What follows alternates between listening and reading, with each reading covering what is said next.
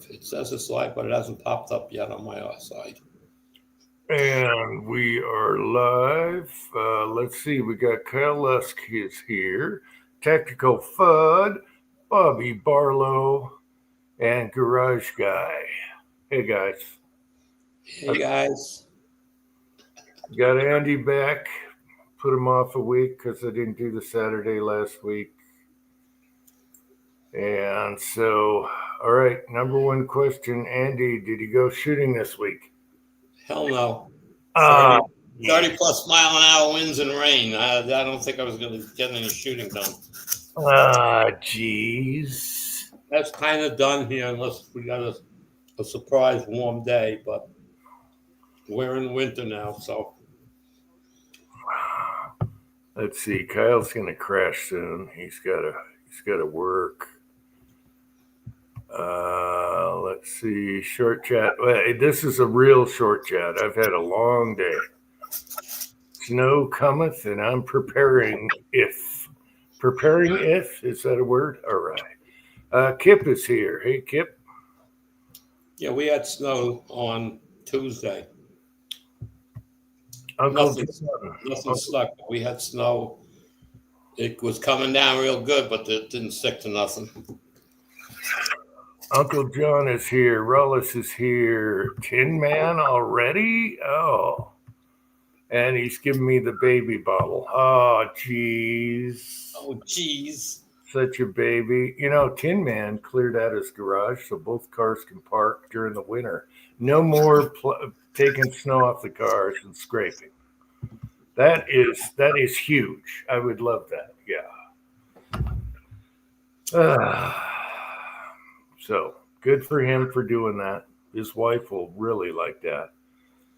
Uh, I'll just get out the brush and the telescopic pole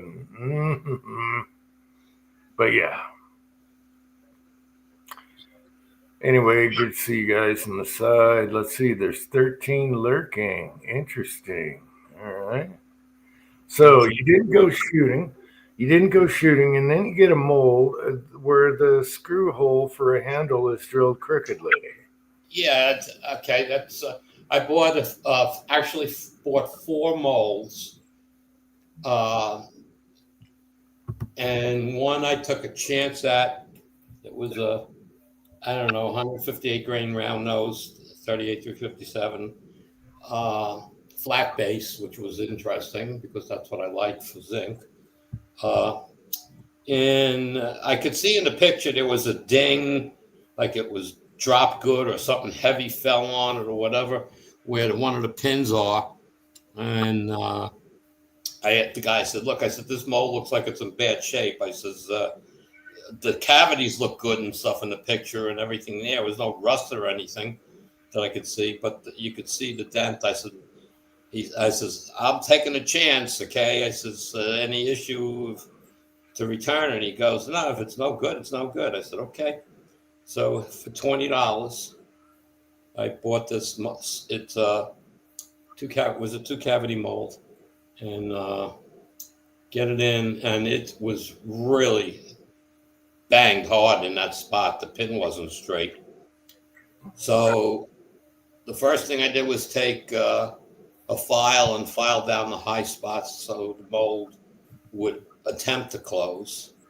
And it closed pretty good, but the pin was still a little bent. So I just kind of heated it up and with a torch a bit and got the pin straightened out in the metal. Don't ask me how that worked out, but it did.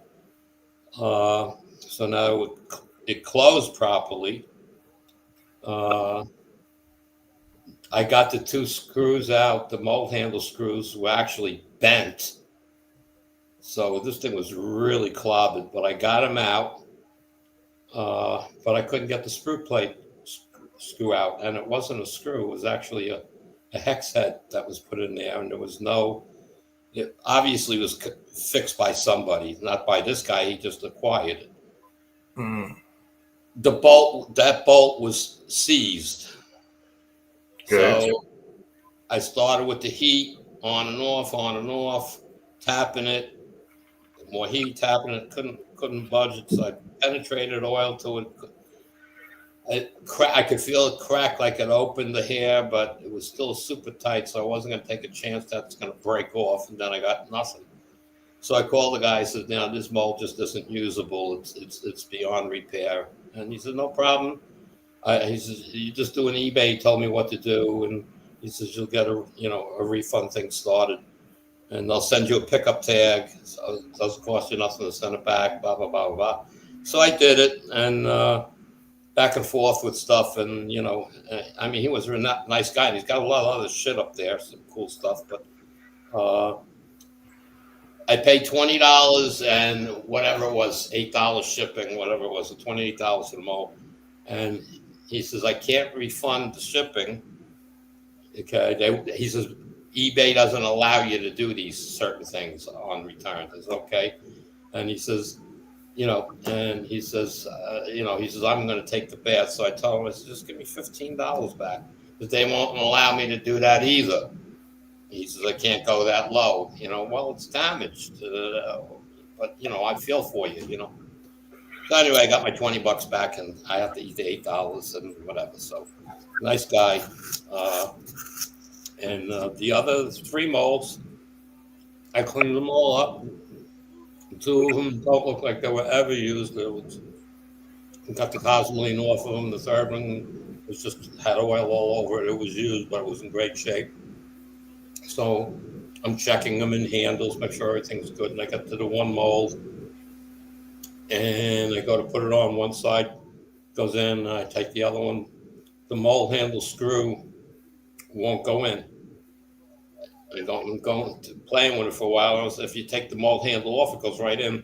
So I first thought it was maybe the mold handle was drilled wrong. I said, but the other 2 molds went right on, so it can't be the handles. So I took the mold and played. I said, that screw is canted. It's tilted to catch the bottom threaded holes. So all I did was go up 1 drill bit in size to open it up a little bit so the screw could move. And it almost worked. So I took a round file and an electric drill and just played in there a little bit, and there it went. It went on the handle, and they floated free. So that mold was salvaged, but that was a brand new mold, probably made 30 years ago. In the original, the white box that they had with the check boxes and stuff, in the cosmoline paper, and the paper wasn't played with. It was one fault, it was just like came from the factory. So it came from the factory like that. The guy would never know. He's not going to. Guy sell, he buys an estate sale, and he gets the thing, and he's not testing the mold out, So, but I lucked out on that one, because once I decided to play with it, and I owned it, really, I couldn't call a guy up and say it's fucked, So, well, better that than the cavity. So, yeah. So, haven't casted with them yet. Like I said, I cleaned them all up, and I recoated them with mineral oil, and they're sitting ready to cast, but I'm not ready to cast yet. I got my PID controller, one of the push buttons on the controller to set the temperatures, has been giving me trouble, and it finally went.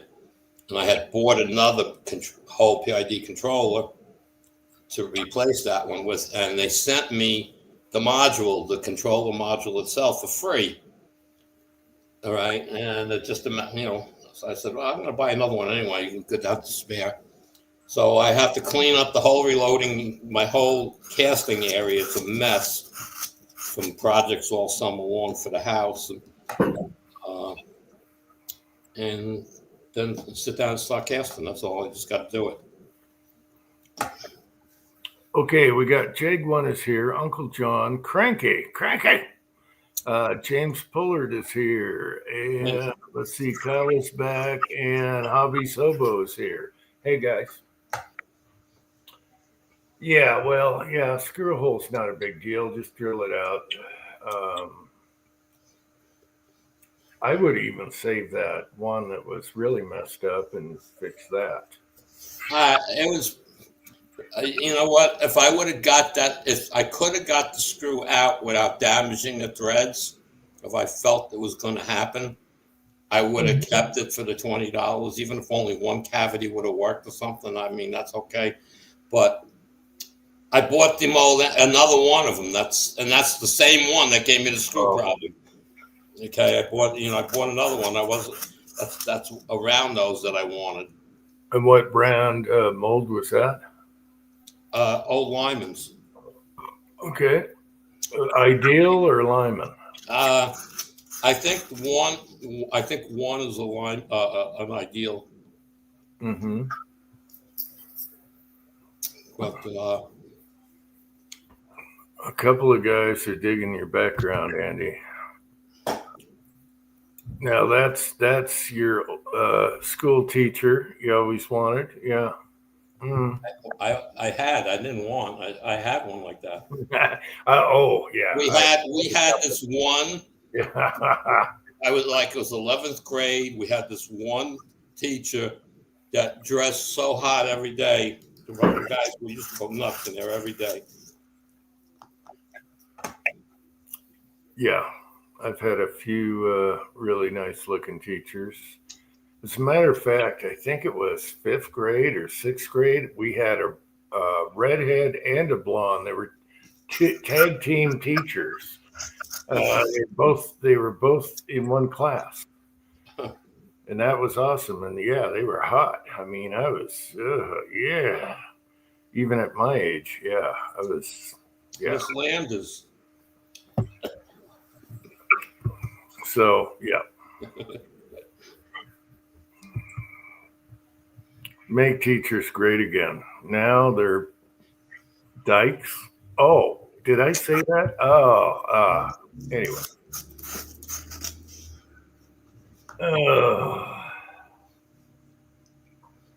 All right. So, well, you got those going. You know, I had a couple zinc videos pop up on me, and they're like 8 years old. You know, when people are playing around with it. One was Kenny. He was doing a 300 blackout and a 9mm bullet. Yeah. Yep. And, you know, he realized that the aluminum molds are not good for that. Yeah. Well, I found the trick to working with aluminum mold is you just got to be a little more careful, but you got to get the mold very hot. Yeah. And just watch that sprue turn color on you. And when you see it turn, the sprue actually turns 3 colors. When you see the second color, you go to whack it because the third one is happening as you whack it. And it opens right up. But he had a big mold. He had a large, I think, 6 cavity mold he was playing with. You can't do that. No, it wasn't a 6 cav. It was an NOE. I think it was a 3 cav. Oh, maybe. The one end one got oblonged a little. It got a nick. It got a nick in it. It wasn't his mold. The whole trick is having the mold very hot. And then the funny thing is more, you know, once you click on those, then all of a sudden you get spam with zinc videos. One was Elvis Ammo. What happened to my lead pot? And his lead pot blew a hole in it, right? Yep. Doing zinc. Mm-hmm. And this is before people realized you got to use the Seiko pots or whatever, Lyman pots, casted pots. And so he's like, you know, I was going to call Lee and everything. And then in the video, and then he's looking at the directions that says no zinc, no copper, no brass. But yeah, that was a chemical reaction. It just ate right through. Yeah. So, well, you know, that's how evolution works. I do wish No would have completed something he was working on. He was making a new crucible for the Lee pot, and he made one for test purposes. He didn't have the bottom pour, just one what's his name? Oh God. Yeah, I can't think of the guy's name right now. He wanted him to take apart his lead pot and put this inside the coil, on top of the coils and see if it would heat up the zinc before I went any further. And it worked. The zinc melted. There was no issues with that. And then he was going to continue, but he wasn't getting the support to make it because now he had to come up with the drop spout and You're mechanism. talking about Taco and Yeah, NOE. Taco. I couldn't think of his name. Taco and NOE. Now NOE's out of business, so that's not going to happen. Yeah, as I said, he never got. I could have my son right now. We have a pipe that's about that big, steel pipe that's thick. He put a bottom on that thing and just shove it down in the lead pot. You got to make room for the stem. Figure Yeah, you out. gotta get the stem. That's the whole thing. You gotta have a way to close it. Yeah. Well, yeah. So you'd probably put a sleeve for the stem to get to the bottom. Anyway, we got too many projects. Nah, well, you know what it ain't. It's if he would have came up with something, and it would have been $80 or $90, even $100. Okay, you're done. That would be all you need, But he never got to it. Yeah, well, they had a lot on their plate, and NOE was kind of slowing down anyway. So, and now they're out of business. So there's that. Somebody should make a new pot that's not more than $200. It's like the old ones. Someone could do that. It ain't tough. The freaking old pot sold for $79 new. Mm-hmm. But someone today could make one for $200 or sell it. Yeah. Yeah. I mean, the concept is there. It's just a matter of making the pot. Yep. There's a guy on there on eBay with a Seiko right now. He wants $159 for it. And when I clicked on add it to my watch list, he hit back at 140. I said 75. He said no. I said okay. I said I did tell him every one I bought. And I bought five or six of them off eBay. I paid $75, including the shipping. Well, I'm still hoping I walk into the thrift store and boom, there's one right there. $40. No one knows what it is. Yeah. Well, you got a good store that way, so maybe one day you will find one. But yeah, it's getting tougher and tougher though. My son does do a few antique stores and other things, and I'll make sure he keeps an eye out.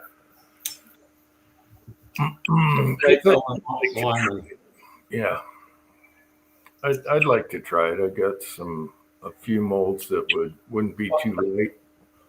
Well, like I said, eventually I'm going to send you a few zinc bullets that you can play with, and then before you waste any money on trying to cast it.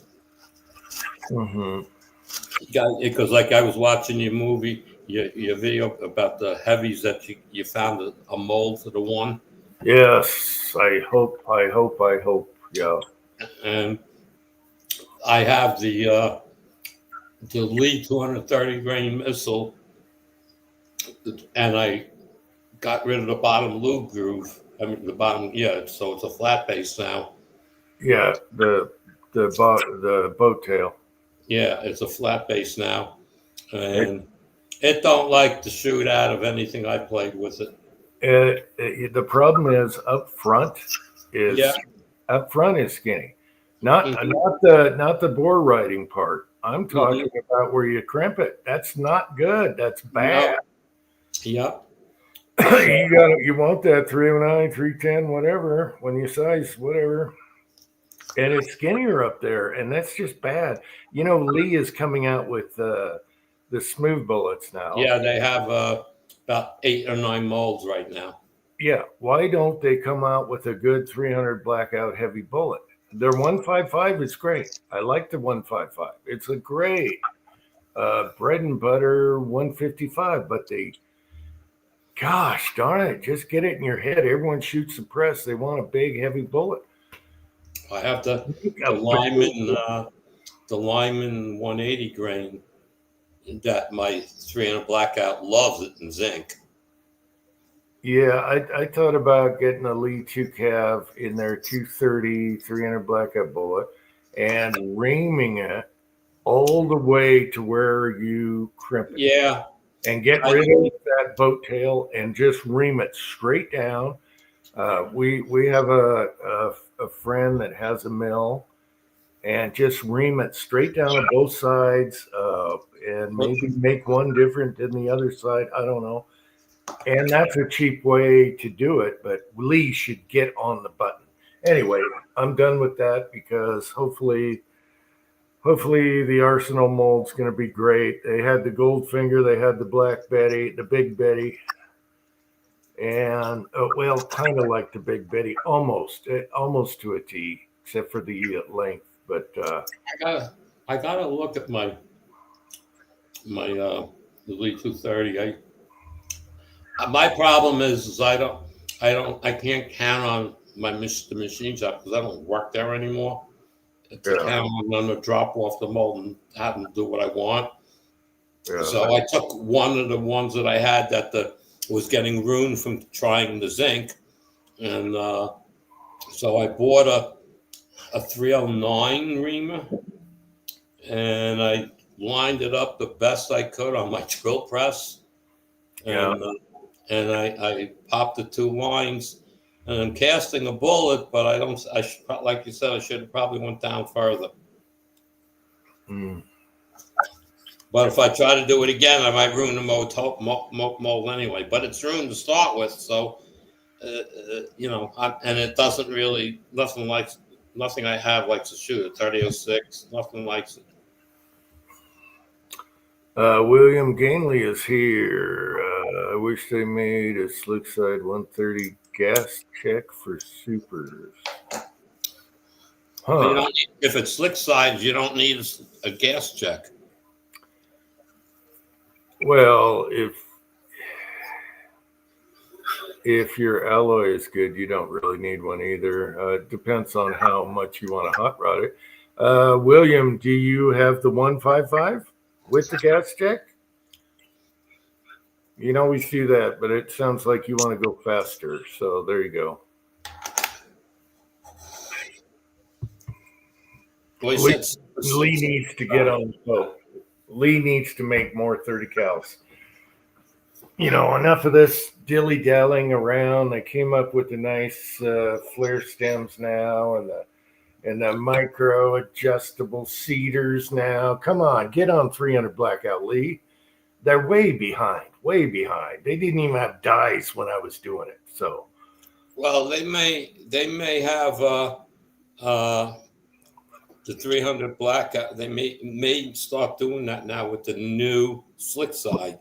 They're going to be doing a lot of molds, so maybe that's going to release there. I don't know. I don't care if it's a Slickside or not. Most of my super accurate bullets have lube grooves. So Slickside is just easy for powder coat or whatever, dropping out of the mold. It doesn't bother me either way. They drop out anyway. So you got to hit it once. I don't know. I don't care about Slickside. So it's just too much riding on the bore. And when you're sizing them, I don't know. I can go either way. I like, I got smaller Slicksides, but I don't know. That 300 blackout has plenty of lube grooves in it, and it's Big Betty. She's a shooter. There was what's that? The Reloading broadcast on Tuesday nights. Cranky. Oh, okay. Cranky. Did I say Arsenal instead of Accurate? Cranky. Sorry about that. Yeah, Accurate's the only one that had proper 300 blackout bullets, and they confound you because you can choose all kinds of measurements on the bullet. I'm like, way too much info. Yeah. I had to figure that out. I went to look at one of those molds, and I'm like, "Are you kidding me? I don't know enough to figure all of that out." So it's like, Yeah, it's like, what dimensions do you want and what alloy are you going to use? So they got like 6 alloys to choose from, and, and it's like too much info, but that's a good thing. Thorax is here. Texas 6 is here. Chessboard is here. Hey, yeah, guys. yeah. So the Reloading podcast had a guy on it 2 weeks ago, 3 weeks ago, a bulletology, and they were talking about bullets and how they work in your barrel and friction and heat and all this stuff. And it's like, so I immediately got into the zinc. This guy is not as sharp as he thinks he is. Okay, it just was blowing me away with things he was talking about. He said he was talking about a lead bullet coming out of like a 1,200 to 1,300 feet per second, or a little greater coming out of a rifle. He says the lead is melting when halfway down the barrel. The temperature of the bullet's getting over 1,100 degrees. And I said, where is he getting this from? And he's talking, they measure all this stuff and whatnot. And I'm like, so I threw the zinc stuff at him, and he says, well, the zinc will melt in the barrel too. And it's like, I says, where are you getting this temperature from? He says, well, we measure it. And I said, okay. No. You must have one hell of a lot of equipment to measure that. I said, okay. I just backed away from throwing things at him because he didn't have, to me, right answers. The only thing that he did say that made a lot of sense was that powder coating is far superior to greasing or lubing up a bullet. This is because it is a far superior lubricant, and it takes a lot of heat before it gets through to melt the lead. And I'm going, this heat stuff is killing me. I mean, I did a lot of research, man, and it's like you can do it yourself and go online, and 550 degrees is like a hot temperature at a bullet coming out over 2,000 feet per second. Okay, and he says if it's coming out at 1,000 feet per second, it doesn't even get to 350 degrees. So and that's like if your bullet was coming out at 1,100 to 1,200 degrees out of your barrel, your barrel would be, after 10 shots, your barrel would start melting. Give me a break. Yeah,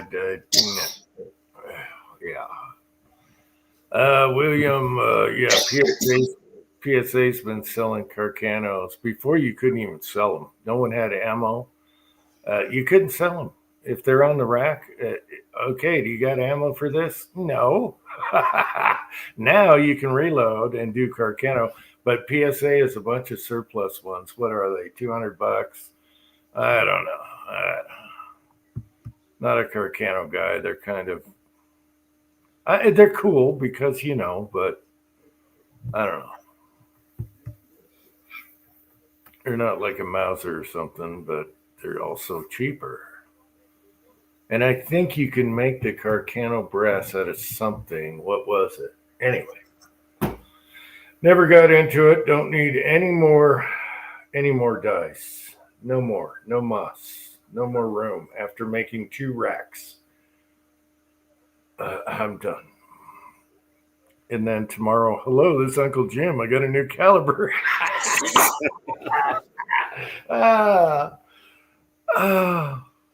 Yeah. You got to make a stacking tree like they did with the Lyman All-American 8 for the turrets. They made a stacking turret, so you put one on top of the other. No, I got them all on shelves. No, I know how you have it, but they have a tree where you got to take all the ones. No, I don't want to take one to get to the other one. I want to grab it right now. 2 minutes, I'm in another caliber. Okay. All I got to do is I have my old shelf, which I thought I would never do more than that. And I can put that somewhere. And so then right now I got one laying on the desk, but it's the older style dice that you load differently anyway. a 44 mag, an old 70s RCBS. A different procedure, if you know what I'm talking about. So you Yeah. don't do it like regular. And it's a great die set, but you got to lube the cases. So no, that one sits on the. And then I leave one in the turret, and I'm fine. One more, and I'm screwed. Same with like trimmers and stuff for the prep station. I'm already out of room. Yeah, so I got to make another extension. Anyway, that's evolution, I guess. You can make a third die rack. Well, I have my old rack. I just have no wall room now. It's all pictures. So I gotta like stick it to the side of a safe or something. She took off her Pat. Anyway, Pat's here, as you can see.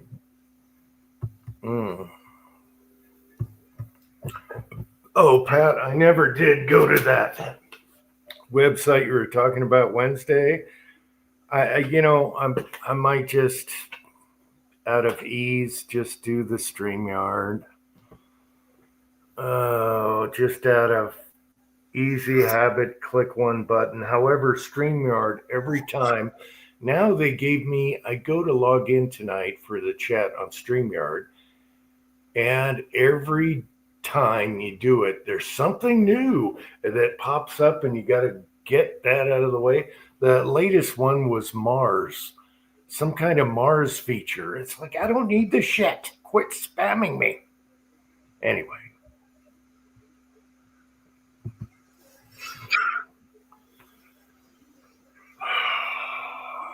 So I just like easy. I don't want to have to work for it. Go through hoops.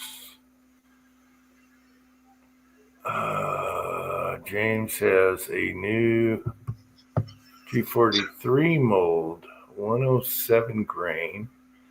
Man, G43 screams though. It's a gas checked? Probably not with James. You're pushing your powder coat limit, I think. I don't know. T43 is a great cartridge. Wish I had one. Don't need the dies. I had a little handy rifle down at the pawn shop in 243, and I'm like, oh, I just don't want any more dies. But it was a cute little sucker.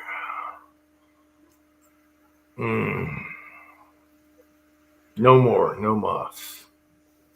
Yeah, I was tossing around to do another caliber, and I was like, what should I do? And then I thought of 350 Legend, and then I said, are you kidding me? I can't make the brass, so that's out. I'm not going to be buying any.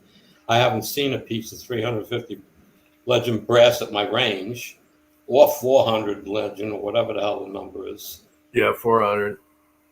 So it's like I said, 450 Legend. 450 Legend, whatever. And I said, again, these things are, basically original brass only type stuff. I know 350s that you can't make the brass, and I don't know about 450 though.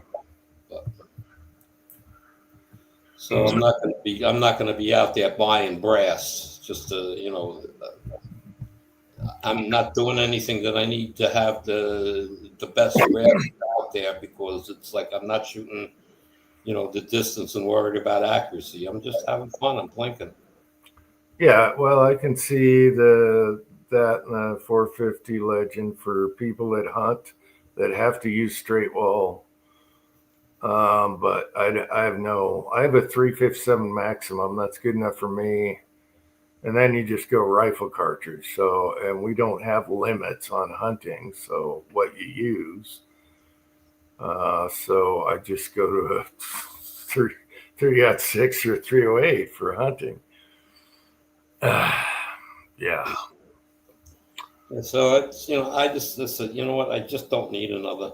I got enough stuff to have fun with, because I'm not going in my backyard where I can go back in the house and grab a different rifle and just walk outside and whatever. So I'm going to a range, and I'm there, a good 5 hours usually, and shooting it whatever I bring with me, I shoot the hell out of it. So, you know, Kyle, I know you got 30-06 shells. Make another shelf. It's the best way to do them. Coming up on 2-time. Oh, they're talking Huskies. I wonder how the Utes are doing. Utes. I'm watching UFC. Huge fights tonight. Huge. They're not going to be free, though. They're going to go to Paramount, though, so that's good. I'm going to have to join Paramount. That way you don't have to pay for pay-per-view every fight, which is way too much money. Go to Paramount, boom, they're all on there. So that's good. Got to do that. All right. Once we kill all the movie channels on our dish, which are useless.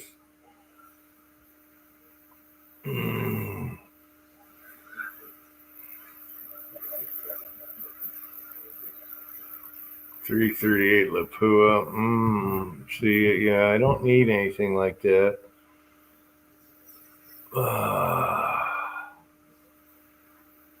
Utes 2810. Okay, thank you, Kyle. All right, thank you, Kyle. Utes. What is a Ute?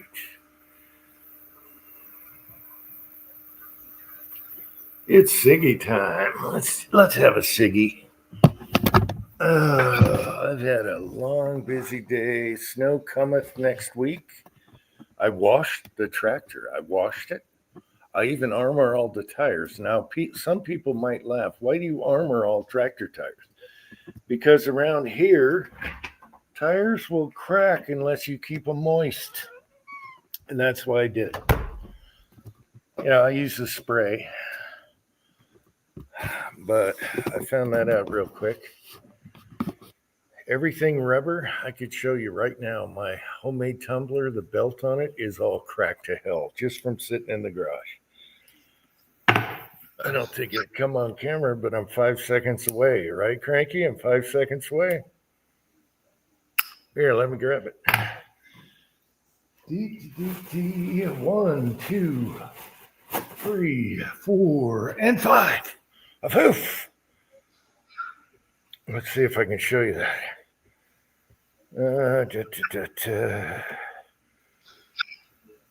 Let's see. Can you guys tell that? Yeah, you can. Yeah. See that? I saw it. Yep. All right. That's a vacuum belt. That's how we made it. So you can get 2 packs for like $3. That's a vacuum belt. It's cracked just by sitting. That's why you use stuff on your tires in dry climates. I'm just saying. So don't laugh if I armor all my tractor tires. Don't laugh.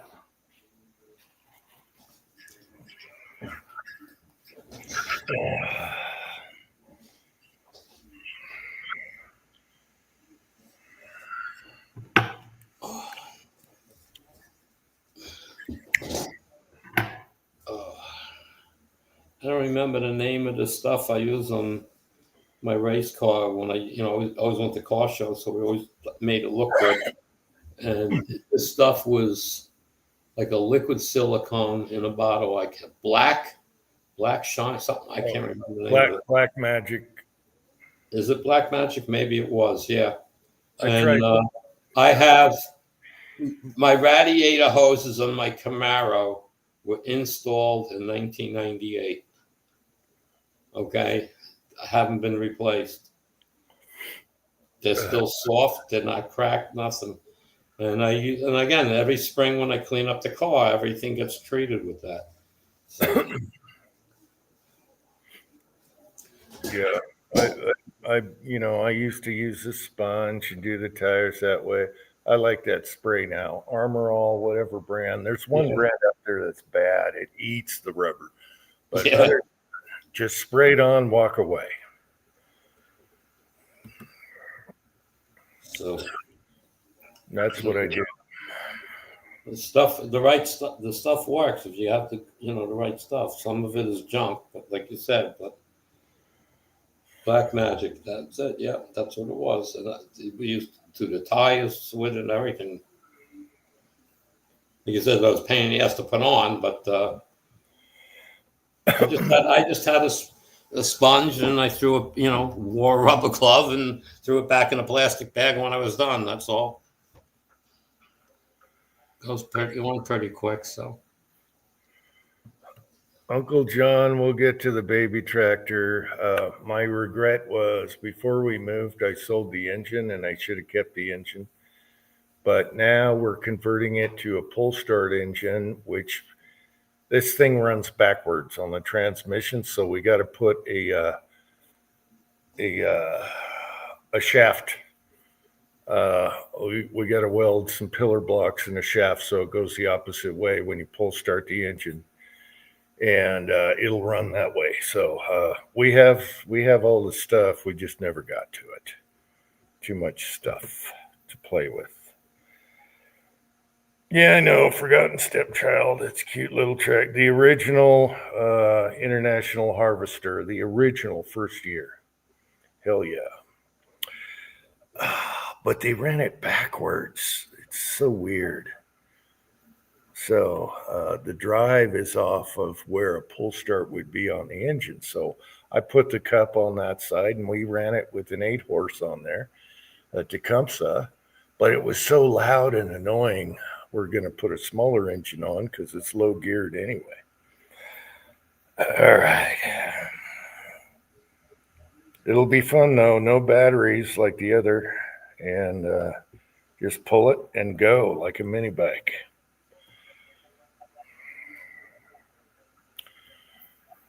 It's just taking up room underneath the stairway. Same with the Banshee. Got to get the Banshee going.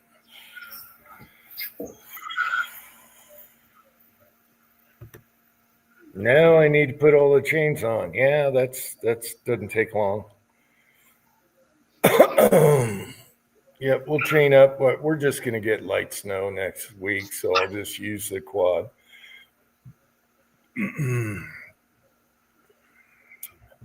But yeah, we got to change the bucket. I cleaned the bucket. That's why I washed the tractor today, so we can move the bucket, put on the snowplow. It was all covered in mud because I was digging. Uncle Jim was digging.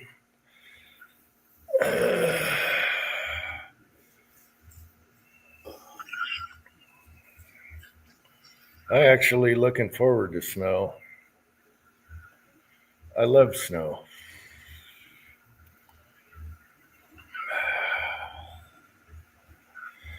As long as our Christmas packages get here. I should check our propane to top it off so we can use all we want, but I never do, and it lasts all year anyway. I don't know, another thing. My son took the leaf blower. He's got a Stihl leaf blower, and he blew off all the leaves fell and everything around the propane tanks. He made it look beautiful out there. That was nice of him. And I said, sometime, this is a funny thing. I said, sometime this week, do you think you could blow all the leaves that are piled up around the propane tanks? And he's like, I'll do it right now. And he went out there in 5 minutes and did it. That's a good boy. He's like, all right, like I'm nagging him. I said, no, you got a week.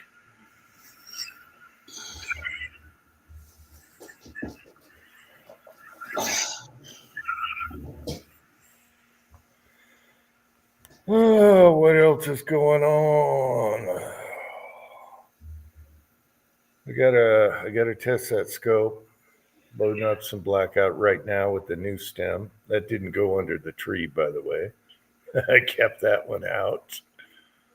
And I want to get the scope dialed in for subsonics and sonics. So I know if the reference marks on the scope are proper for that.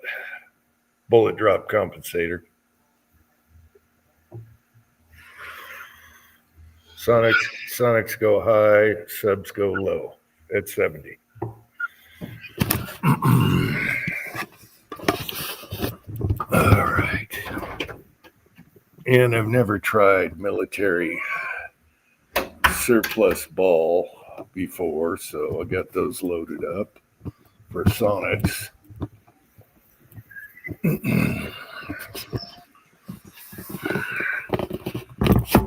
I had a big.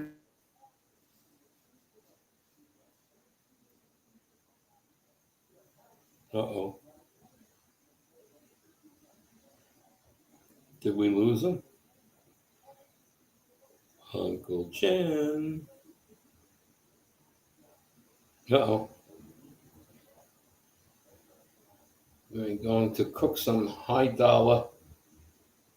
Meaning, what are they? Going to cook some high dollar. What are they? The double sized cups?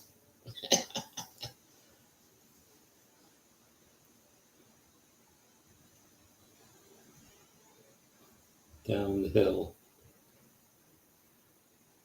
Uh-oh. He'll be back.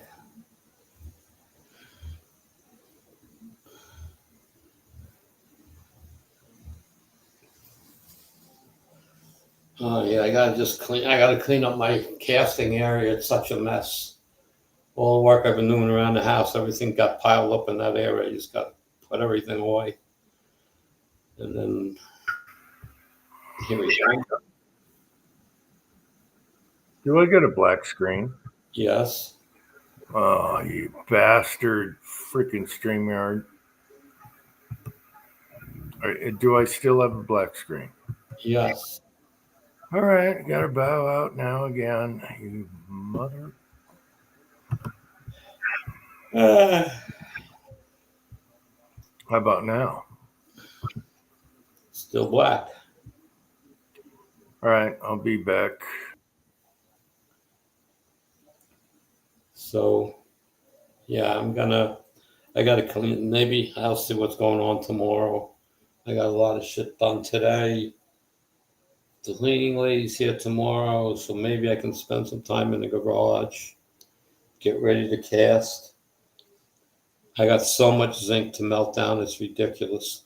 You know those white post office, like, I don't know what you want to call them, where they carry all their letters in. It's it's a pretty big white crate, if you want to call it that, made out of plastic. I dumped all the zinc I've been getting into those. I have 4 of those filled to the top, stacked on top of each other. I can't even tell you how many pounds of zinc I have there. I gotta start melting all that down. Crazy. Jeff is here. Hey, Jeff. How's it going? So you got a pile of zinc? I bet you do. I have more than I know. I let's put it this way: the trading kind of like stopped. The guys keep contacting me. You're still doing it, right? I go, yeah. He says, all right, because I'm saving zinc again, but it'll be a while. I said, take your time. I got more zinc than I can ever load for the rest of my life. The same thing with lead. I got more lead than I'll never know what to do with. Yeah, I was looking at my buckets today. I got to sort the zinc out of 3 buckets. And then I'll send you the zinc. I might save some just to play with later. However, no, because I can ask my mechanic. He can give me zinc all day long. So, when he does tires. Yeah, zinc is easy to get, and lead's what's hard to get. So it's like, I'm just debating if I should start making boxes up of wheel weights, and they're melted already. They're done, cleaned, and melted. They're in ingots, the round ingots I make, and start making boxes up and selling them. But yeah, even our thrift store guy that's also has a mechanic shop, he said, I keep asking him for lead. He goes, all we get is zinc anymore. And I should tell him, hey, Save the zinc. He'll just charge me scrap price, whatever. Yeah, but zinc isn't most of the dealers around here.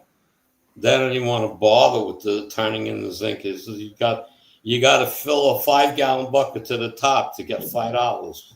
It's not worth it to them. So the scrap guys that come around and collect their brakes, drums and things like that, that they give him some money. He pays them the shop some money, but and he trades them in. I mean, that's the money's there because it's a lot of weight quick. But as far as the zinc, basically even the scrap yards, they're not doing much with the zinc. I mean, first of all, there's the couple of scrap yards that they won't even sell the lead, which is driving me nuts. I says, you got barrels of this stuff. And he says, yeah, well, we can't get rid of it until we separate the lead from everything else. And I said, I'll make you a deal. Give me a 5 gallon bucket. I'll give you all the lead and the steel separated, and I'm taking the zinc for free. And he says, no, we won't even bother. We won't do it. But what are you doing? He says, they've got years and years and years of barrels of wheel weight sitting in their big warehouse, and it's just sitting there. Patriot Paul is here. Hey, Patriot Paul, I'll let you know how that mold goes. They got plenty of weeks out, they say, so hopefully I get it by Christmas. But they do have Goldfinger. That one is the exact bullet that was bought at Gunny's by Ozark. He bought a bag of those, and that's how he got Goldfinger. And I still have he forgot to take them in his suitcase. I gave him those, and what else? Those were his anyway. He bought them. Taco bullets and Ojos bullets, and I had them all wrapped up, and he forgot to put them in his suitcase. So I got to ship those to him. But yeah, if Ozark's out there, I'm not using all your Goldfingers.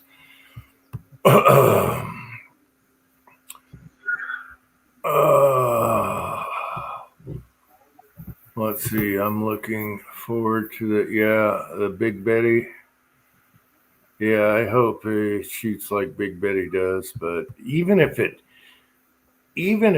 like better than Planks, I'll be happy. So it's been bugging me a long time. I put it off for too long, and I thought, hey, Christmas time, put that under the tree.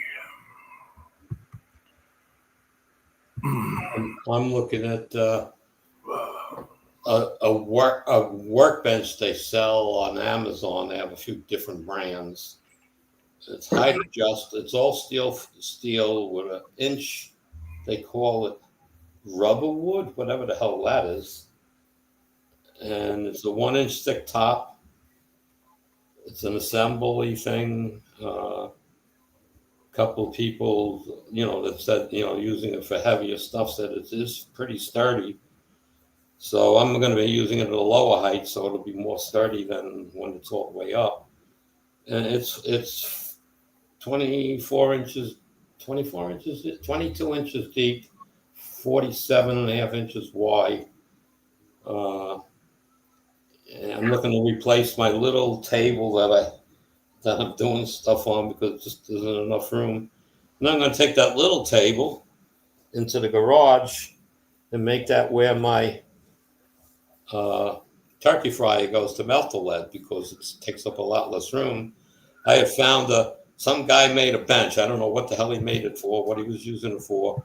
It's only about 24 inches high, but it's 8 foot long, 2x4 frame all around, but all, he didn't just like attach a 2x4 to it. He made joints and stuff and whatnot. So the freaking thing is so strong, but it's too big.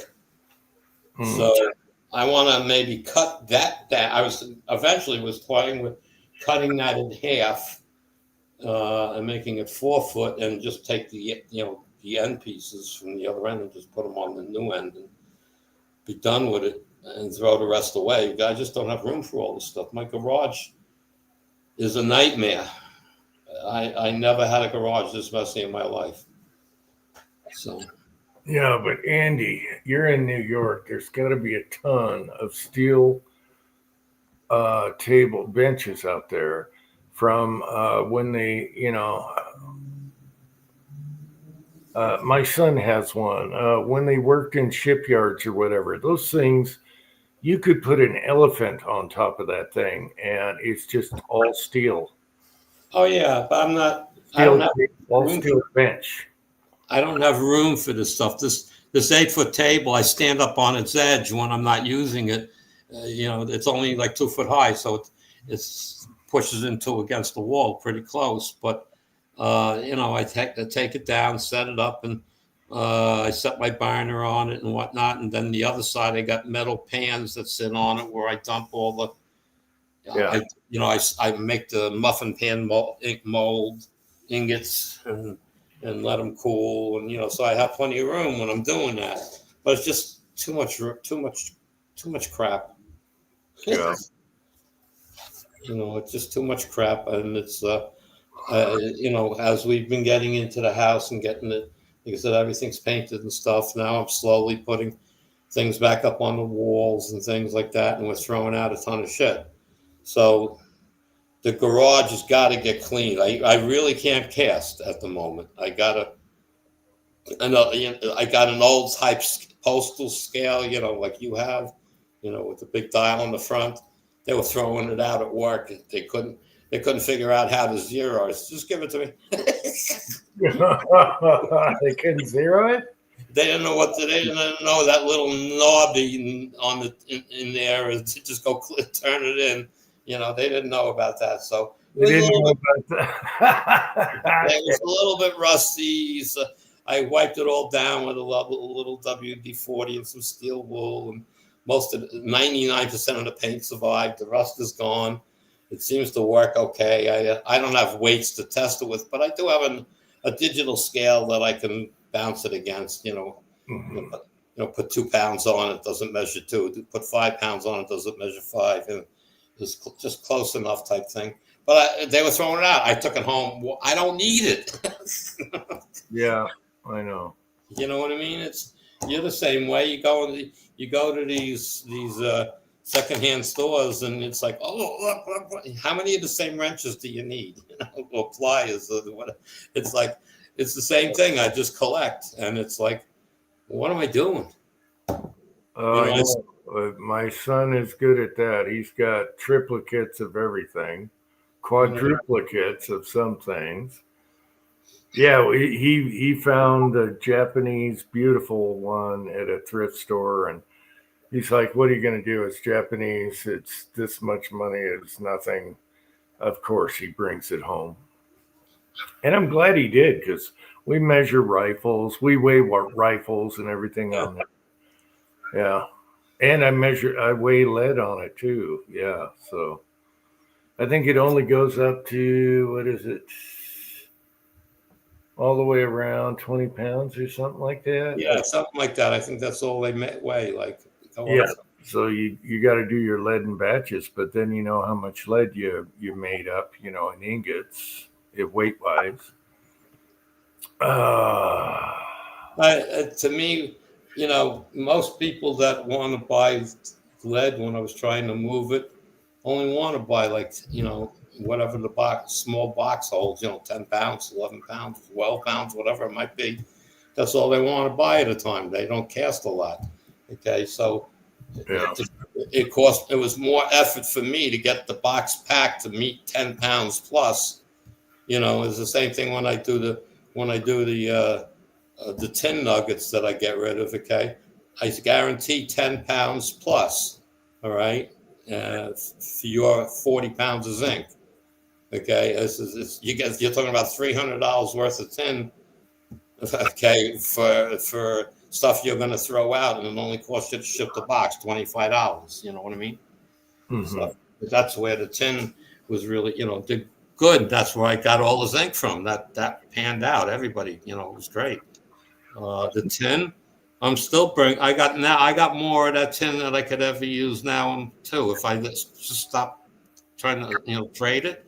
I probably have 250, 300. No, it got to be more, closer to 400 pounds of that stuff.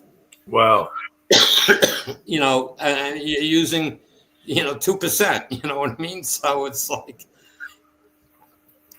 Yeah, 10 is like gold. You hang on to that. It's well, only going to go up. yeah, but I can get all of it I want. That's the whole point. So I only take home what I call, we make the solder pots hold 300 pounds of solder. Okay. And we have what's called 6337 solder, which is 63% tin. Okay. And we are dipping parts that are lead free, which are 99% tin, bringing them down to 6337 level because they can't use the tin because the tin is brittle in electronics and in the airplanes and stuff. Okay, it's not flexible enough.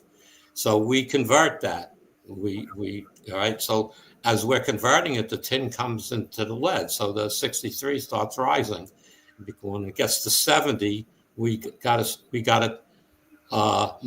take some out and add fresh in to bring the level down back to 63. So I test those. They bring me all the nuggets from these pots in the morning. They're the size of 50-cent pieces, I want to say, eighth of an inch thick or so. And we have a machine to test it and tells us what the level is. I keep those. I get 10, 15 of those a day. Wow.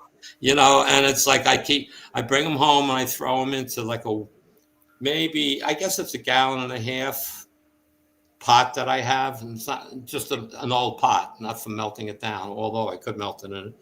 And when that gets full, I go over and turn on the burner and melt them down into nice round ingots that I ship. So I wasn't melting them down for a while, but it was hard to pack the boxes because they're all different thicknesses and diameters, and so you can't just stack them and make it. You kind of gotta load the box from the side and the end and keep bouncing it till you get them to, mush together better till I get to 10 pounds. It was a pain in the ass. So now the way I do it is they line up. So now I take the Tyvek envelopes that they use in the post office for shipping envelope whatever, and I use that. I weigh out 10.5 pounds. I put them in that bag, and I draw lines on the bag so I know it'll fit in the box, and I fold the bag at those points, and then I just keep shaking and rattling until it evens out, and then I put it inside the small flat rate box. So that works out good. But the people that had the zinc piled up got rid of it already. They traded for me. It's like, so everybody was happy, and that's all that matters. I'm not really casting lead anymore. So it's like I have all this lead and I have all this tin. What am I going to do with it? I also have some linotype and what's the other one? Monotype? I would stockpile. And this time I'm bringing the charger with me when I have a smoke. Here we go. Well, I'm stockpiled, Jim. I can't load two tons worth of bullets in the rest of my lifetime, unless I was selling them. And I don't really load lead anymore, so I have lead casted stuff that I'm shooting out because I'm not replacing it. So it's I'm strictly shooting the zinc. It's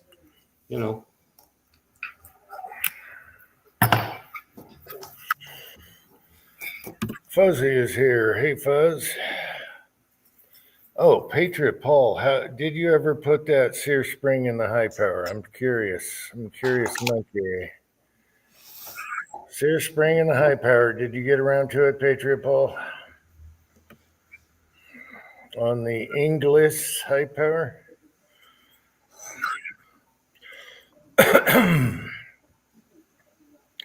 That was a good deal. I like that high power. Oh, now they have a long slide target high power on PSA, but they want a little too much for it. So What's up with your barrel? I was like, damn. What's up with your barrel? Barrel. The 22. Oh, Kenny's he's gonna thread it when he's got time.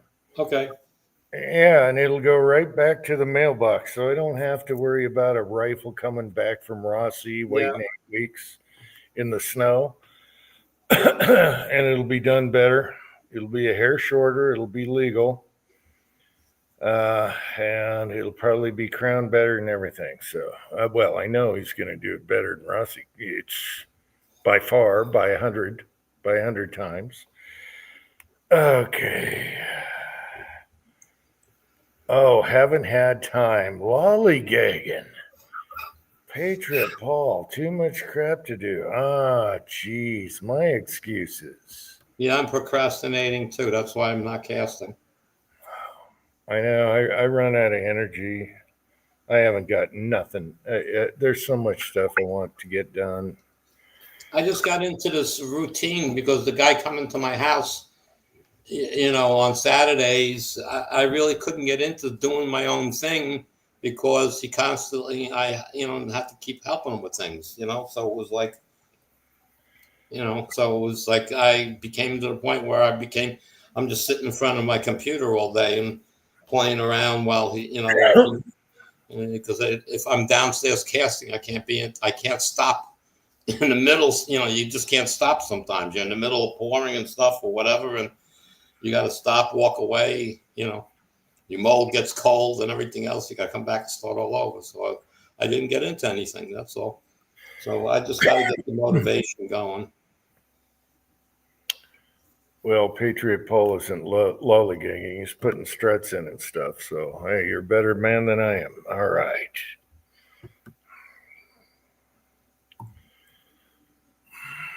I hate working on cars now. I used to like it when they were 60s cars. Not any bullshit, today's cars. Yep. He's sore all over. I wonder how old are you, Patriot Paul? I was going to ask him that question. Just give me a range. You don't have to tell your exact age. How old are you? I got to pee. I got to go out in the backyard. Hang on. It took me till I was 65 for my brain to admit to my body, you can't do that shit no more. That's right. Okay, Paul. You're all right, Paul. You're getting there. You're getting there. You're gonna hit a wall in your mid 60s. It's I was in my 60s, early 60s and stuff, and it's like what's happening? I just can't do this stuff. I can't lift it anymore. I can't do this, can't do that, and I just continued to do so till I actually hurt. That's how I hurt my shoulder. Okay, and it's like okay. And I said, that's it, no more. It's like I got to take a step back. And when I want to raise the front of the riding lawnmower up to drain the oil out the back of the motor, I can't pick it up no more. I got to make I made a hoist for it so I could just pull it up. Got to work a little smarter when you get older. Yep. Okay, hang on. Keep them going, Andy. I got to open the back door and take a pee. I'll be right back. The chessboard's the old man in the group. The A-house behind him. And then I think there's a couple around my age, 72 and a half. But yeah.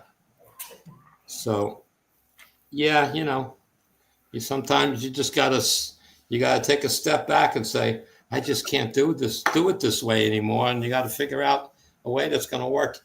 Work smarter, not harder.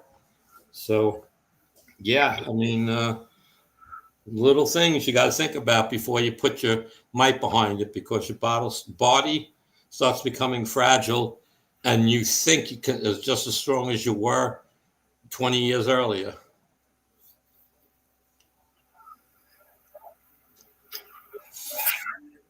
So you got to admit to it.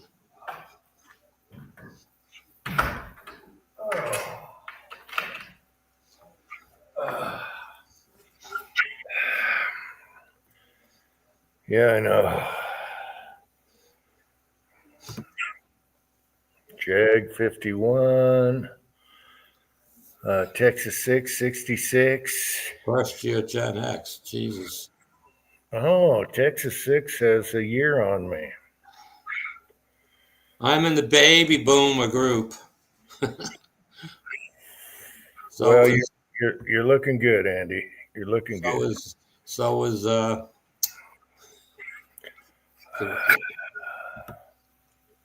chessboard is in that baby group, boomer group, but he's in from the 40s. I'm in the 50s, early 50s. Yeah. I swear, you get mid 60s, you hit a wall. Well, yeah, but if you know you hit the wall and you accept it, that's good. But if you don't accept it, that's where your problem is. I don't accept it. I don't accept it. I'll blow out a knee, a shoulder, whatever, doing something, and I still think I'm a kid. I'll always be a kid. In a wheelchair, I'll be a kid. Like, hey, why don't I put a motor on this son of a bitch and do wheelies? Yeah, that's how I'm going to be. Well, I don't go to Home Depot. I now have a guy I can call, a Spanish guy that's like 28 or 29 years old. The guy that painted my house and stuff. He says, "You need anything, you tell me." I said, "No problem. I'll be calling you. Don't you worry. It's just we have outside work to do, and you can't do it in this weather." So he's a worker. So not too bad. And so I got a guy to help me when I need it. I mean, I'm not going to call him up and tell him help me lift the lawnmower. I mean, that's kind of, I'm going to give him $30 for 5 minutes worth of work. You know what I mean? So. Jeez. Pat. Cat. Oh, your cat. What the hell, man? I saw your video with your cat's in love, huh? Yeah, well, he that cat comes around every now and then, usually at 3 a.m, and he'll go crazy. And I know something's up because he runs from one window to another, back door in the bedroom, in the living room, and he runs back. I can hear him stomping around, and then he goes crazy. And then I know. But yeah, this one I caught on camera, 6 a.m. after live chat. I'm like, really? Waking me up for this? Yeah. He's twice the size of that cat. I don't know who owns that cat, but it doesn't look like a wild, feral cat. It looks clean and groomed. So somebody owns it around here. Well, we have all kinds of feral cats where I worked the building before my place bought it. Like before my boss bought the building. People used to take care of these cats. There had to be 50 cats outside. And they were feeding them and stuff. But when you see the cat, they actually live a good life other than being out in the weather, but they've built like shelters for them and stuff so they can get out of the wind or the wet, but not the cold.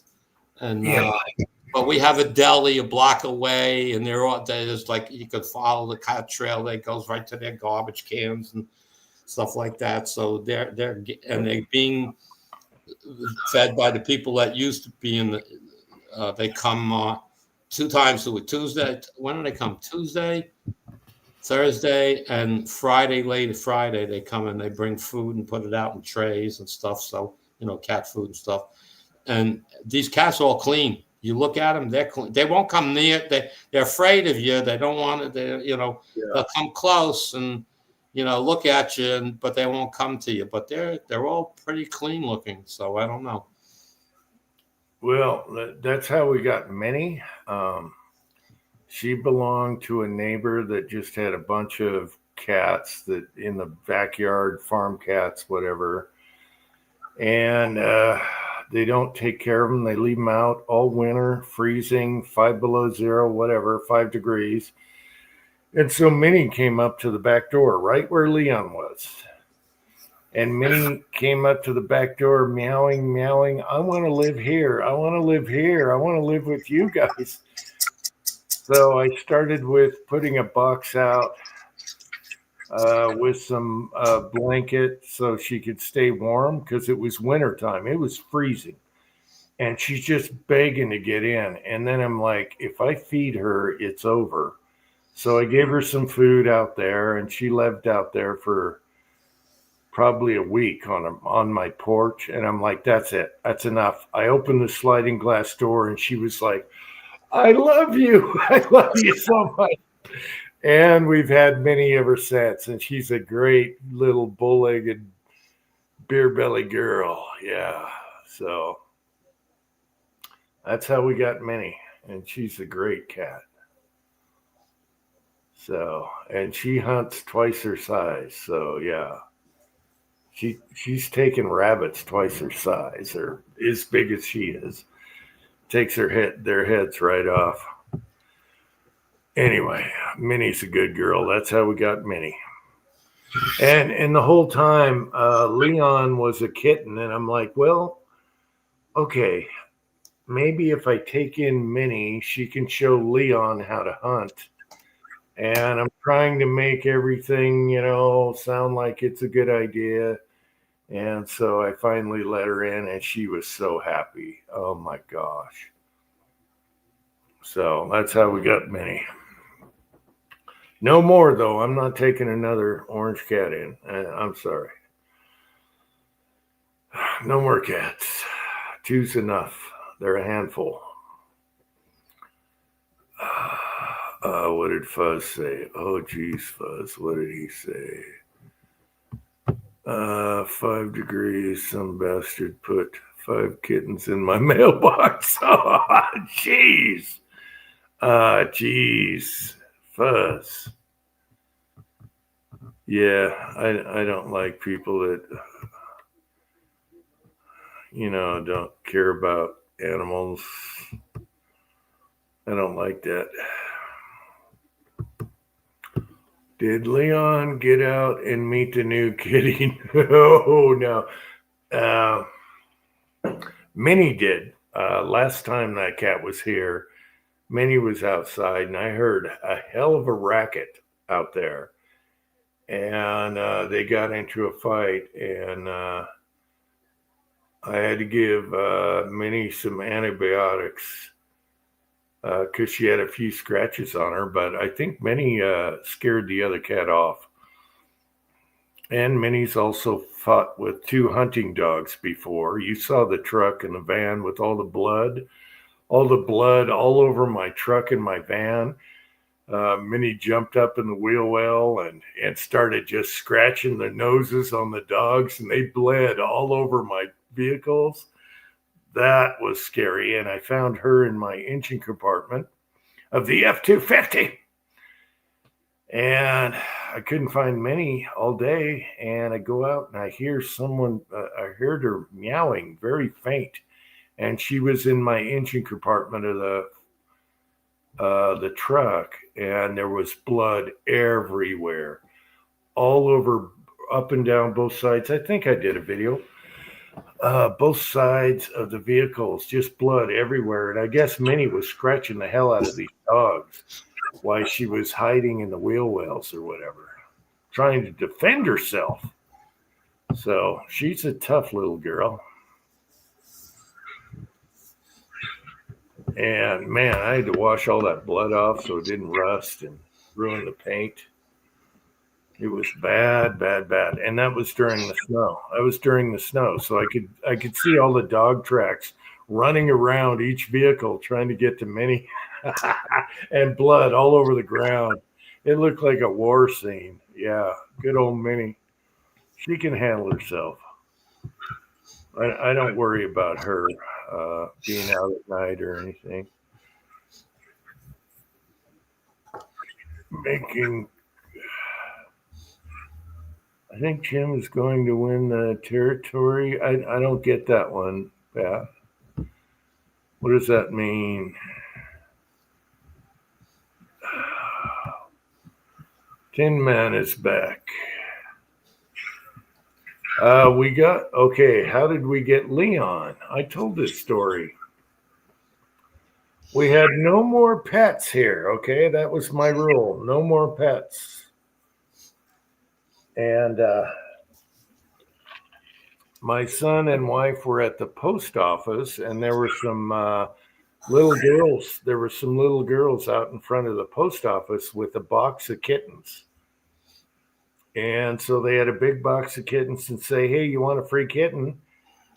And my son and my wife looked in the box. They were all black like Minnie, camo cats, except for Leon. And all the cats are like, hey, hey, hey, you know, pick me, pick me. And Leon was in the back of the box, huddled like this. He had nothing to, he didn't want nothing to do with anything. And my wife and son at the same time said, I'll take that one. And that's how we got Leon. He was a farm cat. You know, the parents were farm cats. And that's how we got Leon. And he's very unusual because he's got a big snout like a dog, and he's huge. He's very unusual, and he's got the best personality ever. That cat is so funny. I laugh every day. The things he does in the house, and when he comes up to you, and now he has to drink out of the sink. He won't drink out of a bowl anymore. Yeah, he's just crazy. All right. So that's how we got Leon. Well, when Leon got sick, right? What do they have any idea what caused this problem? Yeah, it was something in his pancreas. Was it the pancreas? I It's think thundering and lightning here. Oh, wow. Yeah, I think it was something in his pancreas. I think it was the pancreas, one of the organs. And he'd just hide. Oh, He'd hide in the closet, and he wouldn't eat. And I thought he was going to die. And now he's as big as he's ever been. He might even be bigger. did he have did he have an ingest, something he ate caused that problem? No, it was some kind of infection in his. Well, again, how did you get the infection? Something causes it, doesn't it? I mean, I thought he ate some thistles with stuff. Okay. Well, maybe that's part of why he won't drink out of the bowl. Maybe he drank outside something. We told the vet about that, because he's had thistles and stuff. You eat it while you're eating something else out there. He gets a rat or something. Anyway, they said no. They totally scanned him, and it was something in his. I think it was the pancreas. But to the cat, he may be relating to something. Drinking out of the bowl, like drinking out of a puddle, a mud puddle, something. No. He's that he won't drink out of the bowl anymore. No, he's immune to all that. No, he just likes drinking fresh water from the river. Oh, okay. So yeah, he thinks he's a lion. He drinks from the river. He doesn't like drinking out of a bowl unless he has to. He likes fresh water. He likes drinking from the river now. Yeah, and I forget who started that. One of my son or my wife did, but now every time you go to the bathroom, he jumps up on the counter like, "Hey, turn the spout on while you piss." Everywhere you go, he wants the spout on. Yeah, he's a freshwater cat now. Well, you got to come up with a a spring-loaded thing where he can pull on it with his paw, and the water comes out. When he lets go, it stops. He'll figure it out. Yeah, I thought about a battery operated fountain water bowl, and he drinks a lot of water. Oh my gosh. So anyway, he's huge now. After he got sick, he's actually probably, I got to weigh him. He's probably bigger than he was before he got sick because he eats a lot now. He's always eating. And that's good. Parrot's got French fries tonight. Oh my gosh, Bob. Well, that's good. Oh, that's funny. Pat's parrots are hilarious. Well, it's been a long time since I had Paris. They had their food. They were free. When I was home, they were freestanding on the perch. Do what you want. When I wasn't, they were in their cage. And when we had they had to come over to the table, and they wanted to come up to the plate and pick it like a peas and, like you said, French fries, vegetables, rice. It's like spaghetti. They love spaghetti, and it's like that was it. The parrots liked the food, so we limited what they got, but they got every now and then they get involved. They'd be up on the table eating with us. Well, his parrots like bird meat, so they like chicken and stuff. So they're actually I only had I had a Mexican redhead. This was how it was called. Nasty bird. It was never. I mean, I had him from I won't say a baby, but they were pet store level. They were only maybe 2 years old or whatever. And then I had a cockatiel, not the cockatoo, cockatiel, little tiny birds, and they loved running around and having a ball. So but the big one was nasty. It didn't like anybody. It actually hissed at you if you tried to pick him up off his perch. He'd look at you like a cat. It's okay. When you want to come off, you come off. That's all. When they came to you and they wanted you, that was okay. But if you wanted to take them, no, leave me alone.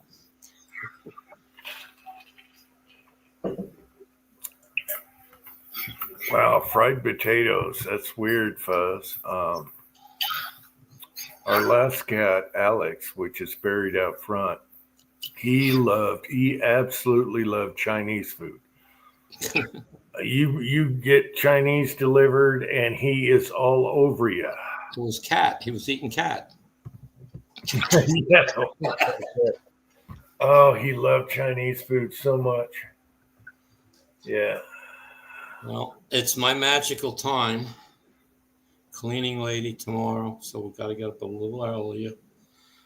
So Everybody have a great weekend, and we'll see you next time.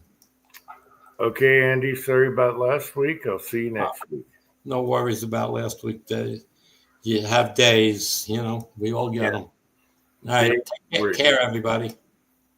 All right, take care, Andy. Have a good one. Thanks for coming on. Afoof. All right, side chat. Anything else to talk about before we do the short chat? Which under 2 hours is a short chat, so it's legit. Let's see, everyone's saying good night, Andy. Later, Andy. When you mention Chinese food, cats go into hiding. Yeah. I miss Chinese food. I'd always get Mongolian beef, which was awesome. It was spicy. It was tender. Some veggies inside there, but mostly just beef. And then house fried rice that had everything in it, including shrimp. House chow mein that had everything in it. and it was cheap. Got delivered in within 15 minutes, and boom, bang, pow. You can eat it for like 3 days. They pack those things. Oh. Oh, no. Oh, no. Cat. Vanessa Kitty's here. Hey, Vanessa Kitty. Pat, how's it going, Pat? It's going good, Jim. I'm gonna have to keep it down. Little woman's in pain. Oh, yeah. How's she doing? She's about to go out to the kitchen. Hey, ribs are tough, you know. She Yep. hurt, she hurt her ribs, right? Oh yeah. That's like the worst. That's like the worst thing. Oh man, I've broken ribs before. You can't do anything. You can't Nope. sleep. You can't do nothing. Yeah. No, it sucks. So it's like I got her taking a lot of ibuprofen just to keep the inflammation down, but yeah, that ain't doing shit. For the pain, it's gonna get her onto Vikes or something, Vicodin or something like that. Oh, Tin Man is admiring my Pontiac. You showed your Pontiac. That's my Pontiac. Modern day Pontiac. I was always a Pontiac guy, so I always loved Pontiacs. Never had a newer Pontiac, but No, I was, that's the only one I've ever had, and boy, I like that car a lot.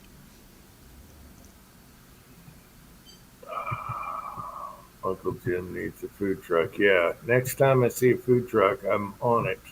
I don't care what it is. Yeah. Yep.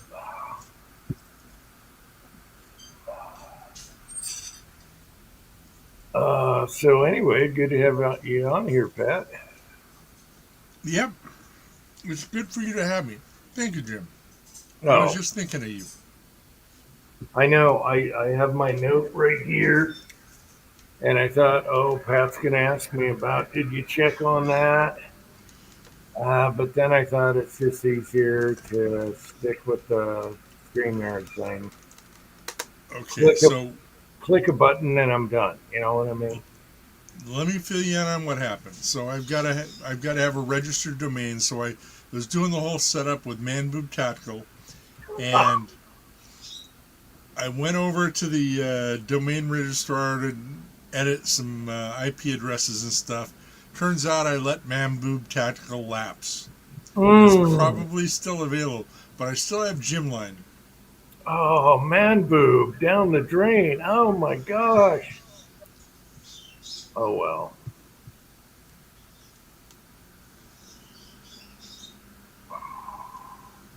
Yep, that's why the G8 was better, Tin Man.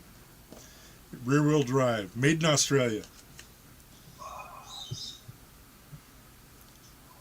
Oh, James, I had a 66 convertible Tempest, and I found out later they are rare. So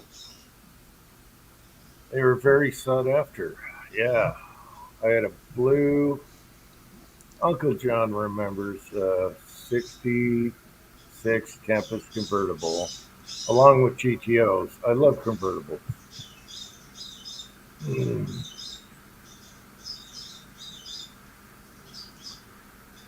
I can hear the birds. You give them enough French fries, they're bitching. Nope, they're out of French fries, and Sylvia's in the kitchen. She's not going to give him one either. She's mad at him, so Oh, she's probably going to eat one in front of him.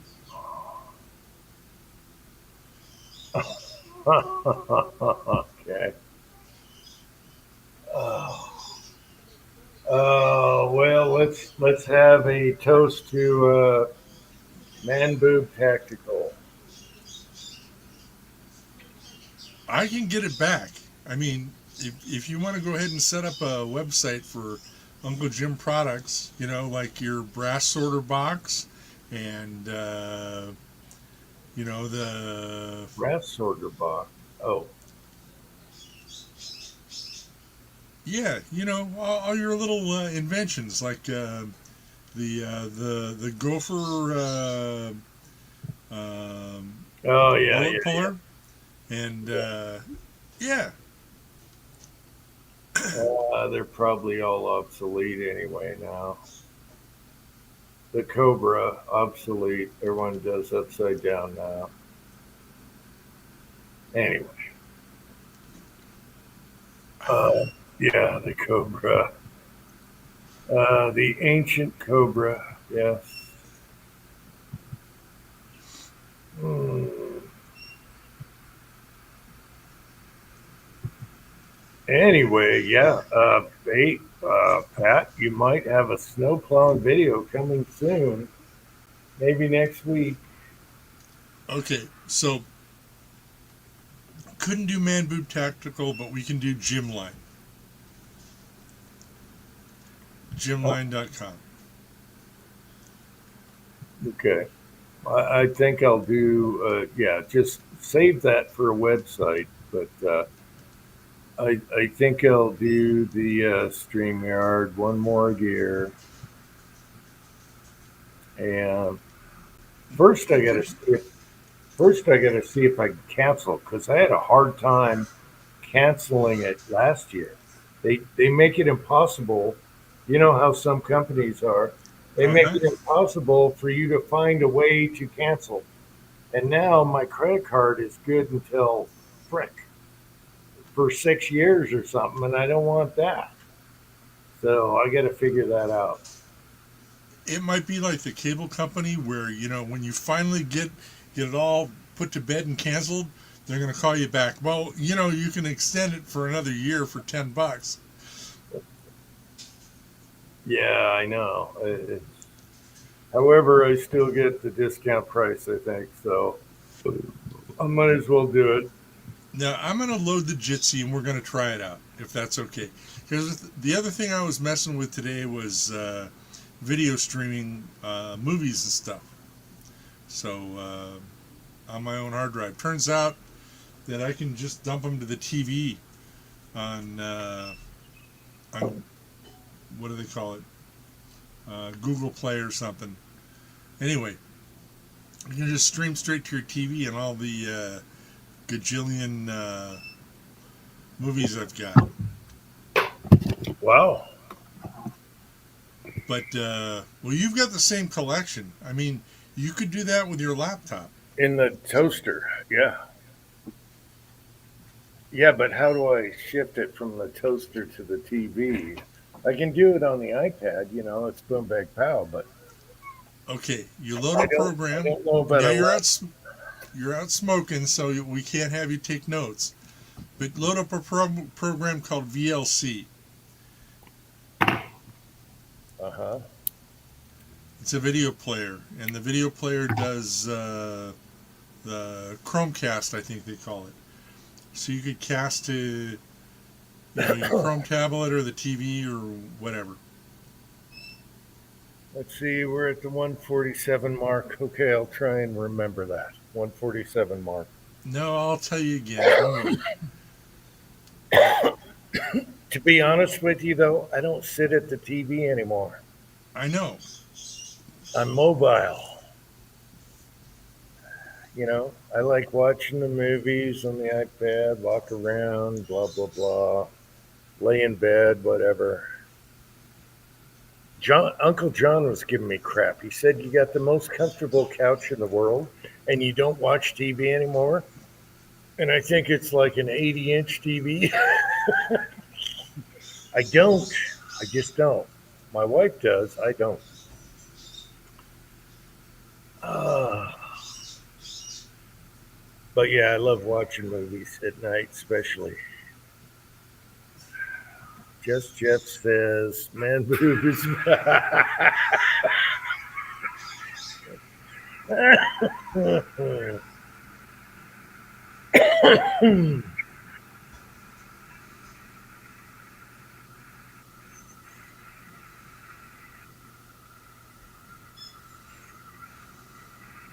Anyway, what else is up with you, Pat? Oh, let's see. I got one of my jobs. The owner's son is worthless. I mean, worthless. And he's a quote IT guy, and I tried to train his ass up, but he doesn't have a work ethic, and he doesn't feel the urgency.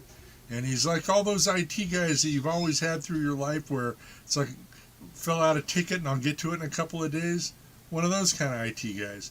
Where I was at a car dealer and it was like, it shouldn't have broken in the first place, you bastard. Get on it, you know. So anyway, he had a problem with his dad's computer, and I bailed him out and fixed it. So I get some money coming in, and his gratitude for a change. We'll see how that lasts. But it also means that I've already set up a server over at that company with Gymline on it. I did it for a test. So You should have done man boob. I know, but I could. But I'm eating ramen right now. Maybe next week we'll talk about man boob. No, just for shock value for the company test. All right. Oh no, the that's the thing. This kid, I tried to tell him, look, I already set it up for you. There's a DNS server and all this shit, and you could run web pages and do local email, whatever you need. So if you get in a pinch, you can just move shit over to your own. So you don't have to like throw your hands up and wait for some other asshole to fix it. So it's all set and ready to go. And adding a domain is like, 5 minutes. So it's no big deal. So just as an example, if you wanted, emails forward to your 300 Black account from another email address, like whatever you want, we could do that. So if you wanted to have a for public consumption email, like this is Jim's email address, don'tfuckwithme.com.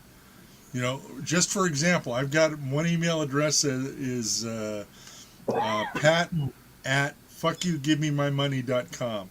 And that's the one I use for overdue billing.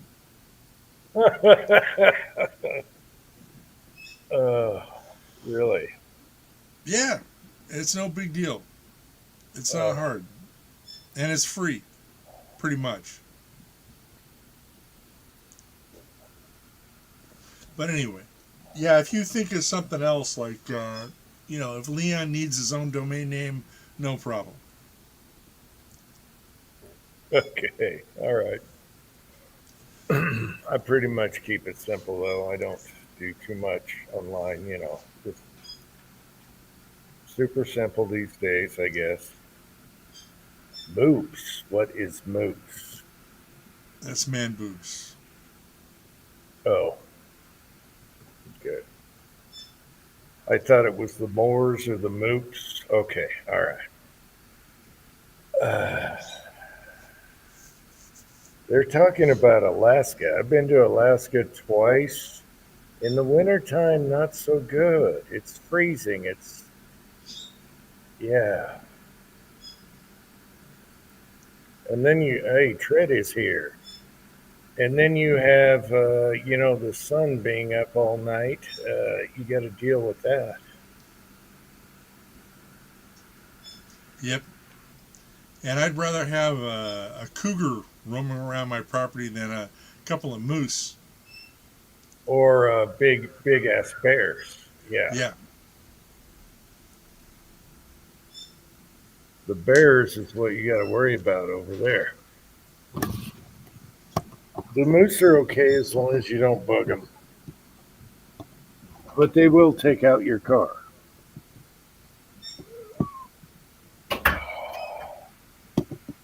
Too many people in North Dakota. When I think of North Dakota fuzz, I think about, the rope between the outhouse and the front door on the windswept, flat, barren, fucking blizzard, where, you've got to follow the rope to the outhouse and then follow the rope back to the house, just to take a dump. Yeah, I got to see mountains. Flat land it's boring to me. I got to see some mountains. Alaska's got mountains, that's for sure. Just don't fly in a Cessna in Alaska. Okay. Fair Why warning. not? Why Because not? it almost killed my dad once. Uh,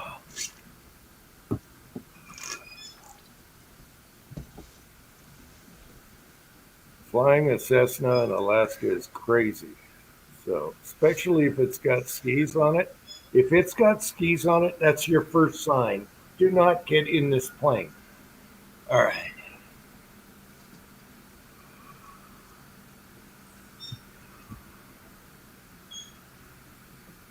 All right. We're caught up on that.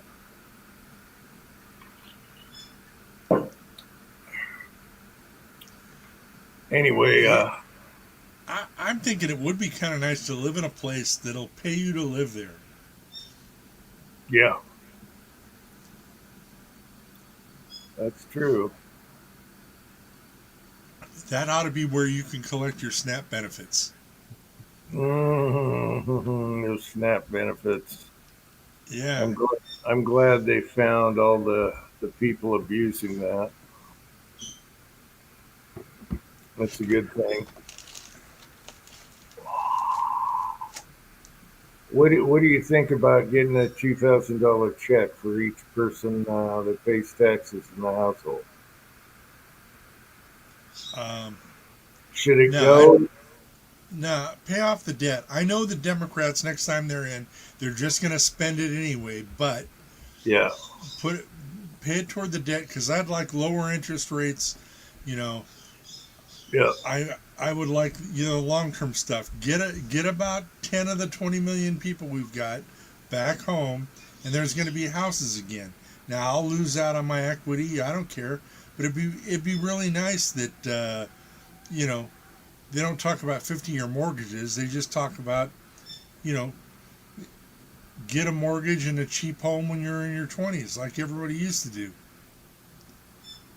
What I think they should do if they're giving out $2,000 checks, make it optional.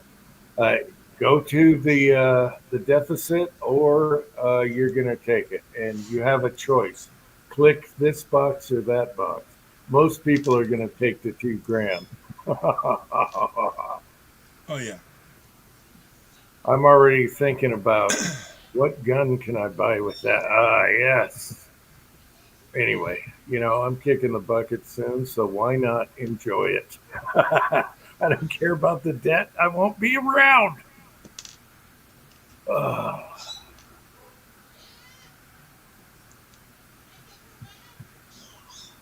Uh-oh. I hear yelling in the kitchen through the headphones. I heard that. We heard a little bit. It wasn't very loud, but yeah. I think she's getting angry at those parrots.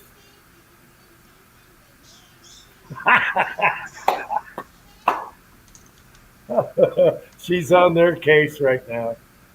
She's giving she's ripping them a new one.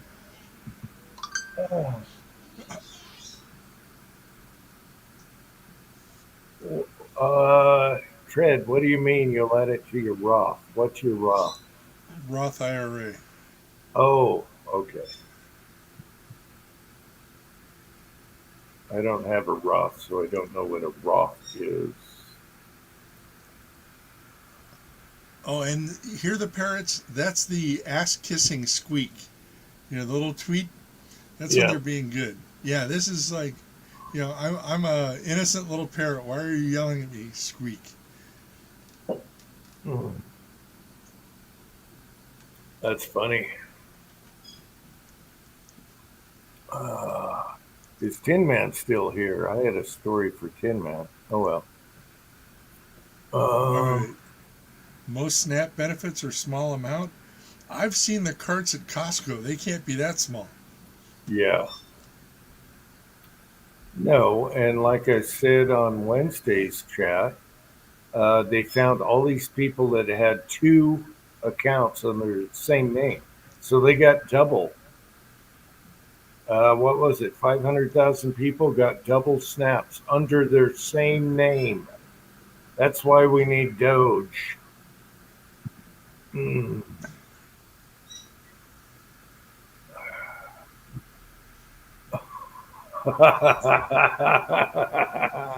No, Pat wouldn't let that happen. Oh, okay. Tin Man, are you here? All right.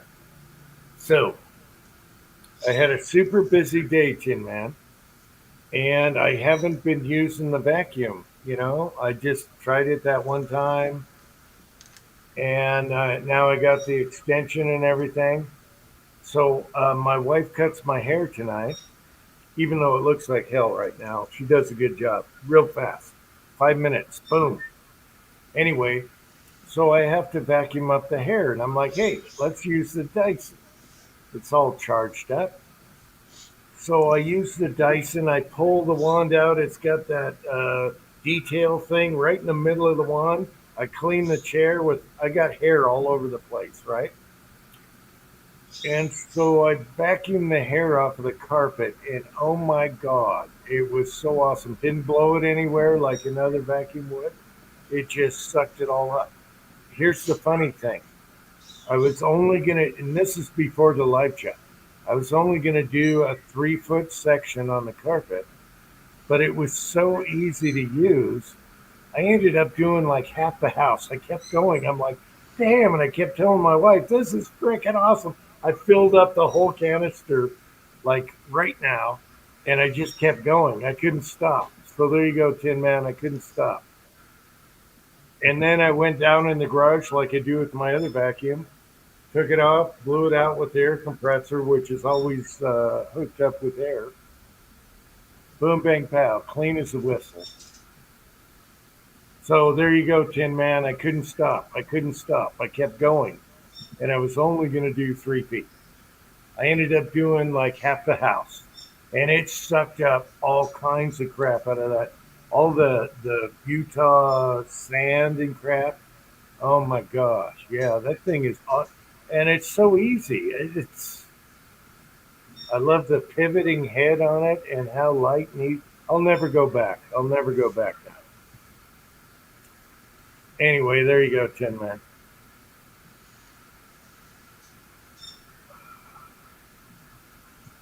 I have a shampooer, but I think an industrial. We have a hardware store that rents out that kind of thing, the big ones, and I might do that, but not this year. I'll wait till summer. I'm too tired, too lazy, too burned out. I don't have your energy, Tin Man. He cleaned out his garage so he can park cars. I can't do that. Oh, Kyle is still up.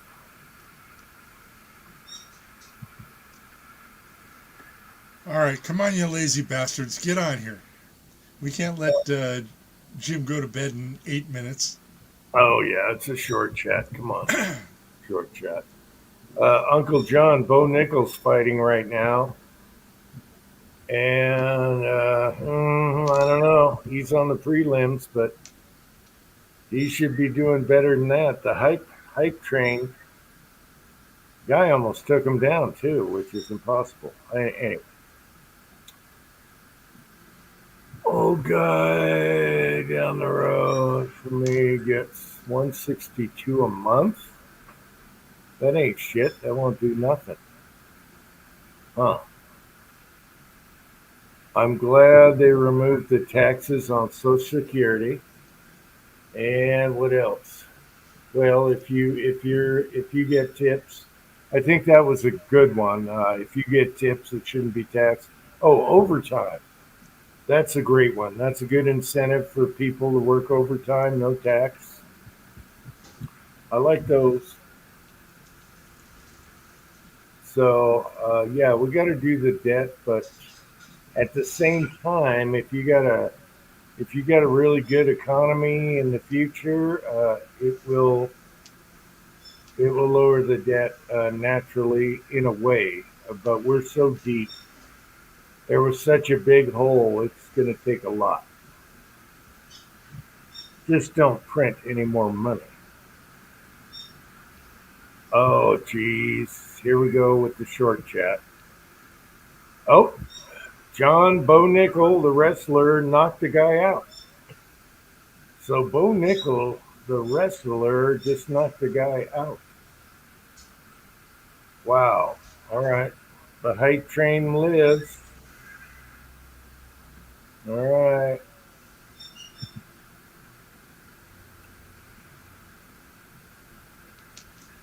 Make the dollar worth more. Yeah. I agree with all that. Where's the gold? I want to see the gold. Where's all our gold in Fort Knox? I want to see. We never did get to see if it was there, or if we just had a fake wall in front of nothing. I want to see the gold. You can always use gold. You know, Tin Man, you're absolutely right. It pisses me off to no end. It used to be the dollar menu, double cheeseburgers for $1. And I ate for a long time on $1 double cheeseburgers. Now they don't even have a double cheeseburger. It's a McDouble. They pulled off a slice of cheese from a double cheeseburger. Bastards. And it's like $4.50 for a little cheeseburger. All fast food is expensive. I think some of it's wages, but also, beef is expensive right now. Well, they've got this minimum wage thing here in California, and I forget what it was, like $15 minimum wage for McDonald's, and Yeah. somebody's got to pay for it. Well, that goes right to your menu. Yeah. Yeah, remember 2 for $5, Tin Man? That wasn't that long ago. 2 for $5, 2 quarter pounders for $5. I used to get a Big Mac, large fry, large Coke, and it was like $3.50. $3.50. And that's not too long ago. I'm not talking about when I was young. So everything fast food is expensive now. So you're better off just buying a steak, going home, and making it yourself, or hamburger. You remember when the $6 burger at Carl's Jr. was $6? No, And I had Carl's Jr. once. It was such a sloppy freaking hamburger. I didn't like the place. So I don't know. yeah, They put weird crap on hamburgers. Hamburger. So anyway. no. When I was in high school, Tin Man, it was 35 cents for a cheeseburger at Burger King for their little cheeseburger. So Yeah. we used to order 15 of them back when I was swimming. A Whopper was $1. A Whopper. And I like the Whopper. The Whopper's good. It was $1. And that wasn't long ago. We used to go to the range and have a Whopper on the way home. Yeah. Anyway, hopefully all that comes back. Well, I have to look into that, Jag, because my Tommy's, I go there and it's like $6 for a tamale, a chili tamale at Tommy's right now. And the burgers, I don't even think they put the prices on the menu anymore because they're so expensive.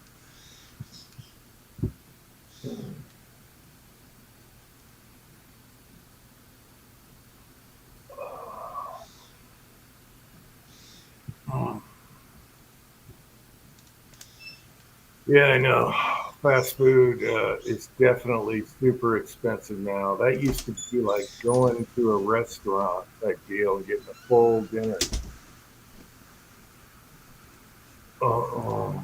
All right. I will do that because Sylvia People really likes Tommy's. Never heard of Tommy's.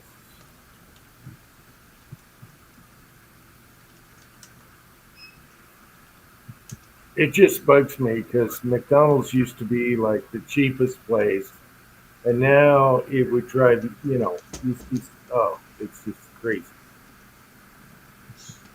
Tread, is that really you? Let's see your face. All right. Yeah, it's going. Tread. How's it going? Good. I had you for a minute. I got to mute for a minute. I can figure out how to mute now. Let's change this thing all around. I'm in the show. Yay!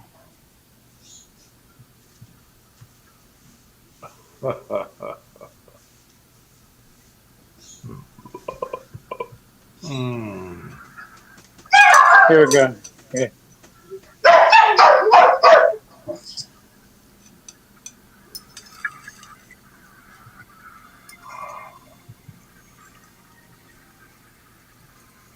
Okay, how's it going, Fred? So how y'all doing tonight?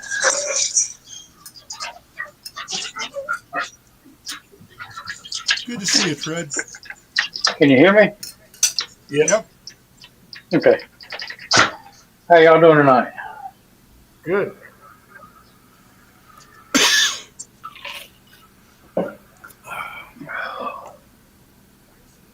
Crap, that's my drink.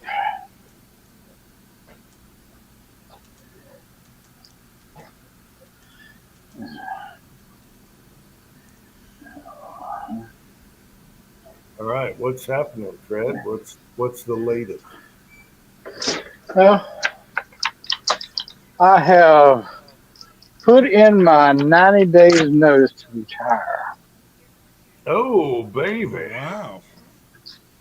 55 years old, I'm telling them to kiss my ass, so to speak. Now, are you eligible for Social Security yet or no? No, I'm 55. Oh, yeah, you got a while. So with that, but I can still draw from my 401k at 55 with no penalty, Okay.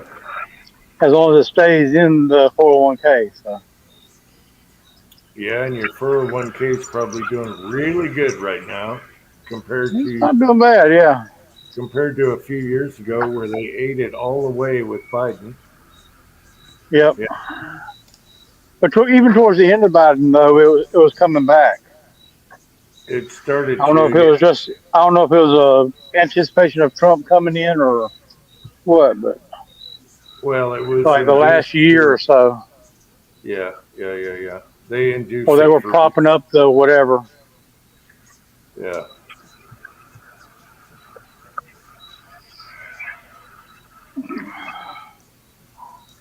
So yeah, I put in my last day will be February 5th. All right. Tell you what, being retired is great, but you're still busy. So Well, that's what I'm hoping on. I got plenty of projects. yeah. Be like my buddy Skip, he's in his 70s. He's like, I said, you want to go ahead and get that done? He said, then what am I going to do tomorrow? So it's slow down, take your time, get it done. Why do today what you can put off till tomorrow, right? Yeah, no, I put way too much off. Snow is coming. I got to batten down the hatches. Didn't you just take your blower off? Yep, we took the blower off, and I used the bucket for a while. Now I got to put it back on tomorrow or the next day, just in case. I don't see any big snow for a while, though. It's kind of late. The weather is kind of weird, so.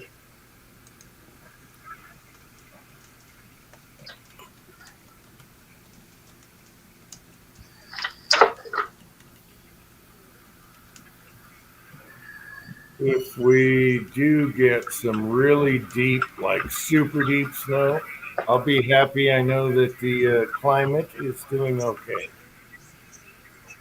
But I don't That's think right. last winter was mild. It's been about 3 years since the good snow. I want to say they're predicting a cold winter this winter. Okay, well, we shall see.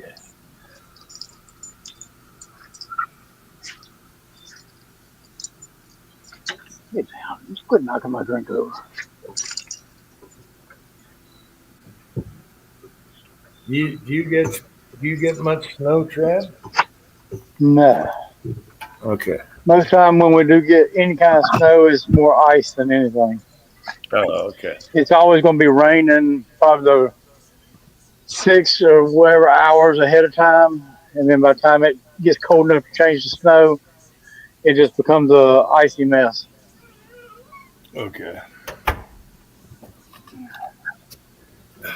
Kyle would get a little bit more snow than we would up in around Atlanta. Uh-huh.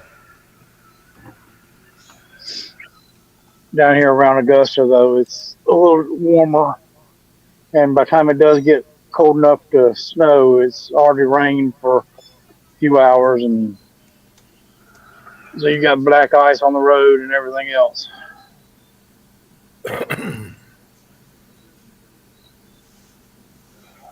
Yeah.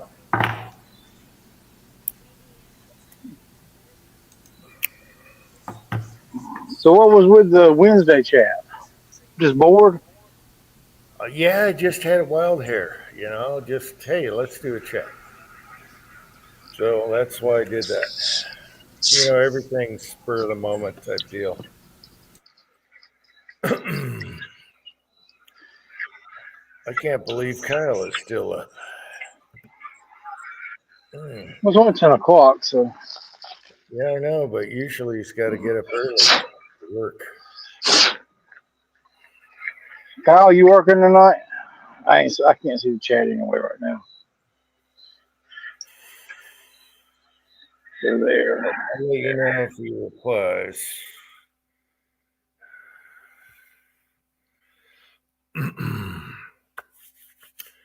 Anyway, if I see some big snow dumps, I'll be happy. So that means everything's back to normal.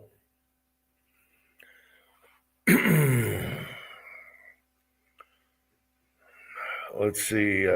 Kyle says, yep, 0400 is sneaking up on me.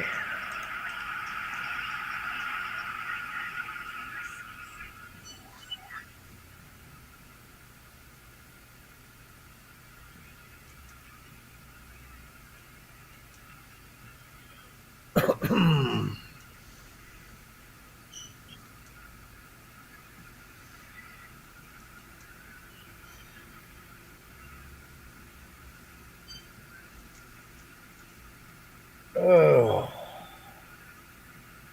So yeah, I'm ready for snow. I gotta tumble a bunch of brass though. Gosh darn it. Before it happens. Well, I can do it either way, but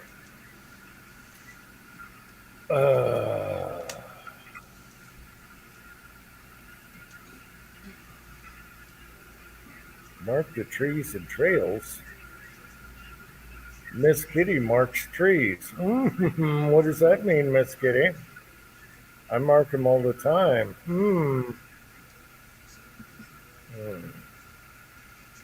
Night Fuzz. Okay, good night, Fuzz. Take care. Thanks for coming on, Fuzzy.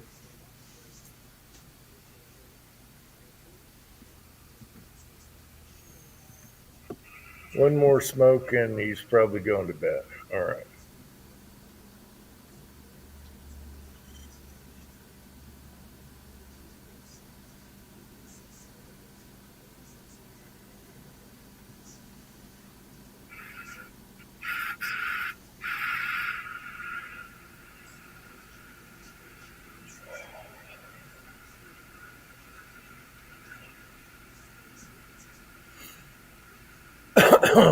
Yeah, so Pat, today or tomorrow we'll put the plow on, but we probably won't, or the blower. We probably won't need it for a while. Just use the quads for little stuff.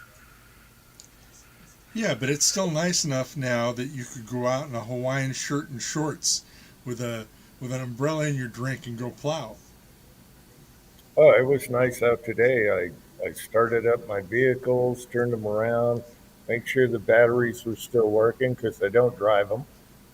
They're still using old gas from last winter. Got the tractor cleaned, washed it down. Everything's ready to go. Just got to put the plows on and hook up the snow blower and chains. But that's one day for everything.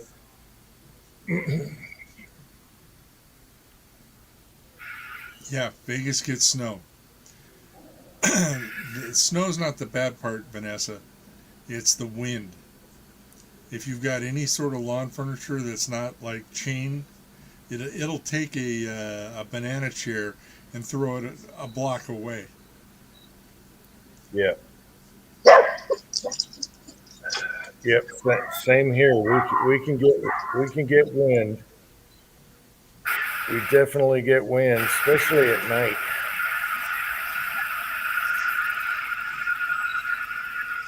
Yeah, today Patriot Paul was really sunny, and it's been like that. So I can't wait for.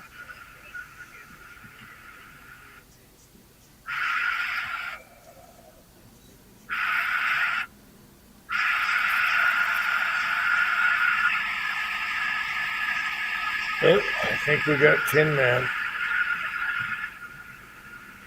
Oh, Well, we had him. Yep. Hello, can you hear me? yes. We can hear you now. Am I too loud? Am I too quiet? Am I good? No, You sound like you're in the toilet. Awesome. Yes, it is.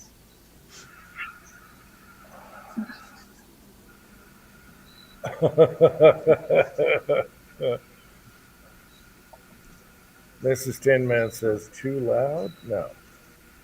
Oh, it's fine. I thought she said too bad. Okay. So, Jim, how much sand and rock do you lose up with the snowplow? How much what? Sand and rock. Like if I do the backyard with the new gravel, the big gravel, Right. Yeah. I stay off of it. I got feet I can put up 3 inches, and then I just use my arm control to stay off of it. Because if I start eating that big gravel, that's going to put dents in everything. You So know, you're able to hover over top of it.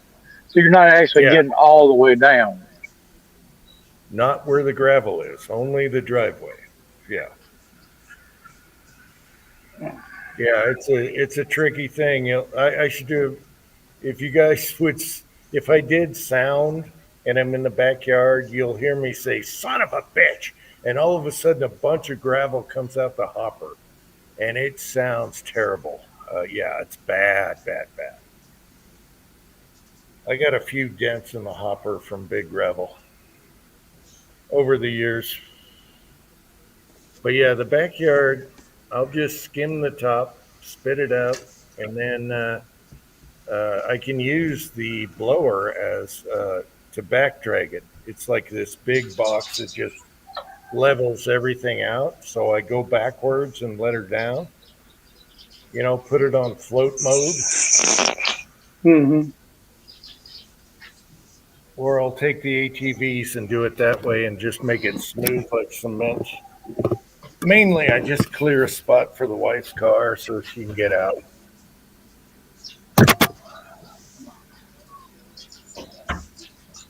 And then my vehicles, I just go through the snow until I get out.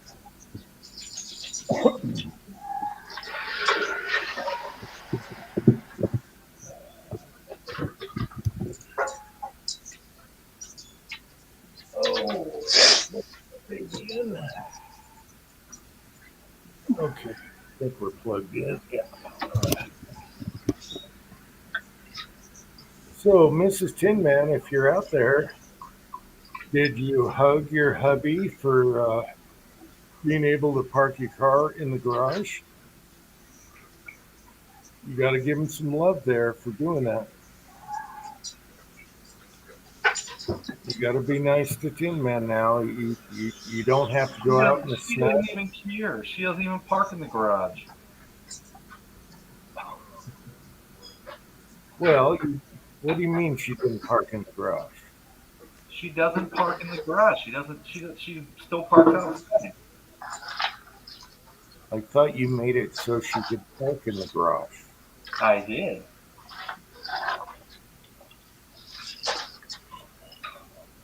She will I, when it's. I tell you, I get no respect at all. Yeah. Well, she better hug you for that. About 3 years ago, I was going to make it so my wife can park in the garage and never got around to it. So, oh well. Hang on, I'm setting up my old microphone. What, did you break that fancy new multicolored Amazon one? No, I just took it down because it was a pain in the ass.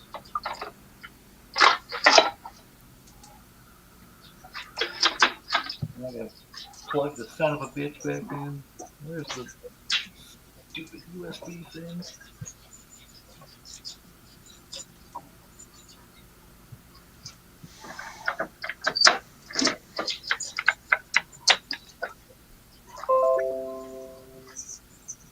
All right. Since this is no longer a short chat, I got to get a refill here. I'll be right back. Keep it going. What you drinking? Booze. What kind of booze? I think he usually Whatever his does son vodka. brought. He usually does vodka cranberry. I couldn't do the cranberry. It helps you pee. Well, I agree with that. All right. It's just the flavor is not, to me, very conducive.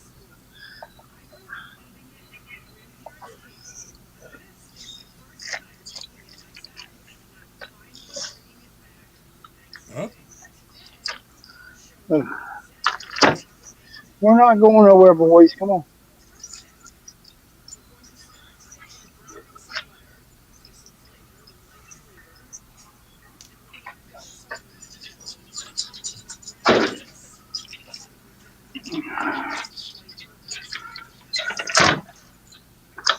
Supposed to be riding to a gun show tomorrow.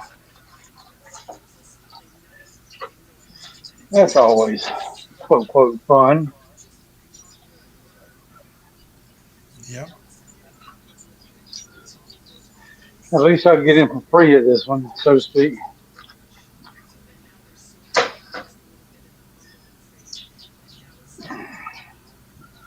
Dad's got a table there, so I need to get him to bring me a badge out and I can walk in for free.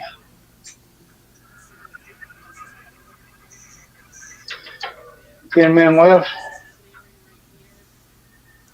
Oh, probably had a technical accident. Technical difficulty with the Yeah, microphone. He was talking shit about his wife and dropped off the chat.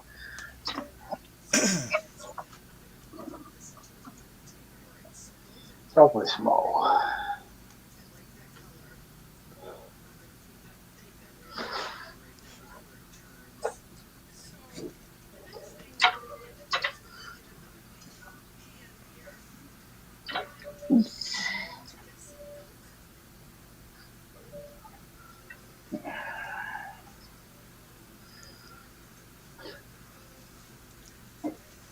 You know, I think we're going to find out that diesel emission fluid causes cancer or something. Everything does in California.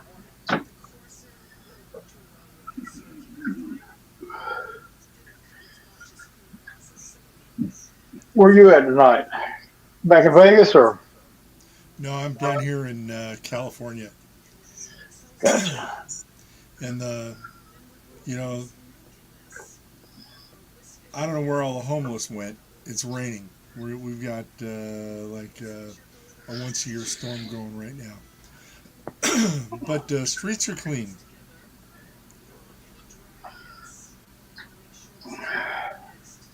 That's right. Newsom did something with him, didn't he? What, fear of Trump coming in? No, our commie mayor that we've got here. She just formed a new. See, they've just blown like $4 billion of bond money for the homeless, and so now that they've lost all the money and the homeless has doubled, they're gonna have a new plan. So that just started. So what's the new plan? Tax y'all more? Oh yeah, well no, they're real sneaky about it. They don't tax you for it. They do a bond thing so that they tax your unborn children. Yeah.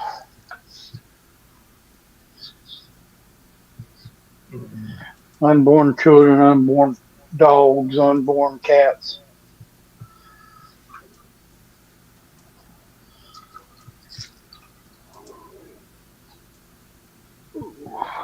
Man, I'm trying to catch up with chat here. They don't seem to be running very fast tonight. So that ought to be pretty easy.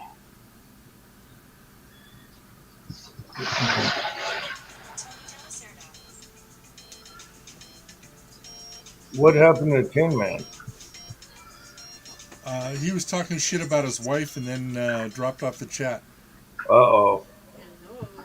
She might have took his ass out. He's knocked out. He's knocked out on the floor then. All right. I mean, Mrs. Tin Man needs to come on in his place. He is totally knocked out on the floor.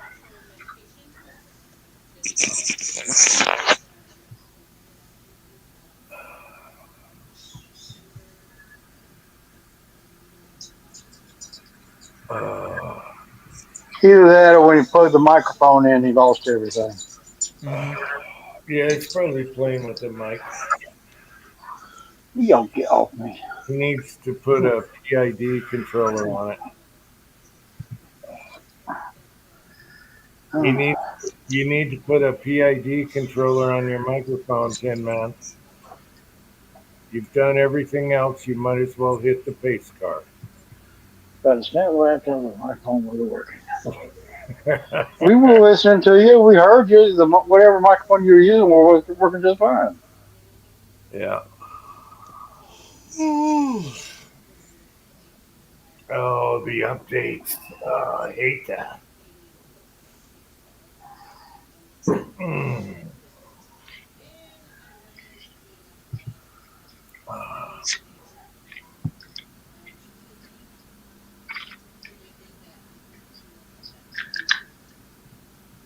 I would think so too, Vanessa. If I was homeless, I would go camping in the woods instead of cities. I'd be a mountain man. Well, if I was homeless, I'd be in Gavin Newsom's doorstep. You know At that's the mansion. son of a bitch. That son of a bitch has the best ratings for running for president right now. On the side. Go to California.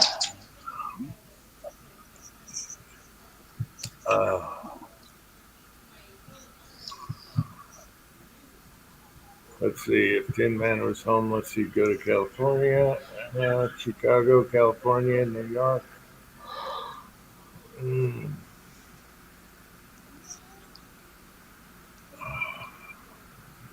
Why have they reached their serviceable life? Are they giving problems? Oh, they stop updating. Okay, so they quit updating, so what? Well, then the Chinese will take over your router, and then what? Sorry. Take a picture so I can show Tony my monitor. Because I don't know how to explain it yet. No boobage. Yeah, I know. See? Nothing wrong with boobage. Think. Men love boobage. Okay. No. You gotta have boobage. Boobage. You gotta have boobage. I'm sorry. Right, Pat. Boobage. I beg for boobage all the time. Boobage. So do I. You know, I even leave a quarter on the desk.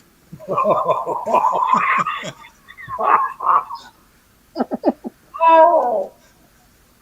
Oh. Oh. But Just don't leave a penny. she's showing off the heart monitor thing.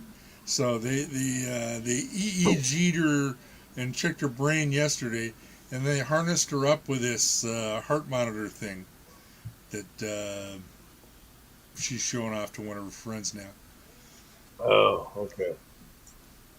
Yeah, but what does that have to do with boobage? It's right on her left hip, just above. Oh, okay, okay, okay. Ugh. All right. She's had me take pictures of all this stuff, but I've been told no naughty bits. No.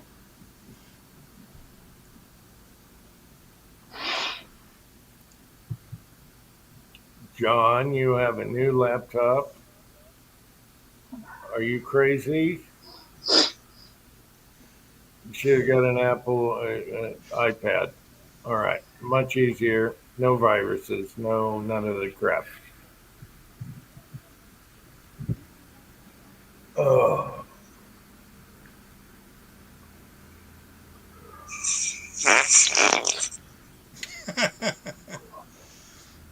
No, I'm okay.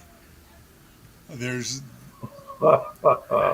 there's nothing she can get her hands on and get the slide back on anywhere within arm's reach right now. So we're okay. Cable modem and router. I ain't worried about it. If the Chinese want in, they're probably already in anyway.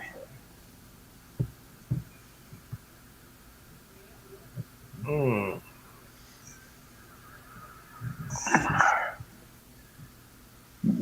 Even then, Yeah, like those guys that were the prisoners over in Vietnam. You Yeah, know, yeah. blinking out torture, SOS. Yeah, Yeah. blinking their eyes. Damn right. That was awesome, actually. Yeah. Yeah. Hey, by the way, speaking of that, the Iran, you guys hear that Iran's military turned? They want the prince back, and they're with the people now, or at least that's what they're working on. So get rid of those Islamic leaders in Iran, and we'll be good to go. You know, when we bombed them, um, you know, they were talking the same shit. And after the bombing stopped, they went and rounded up about 100 of them and, you know, shot them. So I wouldn't be so willing to go turn against the Ayatollah so quick over in Iran. No, they But, did. They did, and they did it publicly. The general or whatever in the military, and they want the prince back. You know, none of this Islamic crap. Let's get back to where we were in the '70s, late '70s, and that would be awesome because boom. And then, Mexico. Did you hear about Mexico? oh, yeah. The Yeah, people that- are writing. They're writing because they think the president, the president is affiliated with the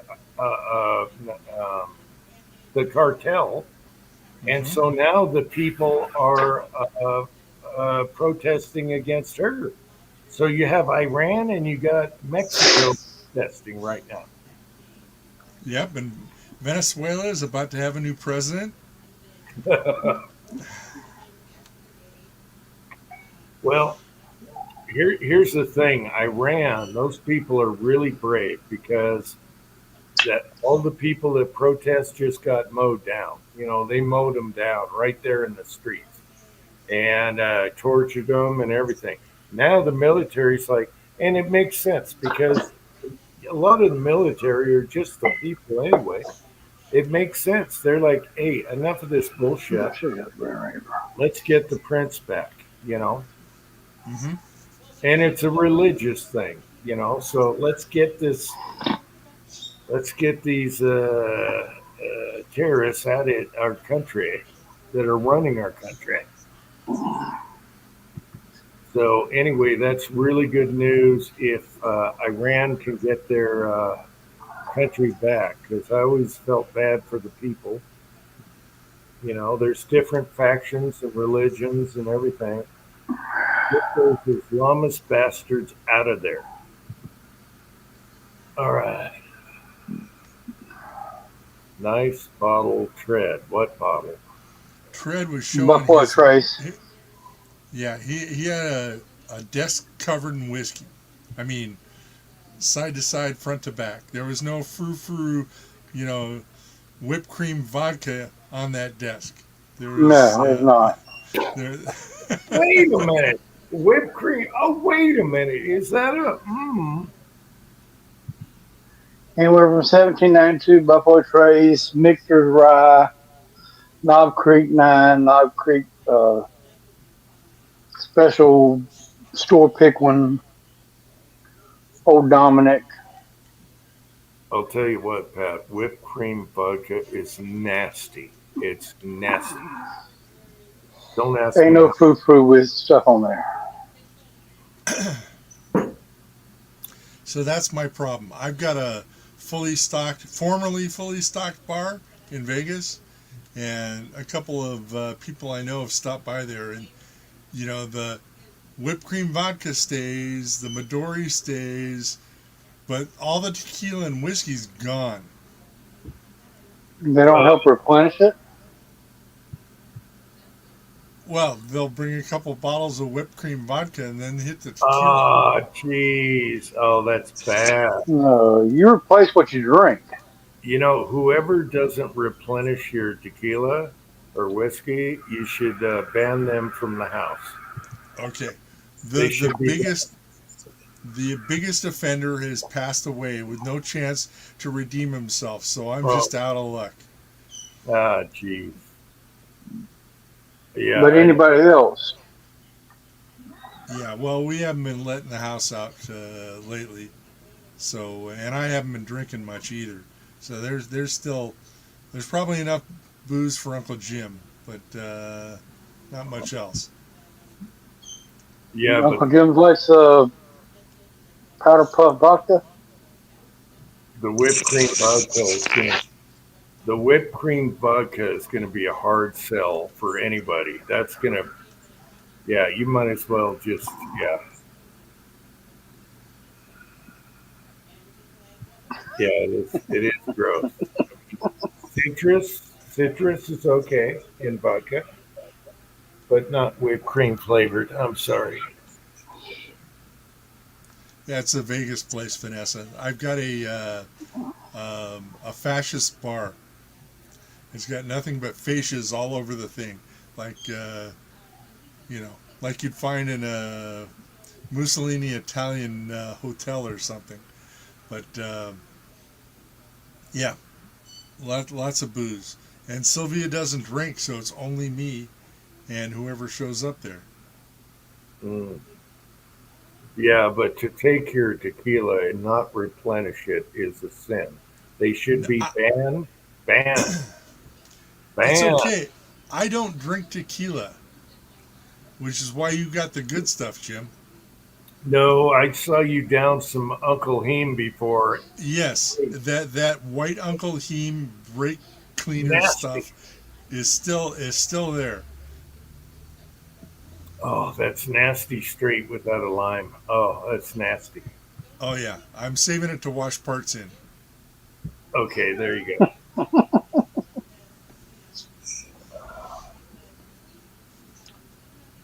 Oh my gosh, Kyle is still up. Kyle, you got 0400. You got to get up at 0400.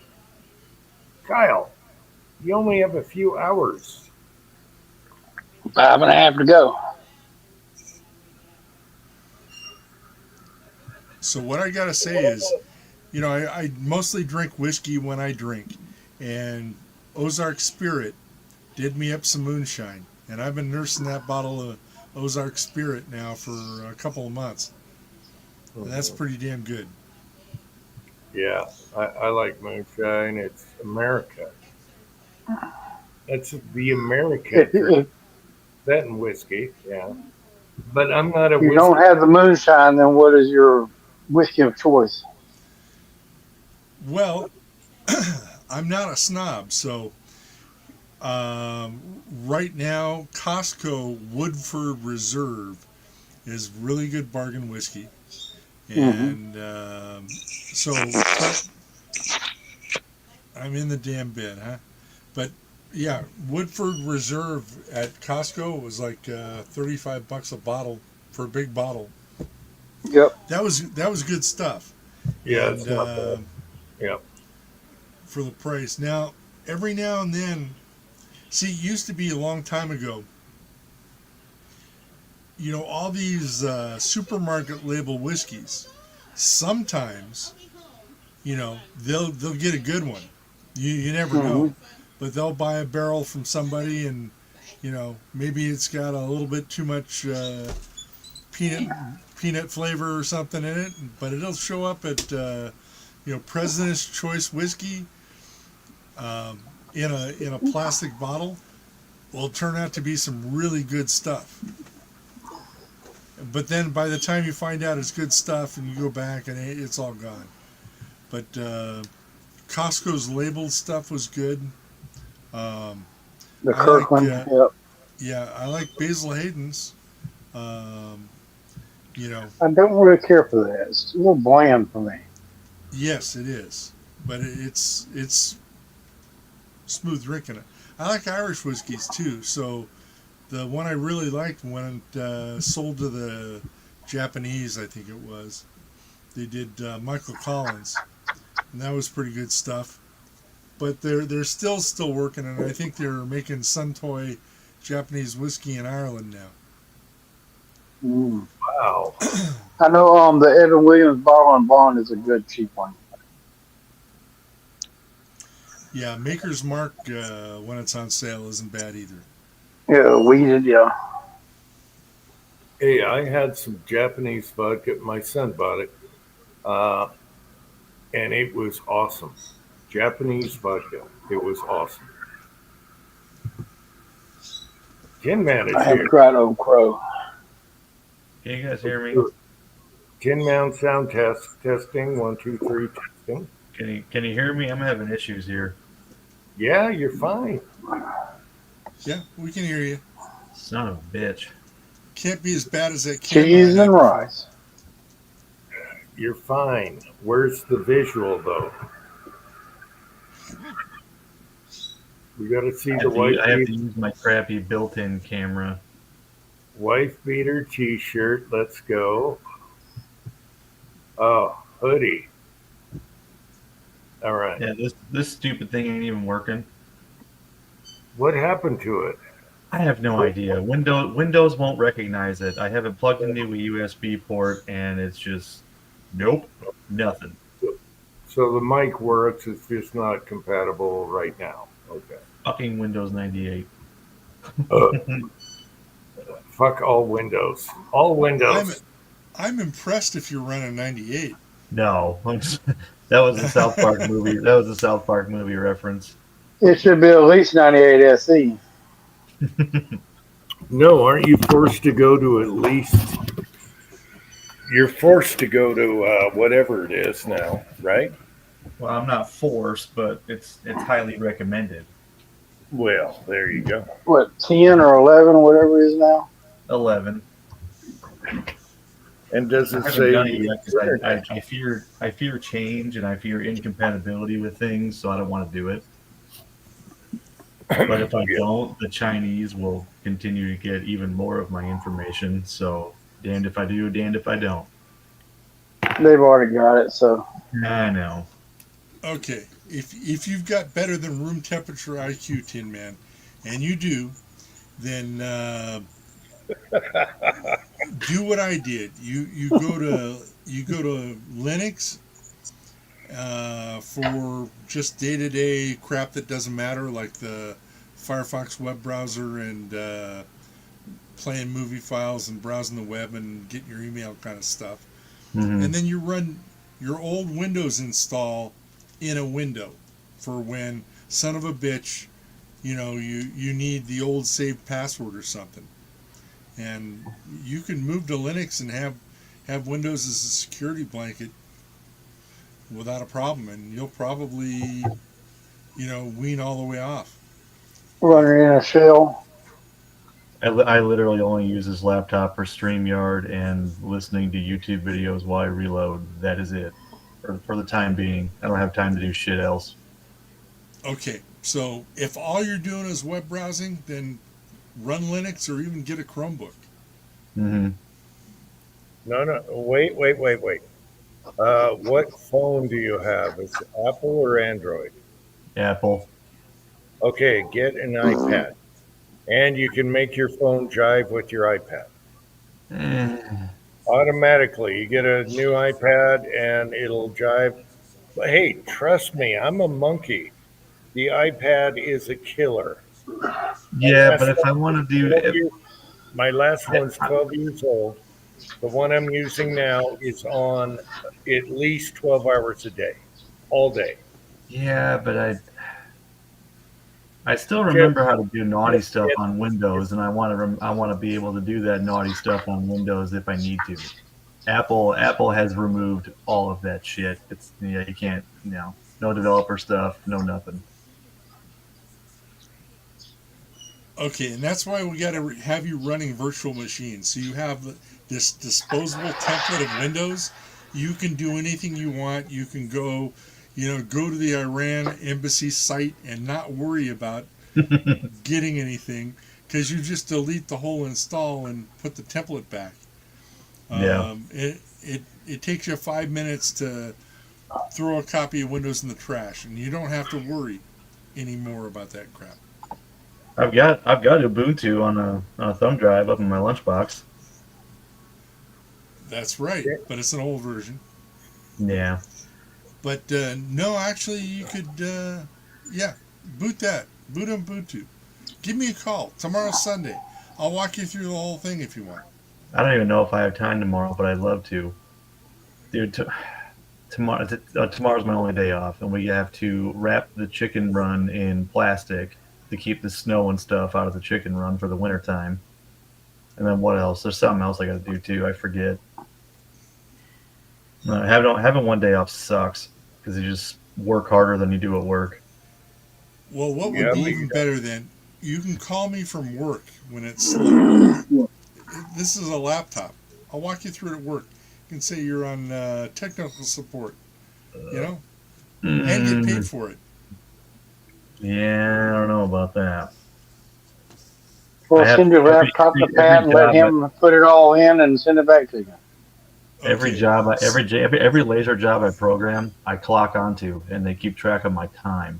So I can't really screw around too much. Is what I'm getting at. Big Brother is watching. Tin Man, take it from a monkey. If you want a little buddy to watch videos and do everything while you're reloading and walking around, watching movies, just get the iPad and get the what? It's under $300. It has more power on it. That's what I have. Oh my God, you'll never go back. The Toshiba Handybook. Don't fool around with that shit. You'll never have issues or viruses or nothing. The Apple iPad is awesome. I know. And it's small. It's not huge like a laptop. That's all I do all day. I got it running. If I'm working on a tractor, I got it running. I'm watching videos. I've seen a couple of gaming PCs on Marketplace for like $300 or $400. That's kind of intriguing. Have a desktop machine down here. I don't need to run around the house with it. Just go to Walmart and buy the one that's not 16, the other one 32. I miss having a computer. If my NIC card shits out, I can swap it out. If my sound isn't good, I can put a sound card in the son of a bitch. Laptops suck. That's why you want the iPad. It's small. iPads are You worse. put You can't modify you put the iPads. flip-up case on it. You put it in a flip-up case. It's a little thing. I do all my reloading, everything with the iPad. Everything. No, I want to be able to put a good sound card in if I want to and all that good shit. I'll probably just buy a PC. So. The iPad Well- already has good sound. Let me know if you want a Z8 G4. I'll start looking again. If you want good sound, just put the little box, and it's wireless. That's how I do the music on my videos. It's with the little box on the iPad. The little box. You know, the little box. If I Google little box, what will pop up?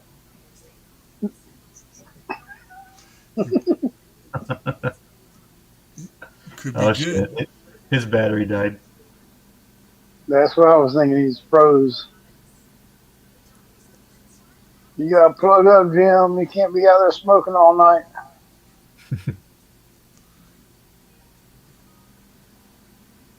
Yeah. With that cigarette like that, he looks like a Nazi interrogator, you know? Where are the Jews?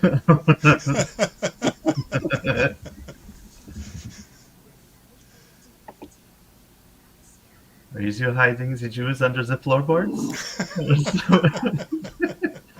Oh, I love that movie so much. Inglorious Bastards. It's so great. Let's see.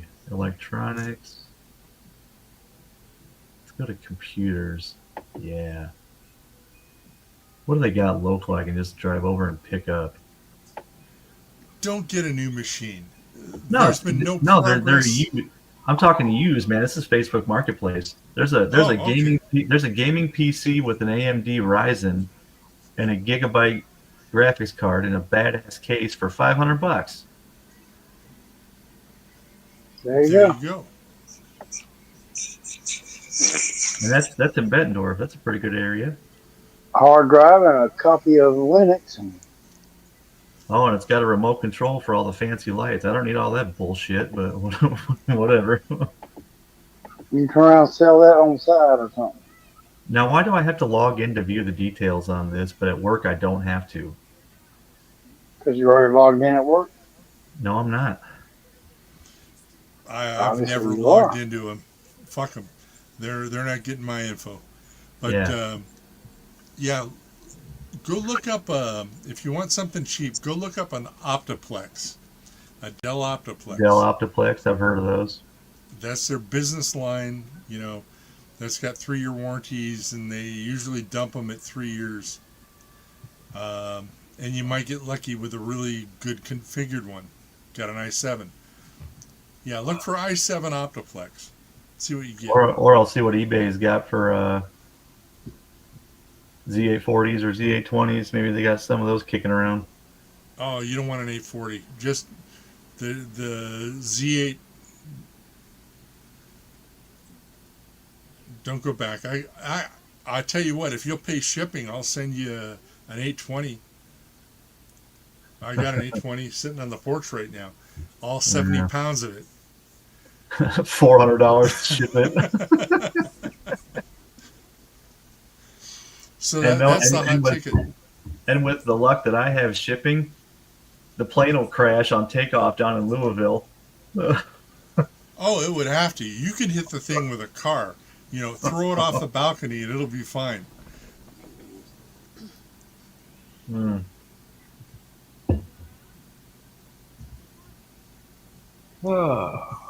You know, Jim, I bet that green screen really kills your battery.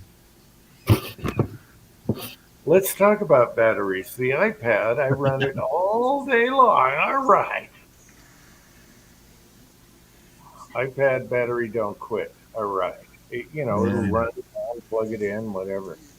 Can You you know, join that the laptop battery is like $12, Jim. They're Yeah. like The $12. iPad is so cute and cuddly. Where is it? Come on, show it. I bought a $12 eBay battery for my laptop that I'm on right now, and it lasted me a good 3 months. We're talking something that is as thick as and lightweight what? How thick is this? 1/4 inch and lightweight, No, that's not good enough. Grab the calipers. How thick is it? about 1/4 inch. They're super lightweight now. You do a carrying case where it stands up. You can watch everything. That's what I live off.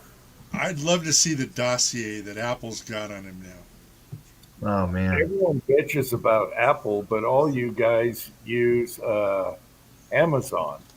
So what are you talking about? I'm not They're just bitching about as bad. Apple. You I can know, use- but people you can do complain more about- stuff on a Windows people PC. they complain about politics, and Mm-hmm. you all use Amazon. So shut the hell up. And you know, But I've I never. don't use my Amazon. I use somebody else's, and I've got to be good because of it. And you know, I've never tried to run like Cura or Octoprint or Fusion 360 on an Apple, so that would be weird. Just Jeff, I'm No. not using. Wait, Just Jeff, I'm not using an iPad for the live chat, which I could. That's not what I'm using.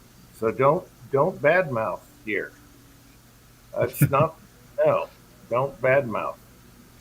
Okay, I just watched like a 45-minute video on how to get Cura to work in Linux, or for that matter, anything but Windows. Forget it.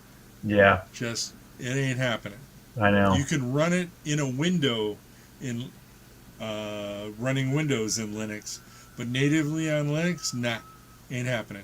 Yep. Look at how thin and cuddly and lightweight this is. Yeah. All right. That's the last time I'm going to see it, but My kids would have that broken in 2 days. no, they Oh, yeah. won't. Oh, They're absolutely. indestructible. No, there'd be a plastic donut through the screen in like 30 seconds. That's I've right.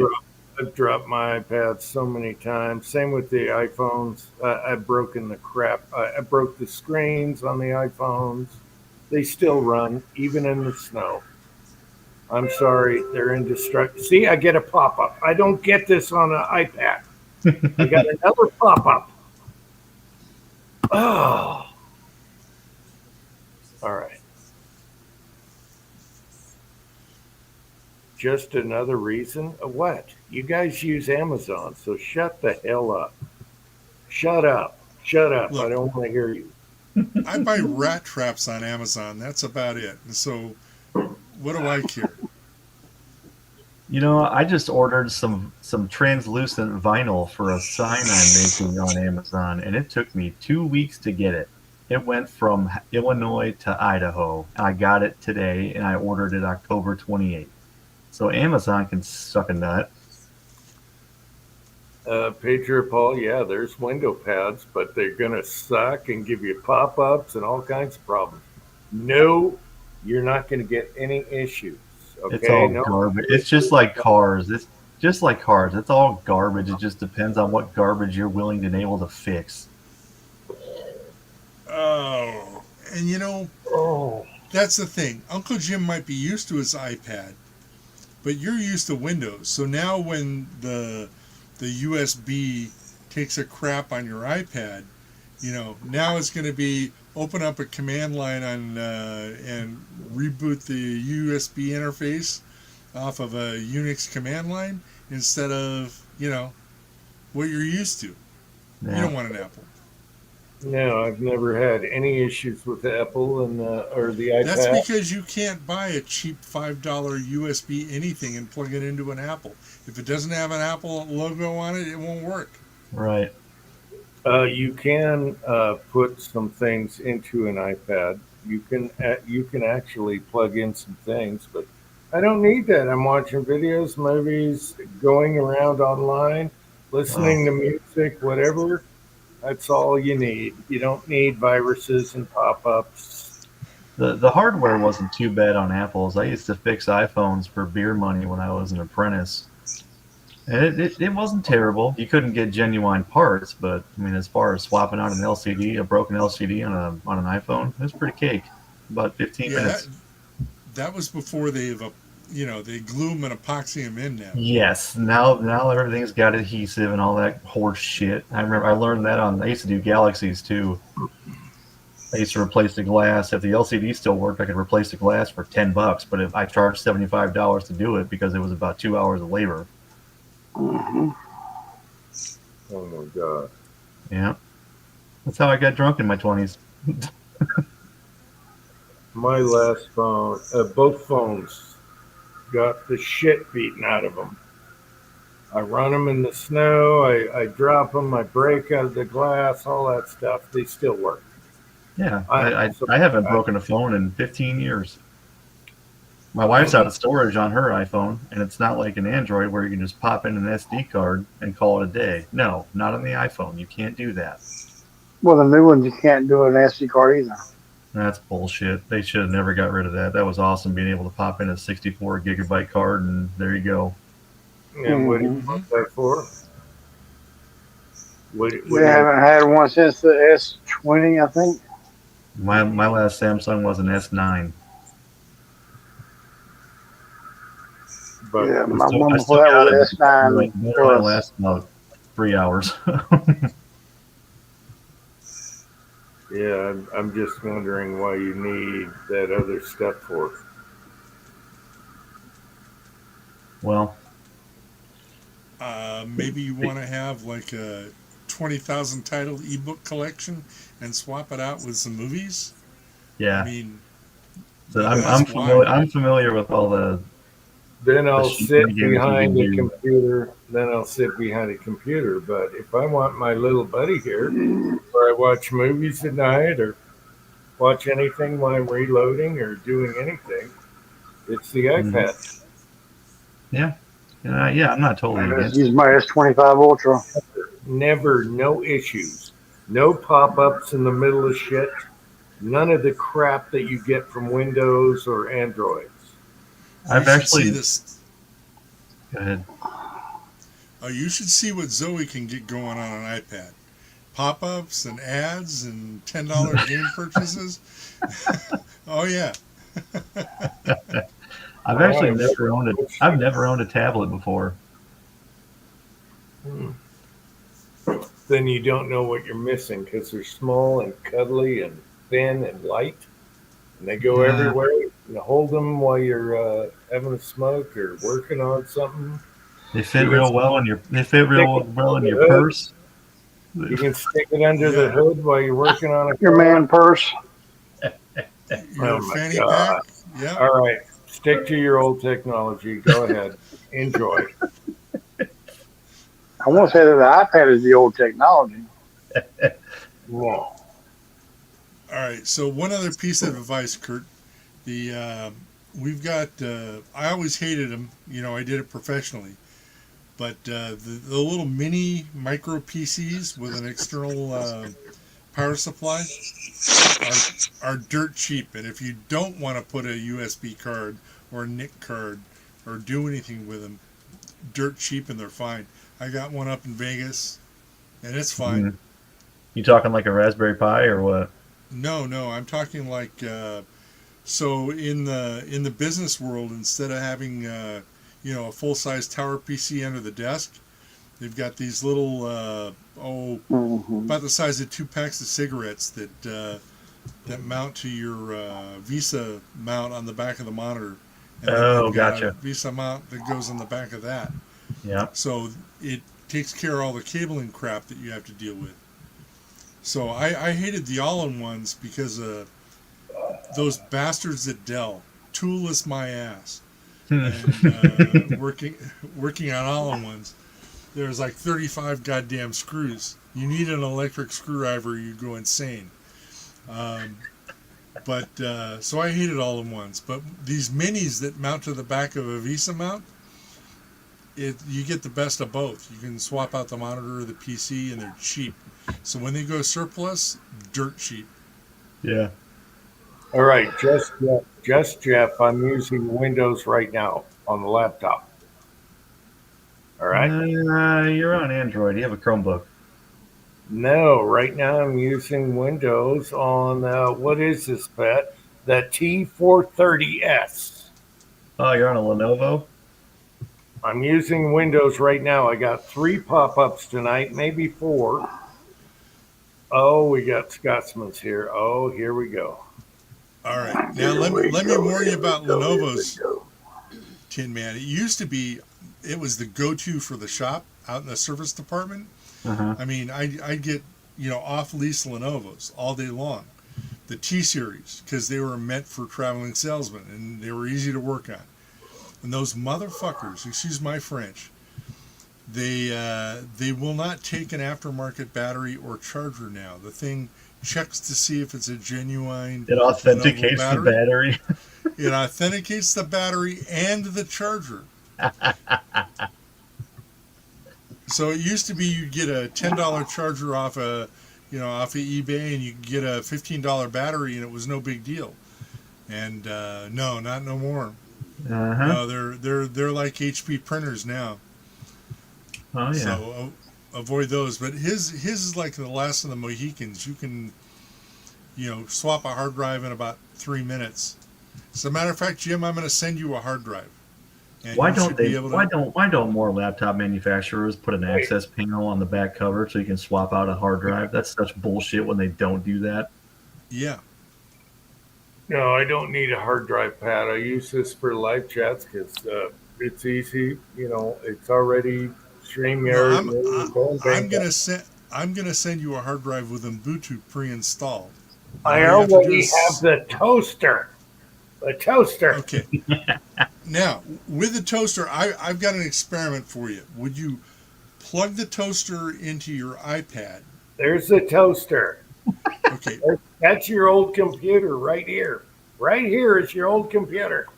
It took me a while. You guys were like, I remember Mrs. Tinman said, "Oh my God, I was afraid to hook it up while we're live and everything." That's And she's hilarious. "Oh my God, you're such an idiot."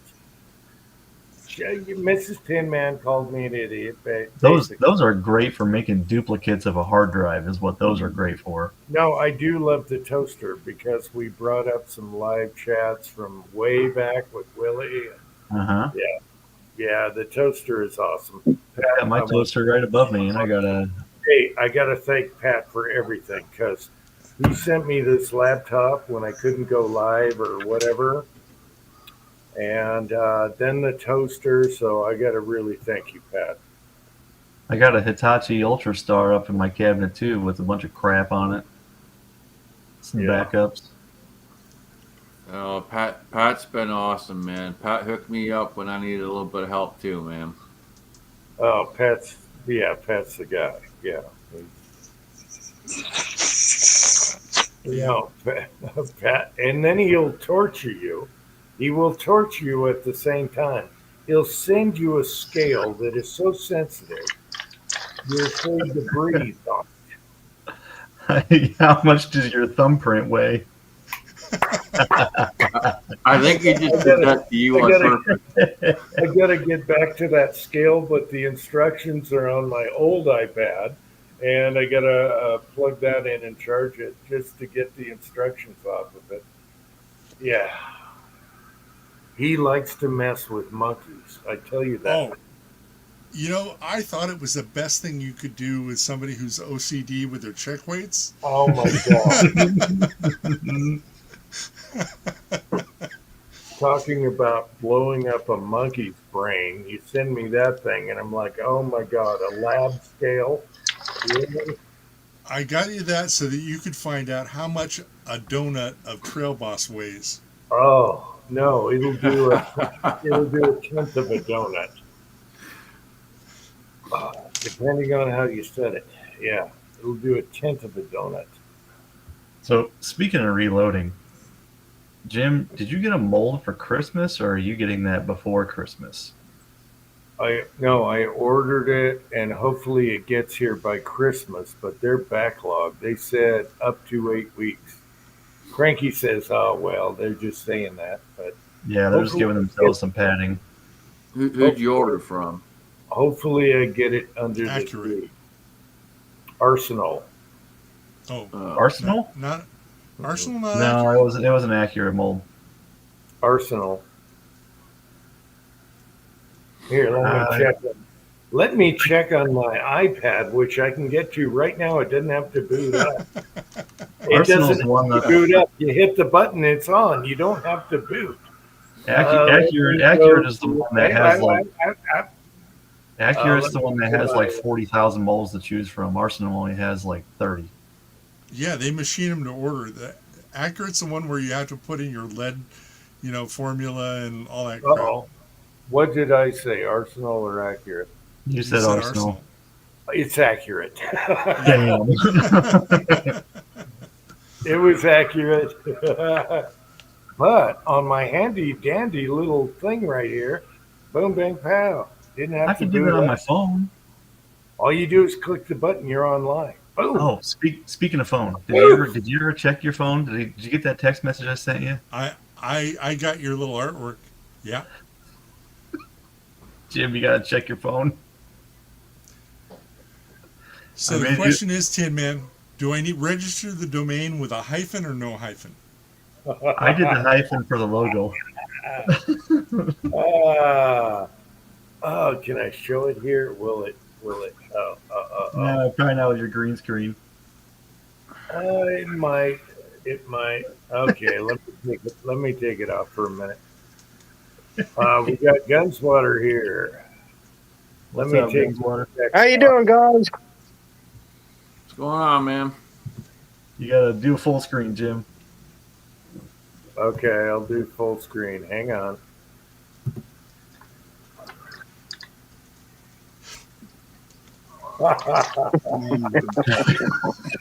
No, you all tell me. Does that look like Idaho Rogers?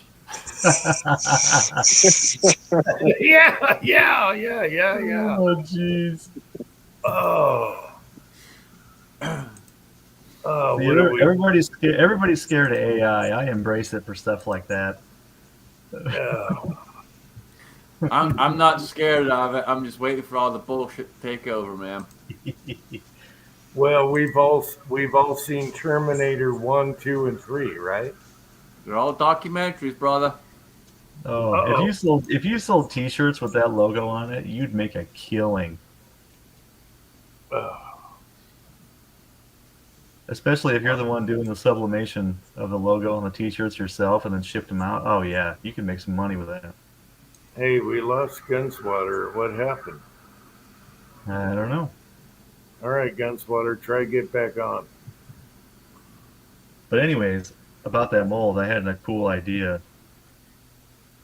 And this is kind of like inviting yourself over to somebody else's house. But if you send me like 100 of those bullets and then wait to put up a video of you shooting them, when you do your group testing, I'll do group testing, and we can both upload the videos at the same time out of our SSK barrels and compare the two. Oh, yeah. Well, I'm not sure about that SSK on the heavies yet. But yeah, It'll be fine. It'll be fine. we could do that. Okay, Gunswatter is back. Yeah, I dumped myself out. I can't see any chat, and I saw a little chat symbol, and I pressed that and screwed it up. Oh, okay. But what's funny is that does look like Idaho Rogers a little bit. It kind of does. It does a little bit. I didn't realize that until y'all said it, but yeah, that was not intended. It looks like Idaho if he ate too much donuts every day. Yeah. All right. It's just a mustache. Mm-hmm. And that was just with the free version of ChatGPT.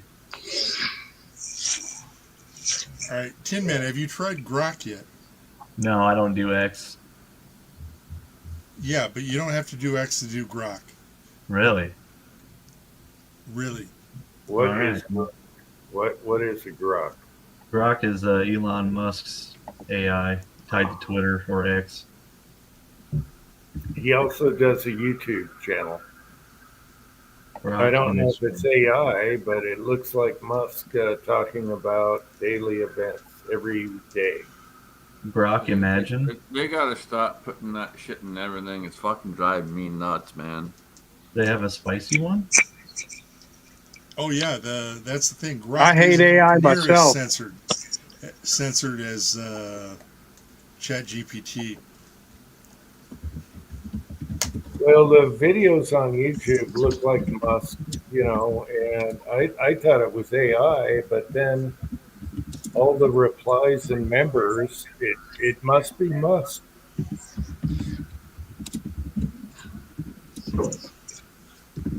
So, as far as diagnostic walkthroughs and programming, Grok is much better than ChatGPT. Now, as far as artwork and crap, I don't know. I never tried it for that. Never Does this edited a co- photo with Grok. Does this cost you money? No, they throttle you for free, so you get like 4 an hour or something for free. Okay. 1 credit per image, and you only get so many credits per hour, I'm guessing. Okay. Well, I already entered the image prompt, you jackass. Oh, look at that. It works fantastic.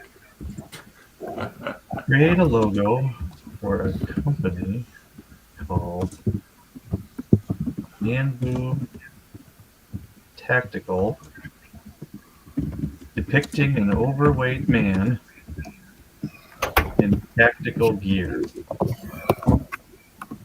With nipples. Oh, yeah. Big nipples. With nipples. Okay, what's the aspect ratio that I want? Probably 1-to-1 is fine.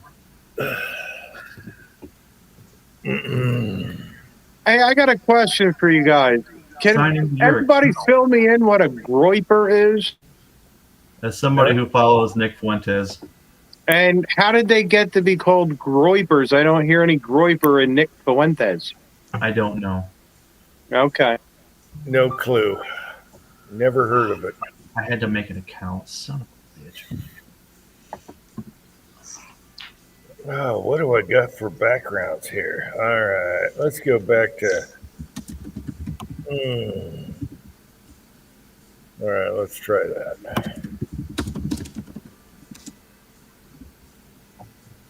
Oh, okay, Scotsman, what's up? Not much, man. Not much. Just trying to have a somewhat relaxing weekend as best as possible, man. So you got the weekend off? Oh, yeah. Yeah, this weekend's off, and then next weekend I got to work Sunday because of Thanksgiving. So Sunday through through Thursday or whatever it is. Okay. Man, when is Thanksgiving? What's the date today? Anyway, all right. Yeah. 15th today. Thanksgiving's a whole week away then. All right. Yeah, it's Sunday through Wednesday or Thursday, some shit like that. I forget what. But 27th or 28th.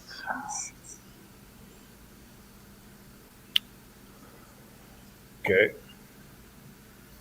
yeah, Well, good. just trying to enjoy my weekend, nice and relaxing weekend. Not doing a whole lot of stuff. Chilling. Good. Trying some rum today. Haven't had rum in a while. What kind of rum?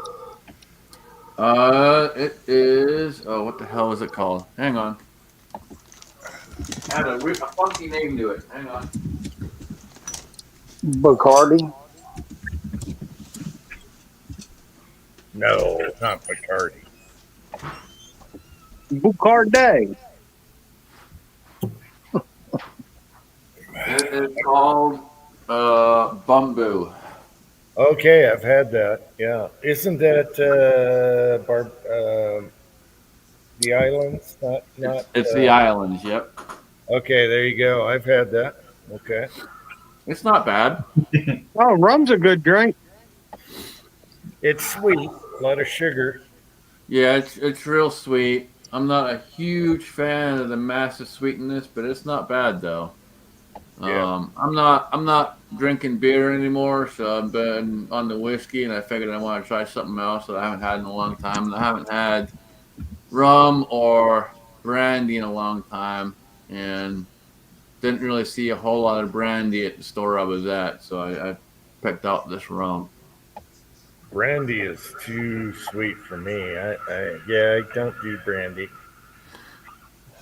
I typically only like brandy and Christmas pudding. Hmm. And you've probably never had a Christmas pudding, but Christmas pudding, they soak that brandy for years. They age that shit in there for a long time. Soak it up. Yeah, the Chat GPT logos were better. I don't know. You might have had a Christmas pudding. I don't know. But if you've never had one, they generally soak the fruit in brandy for quite a while.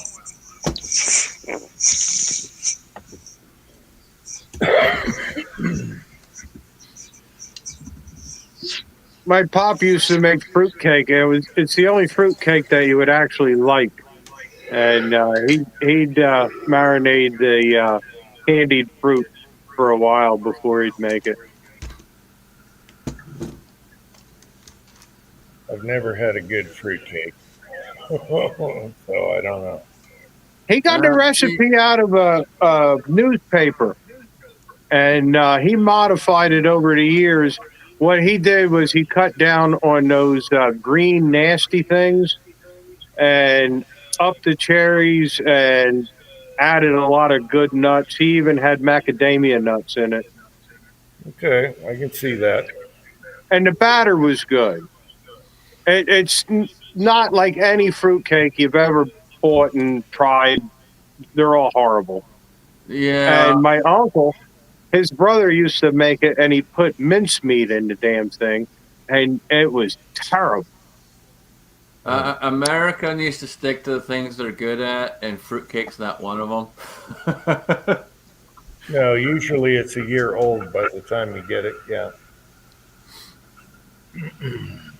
I still have some of his in the freezer.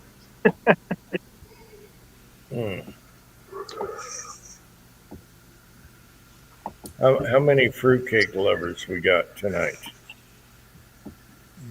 You won't find any. I honestly couldn't tell you, Jim, because I haven't That's a trick question. You gotta watch. That's You gotta true. watch what he say. Oh, yeah. Yep, these days you got to watch out for fruitcake. Yeah, who you sell a fruitcake. Especially on YouTube. That's an expensive thing to make too. Those candied fruits, they really are expensive.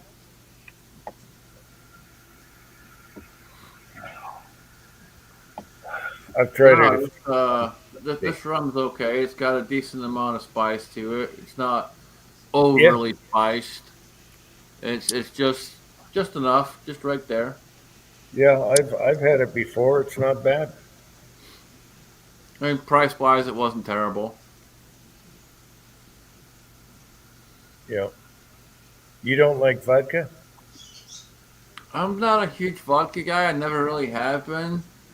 I mean, if you got one you recommend, I'll try it. But I've never been a huge vodka guy. Good. Stoli's pretty good. Grey Goose. It's all the Five same. Wives, right? No, it isn't. Five Wives, right here in Utah. You can get potato or corn. Five Wives I didn't know you could vodka. make vodka out of corn. That'd be whiskey, wouldn't it? You can make anything out of corn. No, they have a corn, which is good, and then they have potato. Five Wives vodka. It's made here with mountain fresh water. It's good. It's good. Yeah, Grok was a strikeout. I didn't like any of those.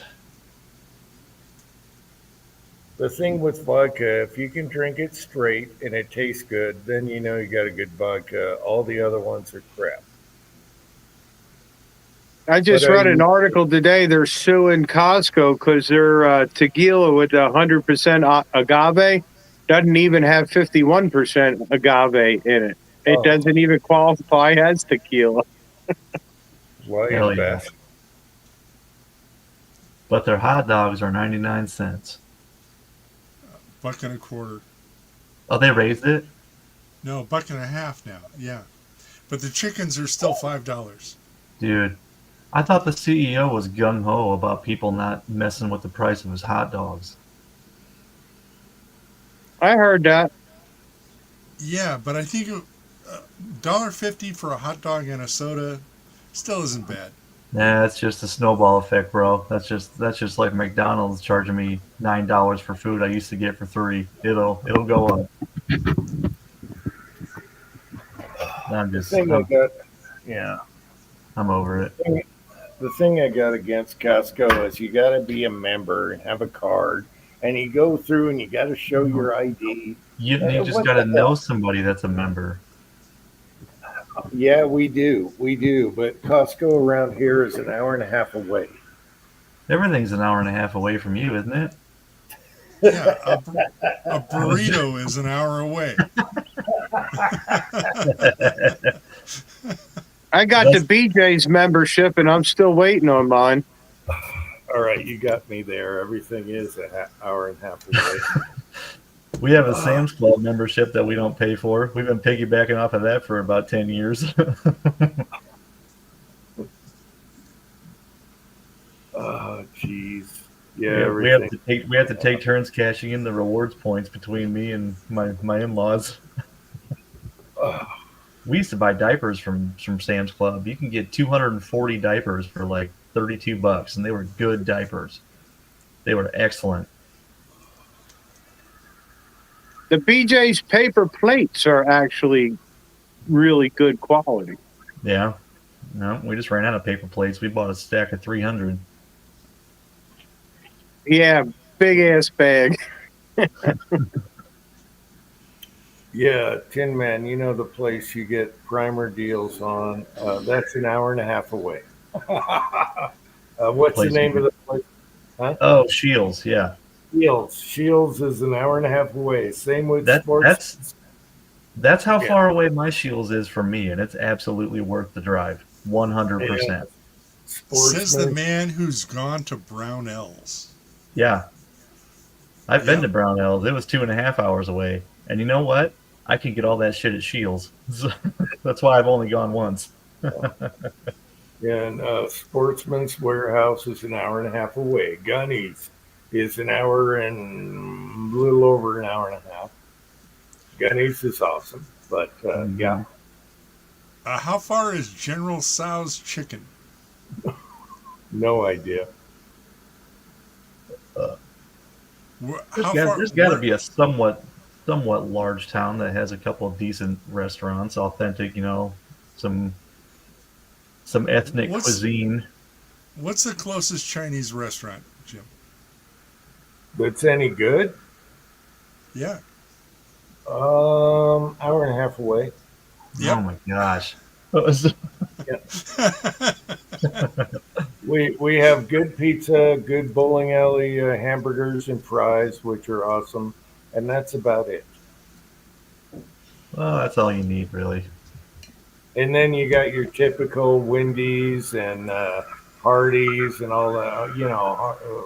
Yeah, no. I don't mind I'm the gonna- Wendy's. Wendy's is good. I'm going to wait till January and have them deliver a pizza. Wendy's is okay. Very expensive though. All the fast food's expensive. Yeah, Wendy's didn't shoot up during COVID like everybody else did. They were expensive before, and it's kind of like that Vita Vori powder. It was expensive before, but now it's kind of right in the middle, right with everybody else. Yeah, I like their chicken burger or whatever, but yeah. We got good pizza, we got good hamburgers. You got McDonald's, you got Subway, but I can't find a good sub place around here. Yeah, so everything hour and a half away. I quit going to Subway not because of the pedophile spokesperson, but because I had a coupon for a buy one get one sub, and they're like, "Oh, we don't take that coupon at this location. It's up to the manager to decide whether he wants to take that coupon or not." I said, "Well, screw you guys then. Throw that sandwich in the Screw them. trash. Yeah, screw them. Yep. We do have a nice grocery store, family owned. They do all their cooking. They got fried chicken, everything, and that's good. And that's right down the road. But other than that, yeah, I can't get good Chinese, Mexican stuff like that unless I find a roach coach parked on the street. And there was one for a while there. Anyway, yeah.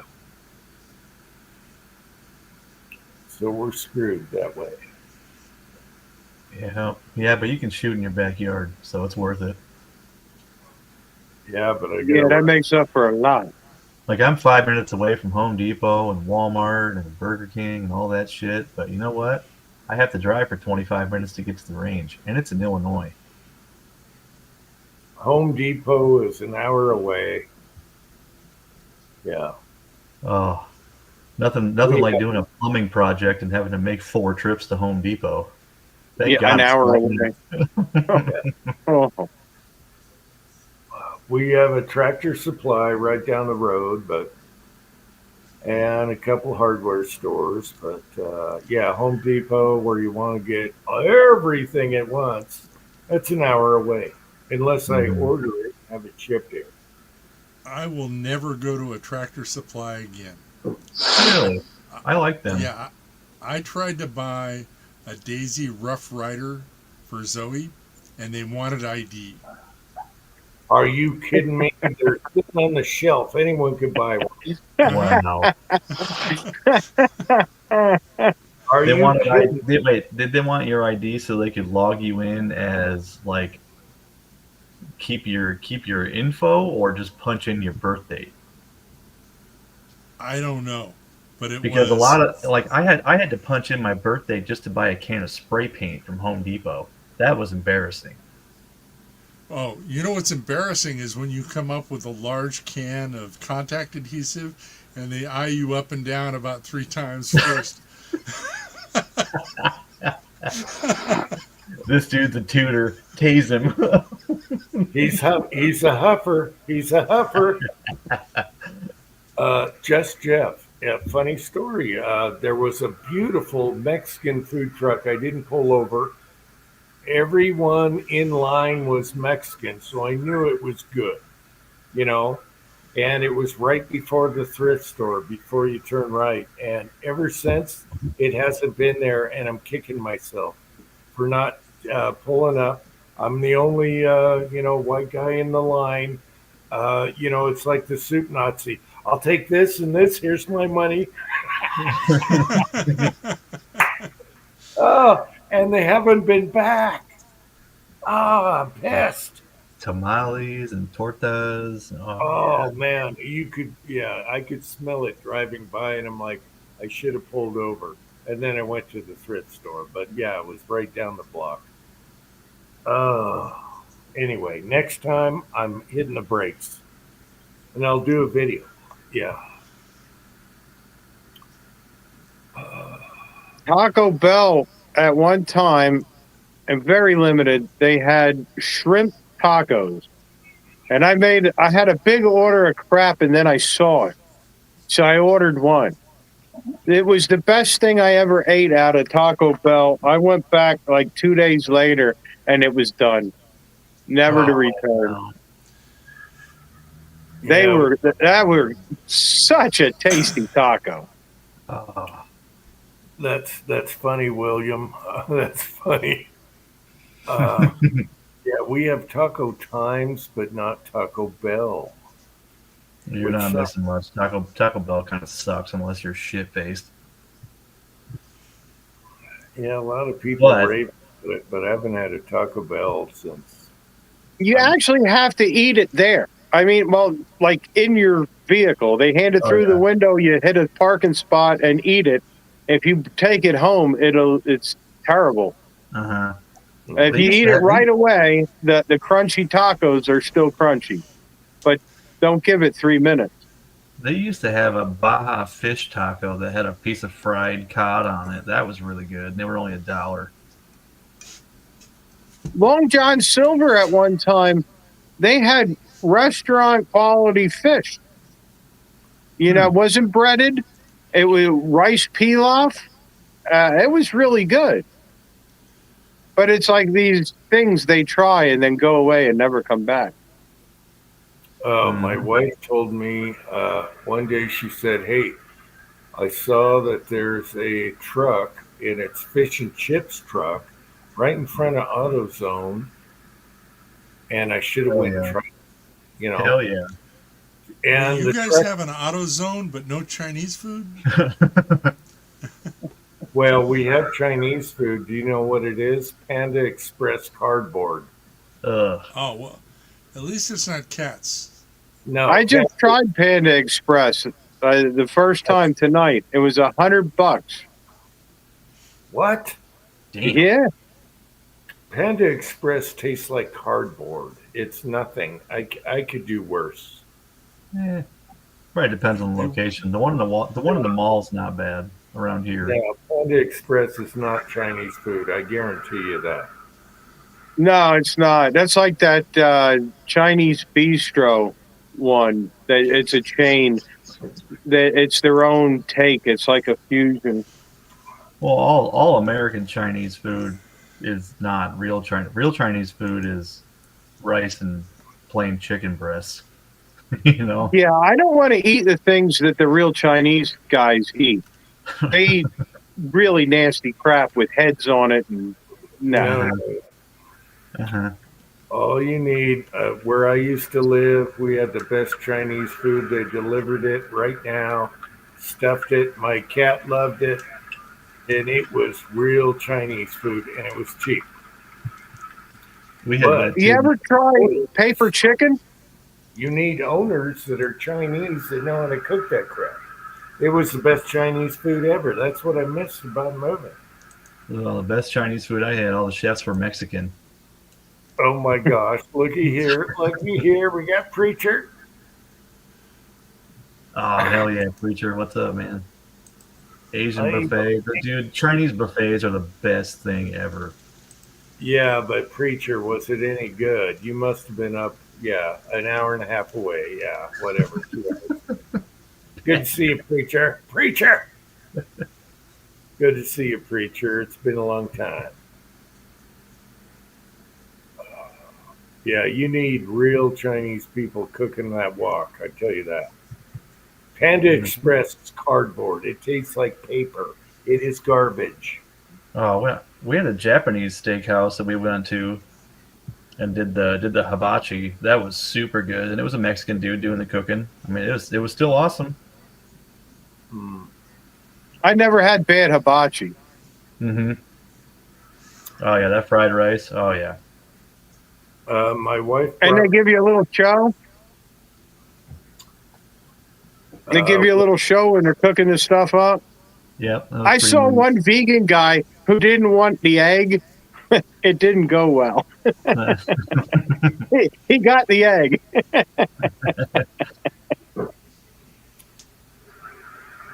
My wife brought me some teriyaki chicken and rice from up north, and that wasn't too bad. But everything's an hour and a half away.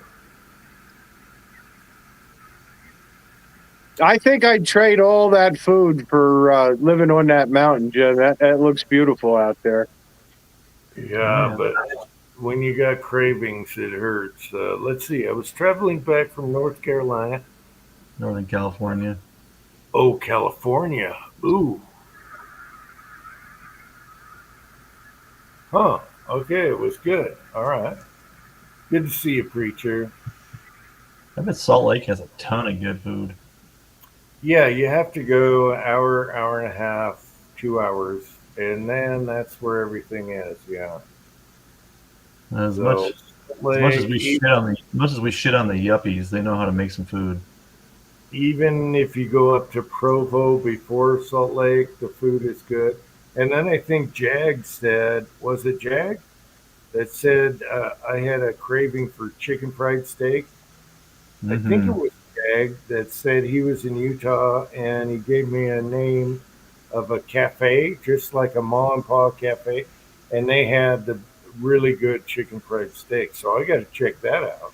but it's an hour. Those are always the best chicken fried steaks, is the small mom and pop diners. Oh yeah, but it's an hour away. Guess you just got to learn to cook. I wonder if you could call and say, "Hey, I want food delivered." Well, I'll give you directions when you get close. Wind around this road and go over the bridge. Yeah. And then they get to your door and say, "What the hell?" You give them a 25-cent tip. Yeah. And then no tip. It's like, here, gas money, $2. Take this quarter, go downtown, have a rat chew that thing off your face. One of my favorite lines in the movie. Yeah. In any movie. Yeah.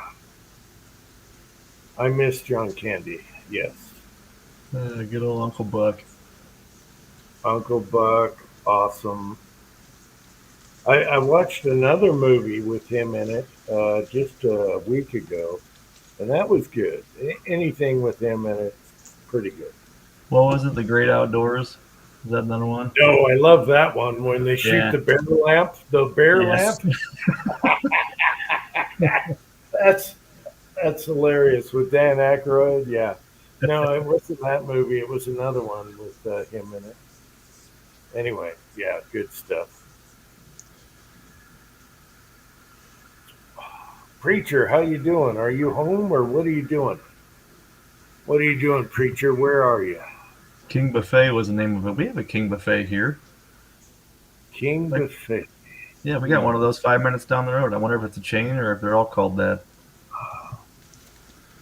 Anyway, Preacher, are you home or you're traveling? What are you doing, Preacher? Just say home or traveling.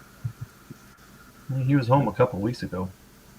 He hasn't done a video. Nothing pops up with Preacher for at least 3 months, 4 He's months. done it. He does videos all the time, just not on that channel. He's got a podcast. Yeah, I don't do podcasts, so I don't know. Where's this podcast? Backwoods Baptist, I believe, is what it's called. Let me look. Yeah, but what is it on? What? It's on It's YouTube. It's on YouTube. Yeah, I YouTube? haven't seen a backwoods for a couple of weeks now. On that iPad, you can get all kind of podcasts, and it'll load them. You won't even know it, and you'll look at your iPad, and you got all these podcasts stored up. Yeah, he did it. He did a couple 2 weeks ago, one 9 days ago, and one 14 minutes ago. All right. So what's the name of the channel then? If it's on YouTube, Backwoods Baptist Podcast. Backwoods Baptist. Okay. And the Okay. one he put up today looks like he's at his office. Okay, I'll check it out, Preacher. I didn't know you had a podcast on YouTube. Sorry, I farted. I think I shouted him out on my channel a couple months ago. Put a link up. Ow, ow. Hi, cat. What are you doing, kitty? Hi. Why are you licking your lips? Were you in the toilet water? What are you doing? Come here, little buddy.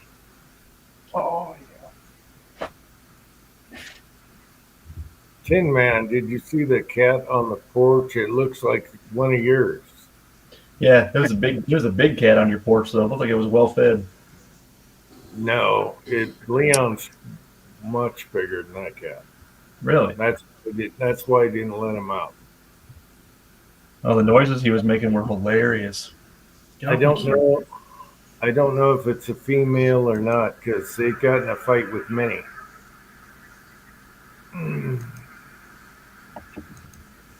Yeah, Okay. It looked like it was well fed. All right, Preacher, I'll check it out. You got to do a shooting video, Preacher. And what happened to hunting? You should be hunting.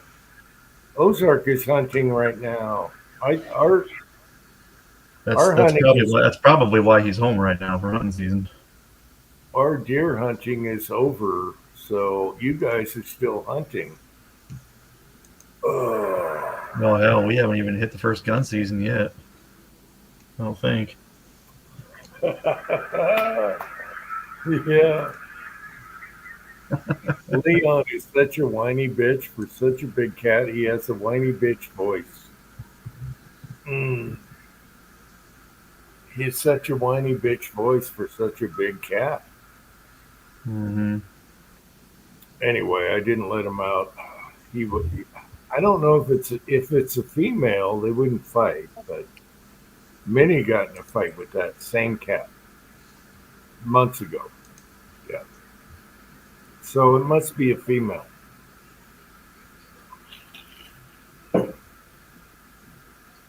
You know, after your video, that video inspired me to go look up and see how much it would be just to order one of those plugs and order another 357 Magnum powder through expanding die just to have an extra die. And it'd only be like $15, but they want to charge you $10 for shipping, and it's like, eh. The Lee website? No, Titan Reloading. Mm. I tell you what, if you want like parts for Lee presses or dies or any of that stuff, Titan is probably the best place you can go. We'll keep Yeah. that in mind. Okay, it looks like Preacher. I got some deer pictures here. I got a text.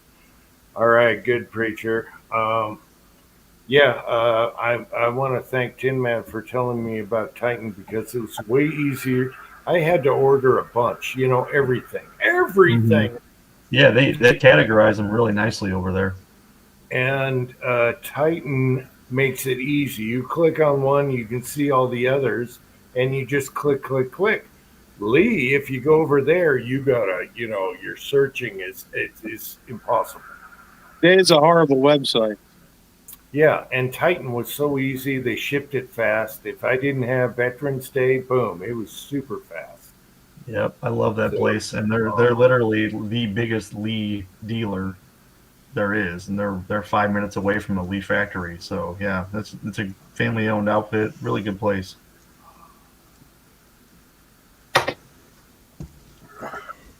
All right, That's where I get most of my molds because Midway always screws me over on shipping, either charging too much or taking 3 weeks to get stuff. Titan, I always have stuff super fast.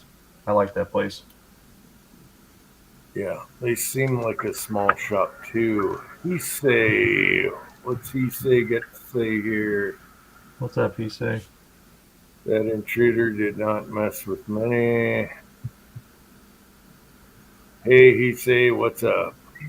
And Titan, just to reiterate, Titan is not just a Lee website. They have RCBS, they have Redding, they have Dillon, they have Lime, like all of them.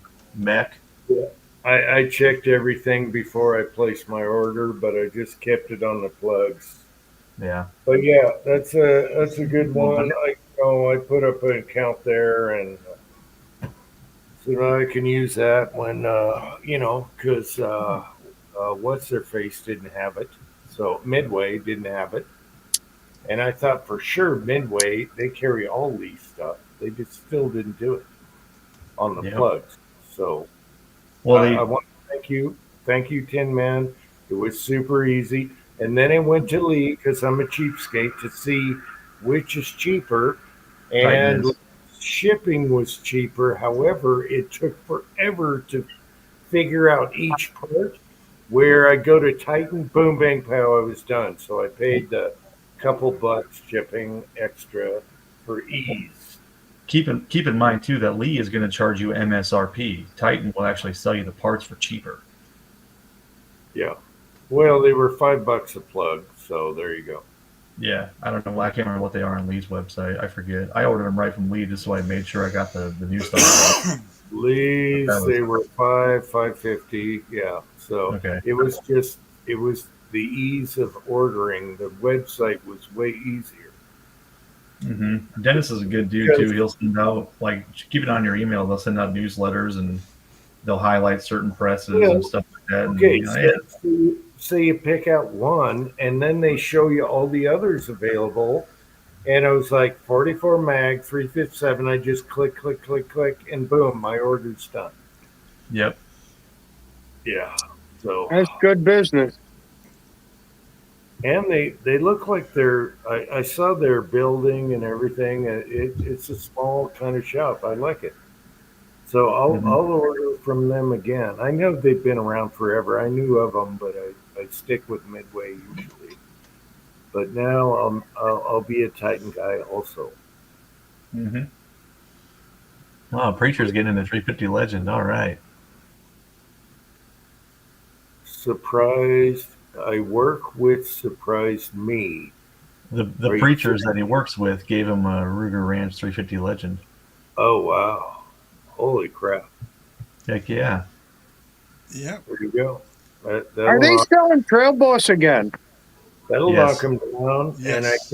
I think he casts for 357 bullets. So there you go. I don't think Preacher casts yet. I could be wrong, though. I know he wanted to. I know he loads for it, but Right. 357. So Right. I'm trying to think of the heaviest bullets I got. I got 180 grain. That's probably the heaviest mold I have is the tacos. But he might even want to go heavier than that. I don't know. Oh, Curtis just picked up a 220 grain 357 mold. Dropped some sweet looking bullets out of that. That's a big 30, 35, 38 caliber bullet. Is it Ojai picky? That I couldn't tell you. I don't know. I just saw pictures of it. All right. Yeah, if you shove that in a chamber, does it hit the lance before it seats? That's the No, I don't issue. know. Get that big. That's a Oh, big. Yeah, Preacher's been hunting all right. He just sent me pictures of $2 he got. I know. I got the pictures, preacher. I got the pictures, preacher. Nice. Wow. I knew he would. You know, preacher. I'm surprised he didn't hit one with the golf ball. Oh, Is that your Tika 243?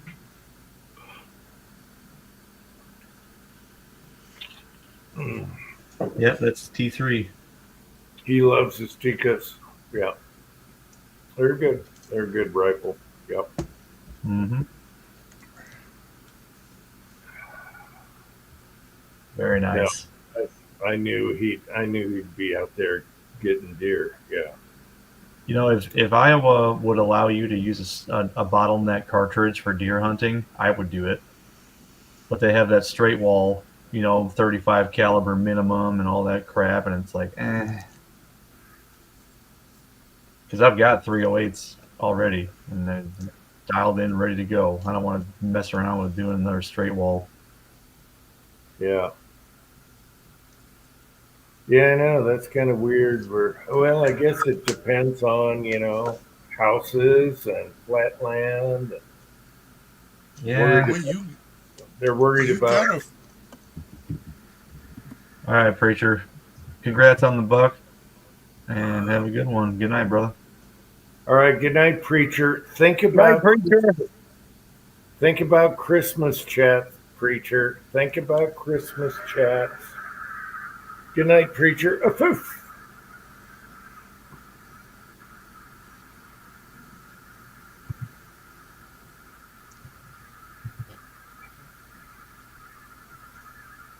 Yeah. So My best friend's hunted his whole life. He keeps trying to get me to go out there and do it, but he does primitive weapons, archery and muzzleloader. yeah, archery goes a long time around here. You can do archery forever. Yeah, archery season starts in end of September around here, I believe, and it goes until January. Yeah, they if you're an archer, you got lots of time here. They give you forever before and after hunting season. Yeah, I think first season for shotguns only 2 weeks, and then second season is another 2 weeks, if I'm not mistaken. Year-round bumper season. I've seen a ton of them moving around lately. I mean, I drive on the highway for 25 miles at night, and I've seen like 5 this week. I know the funny thing is, me and my wife were talking about it. our son drives a little too fast on the country roads here, going down to town. And my wife's like, he's gonna get popped for a ticket or something. I'm like, no, he's gonna get popped by a deer. Yeah, but your deer are tiny. No, a deer's gonna run out in front of him when he's going 60 on a 30-mile-an-hour road, and he drives too fast. He's heavy on the pedal like his dad used to be. Uh-huh. He's gonna. I guarantee it, and I will do the video when I show the front end of his vehicle. Oh yeah, it's gonna happen. Just give him an F-250 so he can just hit it, keep on rolling. Just I nag. I said, drive slow, especially if I'm in the car. I'm slow down. Now, Yep, I think you need a tag for an F-250. well, he's not. No, he's he's not driving an F-250. salvage tag. If he had an F-250, I wouldn't worry so much. Yeah, but he could total his car with one deer. What's up, Dave? Dave is back. Hey, Dave. Yeah, I've seen Jim's deer. He's got these like half-size elk. They're not like the 70-pound tick-eating scrawny little fuckers we've got here in California. You don't want to hit one, I'll tell you that.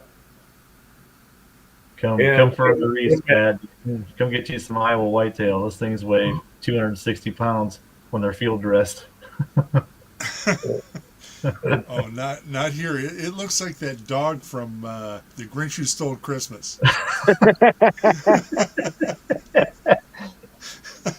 And then Tin Man always commented on how big the ears are on our muleys.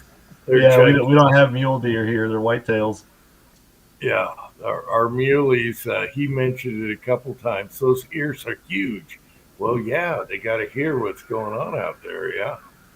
Yeah, they got big ears, big donkey ears. That's why they're called mule deers. But yeah, they can get big. Meg and I both, when we were driving, we saw one. We're like, what the hell is that thing? It's giant ears on it. Same with the rabbits, the jackrabbits, same thing. The jackrabbits, oh my God, they're alien. Yeah, because him and I are Midwesterners. They have small ears and big white tails and huge racks on them. It's a little different out west.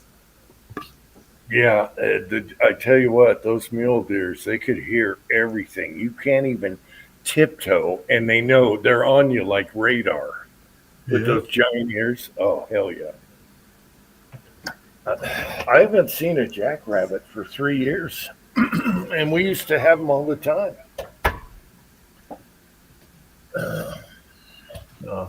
I like when we get stupid deer around here. There's a deer that hangs out by the gun range, and I've had him 20 yards away from me, to my right, and I'm just sitting there blasting away at the target, and he don't give a shit because he knows he must know he can't die at the range. Oh yeah, we've got a sign that's got to be 6 foot tall in bold print about, we will have to call the local ranger. You will be, thrown in jail. You will have to, pay. The range is like, yeah, because we got him down at the range, and people have been tempted, but nah, they'll throw you in jail here for that. There was one guy that accidentally shot a turkey with a 6.8 PRC or 6 PRC or something. He said he walked behind the target stand when he was zoomed in on the target. He didn't know it was back there. He shot. He just saw a big ball of feathers shoot up in the air. Then he went home. Well, it's good to see you, Idaho. I was worried you got married or something. Oh my gosh. Idaho, what's up, man? We got Idaho Rogers. I've been wondering about you. Damn it. Good to see you, Idaho. We got Preacher in Idaho tonight. Damn it. Heck yeah. Well, I suppose we could have just picked up the phone and called Idaho. We all got his number. You can always contact me on the CB radio.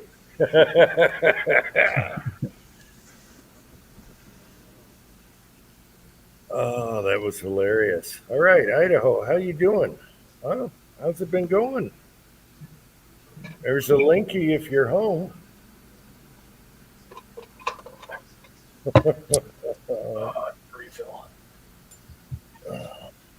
Good to see you, Idaho. I hope everything's doing well. I still haven't gotten my hammer yet from SSK. It'll come. Yeah, I was Hopefully, really hoping to have it this weekend though, because it got damn near 75 degrees today. That would have been a really nice day to go out shooting, but nope. well, hopefully the pins are tight and the new hammer. You saved the old one. You know, you can make the old one work too. So, Well, after- here's the thing about the old one. Thursday when you were doing your impromptu live chat, I cocked the hammer, or no, I broke the action open, and the selector shot up, and the detent spring that holds the detent ball in the back of the selector, that thing's long gone. I can't find it. So okay. I have the detent ball. I found that somehow because it's tiny, but the spring, nope. I can't find it. They got a sale at Harbor Freight on one of those magnet things with the wheels you roll around on the floor. Yeah, I thought Or about that the- too. Giant Or, magnet sweep. or the magnet on the stick. You know, just the round magnet on the stick. Oh, That Pat, comes in handy. Pat, what did you just hold up? I couldn't see it. I just held up a Glock 26 with a Glock 17 barrel. Is what have you made any progress on that? Yes. So it turns out, I was trying to be gentle with it, but a good solid slam on the desk 3 or 4 times got that slide off. Have you tried to dick around and put the barrel back on and get the slide back, or? Yeah. So here's the thing I'm thinking now is it's a P80, so it might be dragging on the little U-shaped bit. Mm-hmm. No, that's right. You've only done printing. You ever done a P80, Tin Man? No, but I'm familiar. You got to mill out that little U-shaped channel Yeah. So where the recoil spring goes. Yeah, I might need to take a little more off. Okay. See, But I told you, it's just still- fire up the Dremel. That's all. That's the answer to every gun problem. That's the last answer. But the thing is, without a recoil spring, it's still screwing up. So it might be that the back rail hole is in the wrong position, and I got to get a template out and find out. Okay, yeah, I was kind of thinking low back rail too, being too low and just wedging it into the frame. Which, I mean, if your hole's off a little bit, depending on how much it's off, you just take off no, that would just cause accuracy issues. Taking off the frame material underneath the rail. It's a pistol, and it's only good for 10 foot anyway. Yeah, It's got to be, man-sized target at 10 feet is all I ever expect from this thing. right. But- Yeah, you'll get it figured out. You should see all the play that's in my 17, because the front rail sits up a little high, and I can squeeze the front sight and the Picatinny rail on the front of the frame and get about a 1/16 of an inch up and down movement out of it. So yeah, it's got some slop in it, but it's reliable. Yeah, but that's okay because the front and rear sights are on the slide, so it doesn't matter. Yeah. Yeah, it's actually surprisingly accurate. I took it out not too long ago. What I'm dreading is I've got 1,000 pieces of range pickup brass 9mm to do. Ooh. So, yeah, I got everything for it, so there's no excuse. Well, I've got load the 9 mil ain't that. It's not that bad. I have a single stage. Yeah. You know what? That gives me an idea. Pat needs a classic turret press. No, Pat does not need another press. No, no, Dude, no. classic turrets are where it's at, man. I love that thing. Yeah, the thing is, though, next I'll have a Dylan, and then it'll be, sold to a buddy of mine for half price. So Yeah, no. Just stick with the classic turret. That's what I wish I would have done from the get go. no. If I go that route, it's going to be a motorized Dylan, 700 and No. with a foot pedal. No. Yeah, oh yeah. No, If that's the I'm- way to go. If I'm going to go all the way, I'm going to go all the way. Yeah, but And, then when you go all the way, after 2 years, you realize, boy, I use my turret press more than I use the Dylan. And then you sell the Dylan, like you said. Yeah. Well, the other thing is, for the most part, I don't do much pistol. It's mostly bizarre rifle rounds, Right. and the single stage is perfect. So for Martini Henry or the Schmidt Rubin or the Peruvian Mauser and all that stuff. So that was why I got into reloading. It was because you Can't buy be ammo afraid for of that caliber. shit. Right. Well, you just aren't afraid anymore. So you'll have just a beautiful rifle that nobody can sell. It's like those Carcanos we were talking about. I wouldn't own a Carcano or a Nagant, but they're cheap because sometimes ammo's hard. Yep. I will say I'm still gonna say, I think you'd like a classic turret. Just for the small-ish volume of handgun that you do. That classic turret, man, I love that press. And I use it like Yeah. a turret press is intended to be used. I have all 4 stations. I pull the handle 4 times, my round is done. But I was still I was looking the other day on primers on sale with free shipping and no hazmat, and they're still $8 8 cents a primer nowadays. Yeah. I still haven't restocked my primer, and we're down to less than 20 cents a round for 9mm new, and 9mm is just not worth reloading. That's what I thought too. And then I started casting and reloading for it. And boy, I was glad I did when COVID hit. Woo-wee. Oh yeah. No, 9 is definitely worth it, especially with 148 grain, 147 grain. Hell yeah. But like, Primer. I get what you're saying. For 20 cents a round buying it, I get it. Yeah, it's really close. So, even if you get the lead for free, it's like that's close. Yeah. But on the other hand, if I had to buy Martini Henry ammo, it's $20 a round for Martini Henry. So it's well worth it. I can shoot Martini Henry for 90 cents, 70 cents a round, somewhere in there.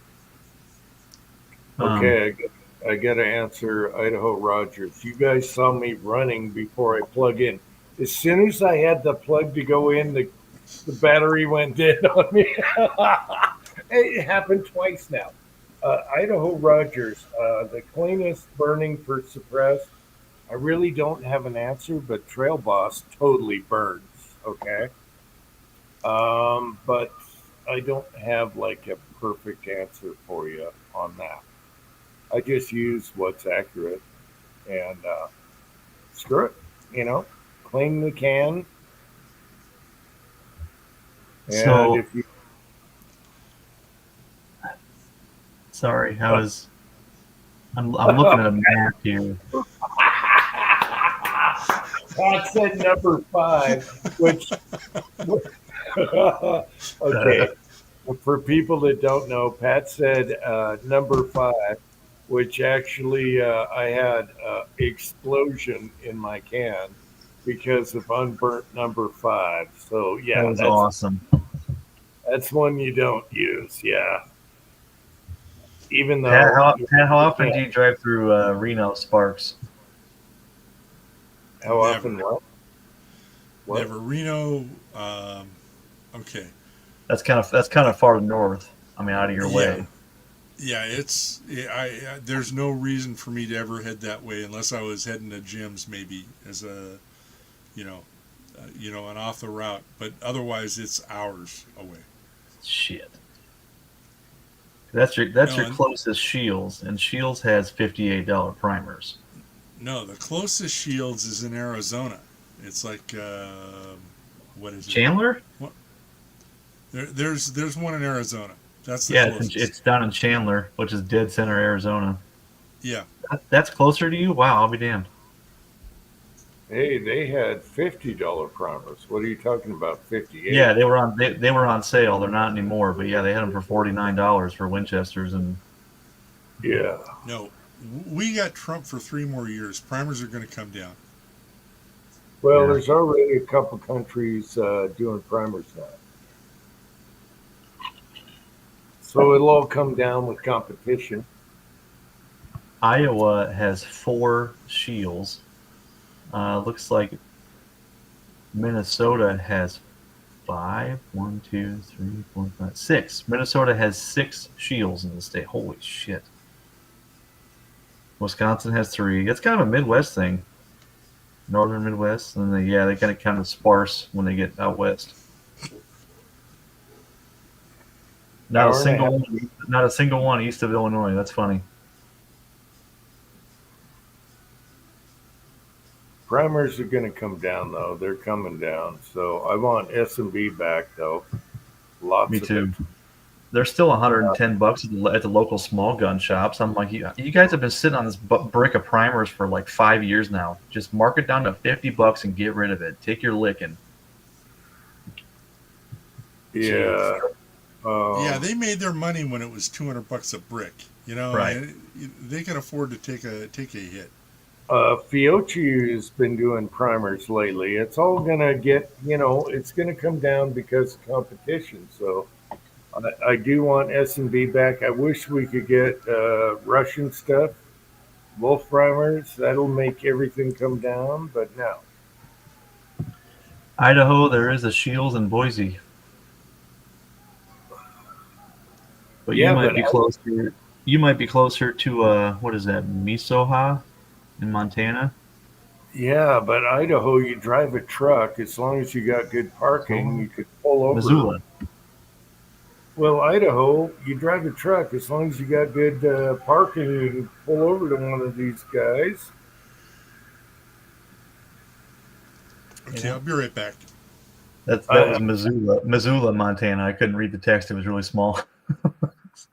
I'm still stuck at 45 if I'm desperate and need that certain primer. $45. Otherwise, I'm 40. I'll drop we $50 in person all day.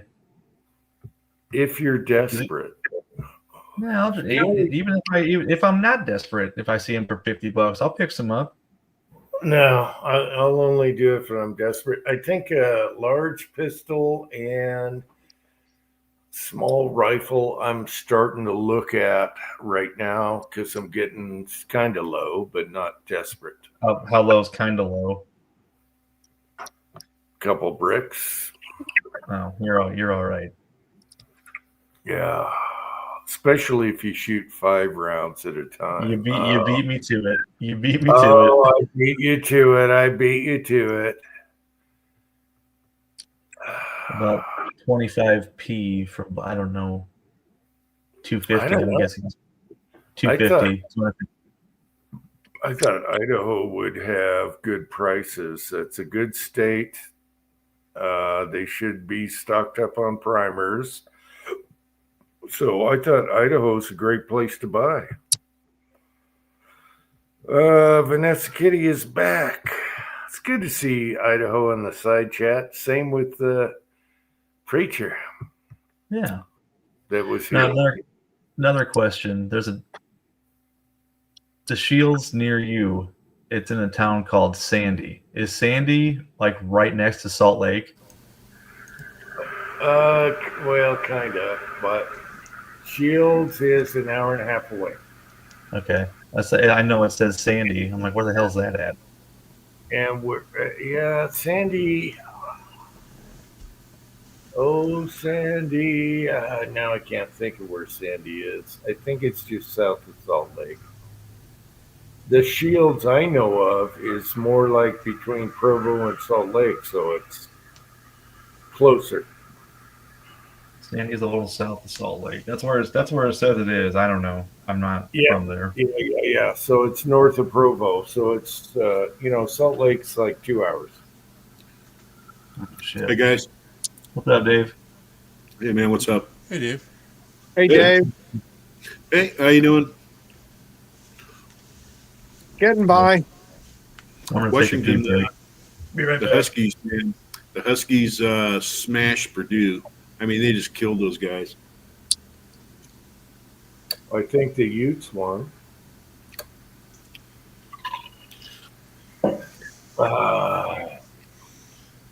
Now I want to see the Hawks beat the Rams. Anyway, this is a short chat, and we're at 4 and 20 minutes. Oh, short chat. Okay. You know how that goes there, Jim. Mm, You know that's how it goes with this place. Sometimes you got like 2 guys on, and the next thing you know, you got 6 people. well, I pulled up the chat and I said maybe I got an hour where I could sit up and talk, Right. and now we're at 4:20, and that's how it works, right? All right. Yeah, I totally agree with you guys about the 9mm thing. I mean, 9mm is cheap to reload, but it's also cheap to buy right now. So you kind of, it's kind of a balance. When it was $5 a box, it was cheap. Now it's 10 if you buy a case. I would still rather cast and load 148 grain, 147 grain, and you can't buy that stuff for $10 a box. So. Jim, all I'm saying is that for the stuff that, commercially that we would duplicate, on our presses, it's about the same price. But, if you cast, there's a particular bullet or something that you shoots really good out of your gun and you like, yeah, you're going to have to make it. But it's still cheap. All it costs me is basically a primer. I'm just casting Powder, yeah. from the backyard, so it costs me a primer.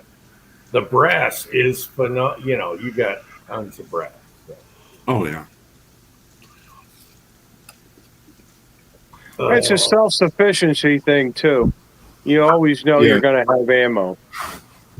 Sorry, folks, I had a phone call. And I thought you fell asleep. No, I got a phone call. Sorry about that. And the other thing is, I can't buy 9mm how I want it. I have to load it the way I want it. Again, if we sit down and we try to make factory duplication, it's going to cost us just as much to go out there and buy it. Yeah. Yeah, don't have to go anywhere. Just I got Yeah, to 44. I never really tried to duplicate factory ammo. I just tried to reload stuff that worked and was accurate. Oh, and that's the thing of it. It's if you're reloading for a reason. You're reloading for the firearm itself. You're not reloading to do anything duplicate with manufactured stuff. You're looking to find the round, the right weight, the right powder charge, and all the rest of it that's going to give you the most accuracy. That's the whole point of us reloading. That, and some say save money, but yeah, to a certain degree we do. It just depends how many rounds you're blowing through and how many rounds you're reloading constantly.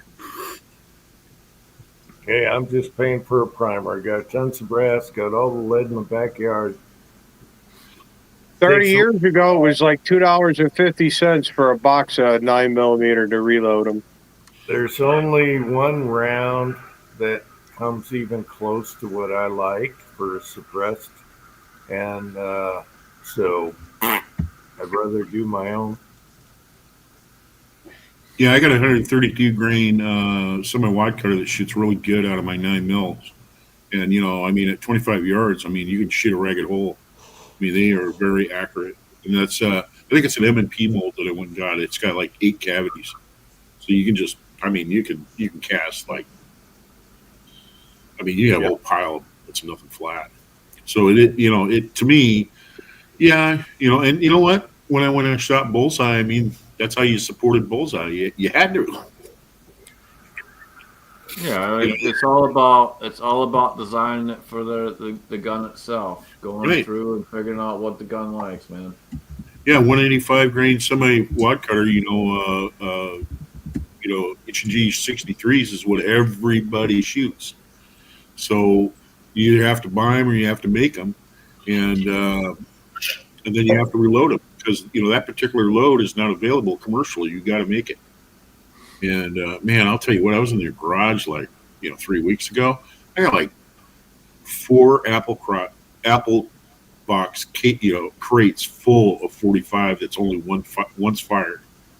It's all stuff that I got from matches, and it's all once fired. The military guys would go there and they'd shoot it off, and they just always give the brass to the civilians. So you go to a match and you can walk out of there with a couple thousand rounds. 2 12 by 12 bags full of brass. Brand new brass. I'll tell you one thing I'll never have to buy again is powder, and I mean powder coat. I about a month. I think it was about a month ago. They were getting ready to throw out some powder coat. They were doing inventory, and they're like, "Oh, this stuff's all discontinued." And I'm like, "Oh shit, man! If it's discontinued, fuck, I'll take it." I walked up just at the right time. I'm like, "Ah, fuck, I'll take it." And I thought it was like 4 or 5 boxes. Oh no, gentlemen! I walked out of there. It was 650 pounds worth of fucking powder coat.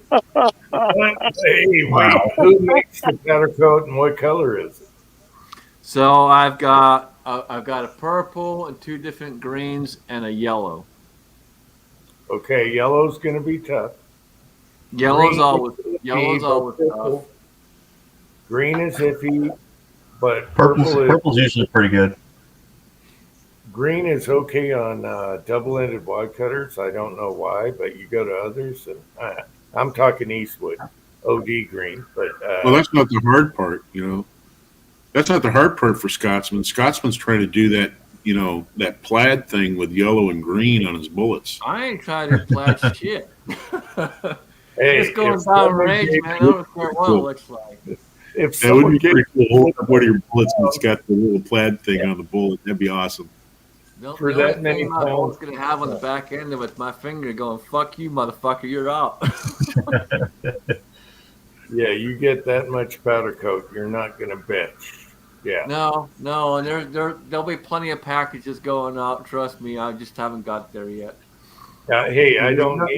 There's no way in hell I'll even blow through 100 pounds of this shit, and I got 650 fucking pounds of it. Holy crap! Yeah, don't waste shipping on me. I don't need any Giftion anymore. I'm done. Put it in a Ziploc sandwich baggie, then put it in a bubble mailer, and send it out and see if it makes it. No, there'll be some visits here and there. I'll be dropping shit off to a lot of people.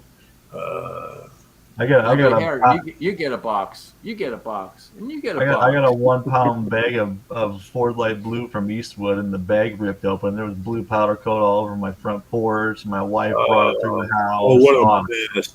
I was pissed. Like, why did I'd be pissed too. Yeah. Yeah, you spill it off on this anything porous. You spill that powder off on, you're not getting it back out. It's hard. Yeah, it's like a big stain. we all know Uncle Jim likes sparkles and colors and shit everywhere, so we'll hook him up, man. I'll you know what? I'll take all 4 different colors. I'll mix it in one bag, and I'll throw it in something for him, and I'll mail it out. That might be kind of neat. No, I'm good. I'm good with powder coat. No. Don't worry, Jim. I got you. I don't want the drama. I got you. I was taking one color, Ford Light Blue. I don't give a shit. I don't care if all my bullets are that color. It's easy. It works. I'll tell you, Jim. When I got this stuff, you were the first person I thought of. I'm like, you know what? He's gonna love this shit. I'm good with powder coat. I got a file cabinet full of powder coat. I'm good. Save it for the other guys. I'm good. It's gonna be taking trips and dropping off boxes. I'll tell you that because it's a lot of powder coat. Oh, now I wasn't aware that MP molds was they couldn't ship to the U.S. I wasn't aware Yeah, of that. there was about 6 months after the whole tariff thing where they were, Yeah. the United States customers were in catalog mode only, and you couldn't order any. But they just recently changed it back to where you can order from them again. Yeah, well, One they thing were that really doing their, yeah, they did their little tariff protest, but I knew they would buckle and come back. I don't think it was a protest. I just think they didn't know how to handle it. I don't know. Well, they said we're not shipping because of tariffs, blah blah blah, and it's like, why don't you add $3 to your mold that are already expensive? So yeah, you notice I don't they're think they're that bad personally. Do you think Yeah, they're personally, expensive? I don't think they're that bad. I don't think they're that expensive. You didn't notice their molds went up in price when they got popular? I have a couple of them. I have a couple of them. They went up in price. I got them cheaper than what they're asking before the tariffs. I think I can still get their 6-cavity Lyman clone mold for like I have 70. an 8-cavity and a 6-cavity brass mold from them. I'll tell you And what, they are good molds. I they were- pay the price for them because they're quality. They Yeah. were way cheaper than they're asking now, and they're great molds. They make the best hollow point molds. They make hands down the best hollow point molds. Yeah. Hey, man, you go to the grocery store and you can get pork chops and pork ribs and stuff really cheap. Then you go over there and you look at bacon, man. Bacon is like $10.50 a pound. That's crazy. Where the fuck are you buying bacon at? Wow. That's at the grocery store. We just Yeah, it's got- crazy, man. It's I'm not crazy. paying. I'm not paying fucking $10.50 a pound for bacon. What the No. fuck? It's well, what I'm saying, man, is that they got the pencil necks in there and they're the bean counters, and they see what sells, everybody buys, right? So they just up the price on that shit, Oh, meat prices are fucking ridiculous. I'll tell you that right now. But you got to know where to shop, man. You got to. Yeah, anywhere between $8 and $10 is what you're going to pay for a pound of bacon now. Oh no, Yeah. dude! I'm not even $6 a pound for bacon. No. Hey, $4.50. Scotsman bangers, little bangers, the little bangers. You can get those for $4 for a pack, and there's 12 of them in there. You might as well just go ahead and get those.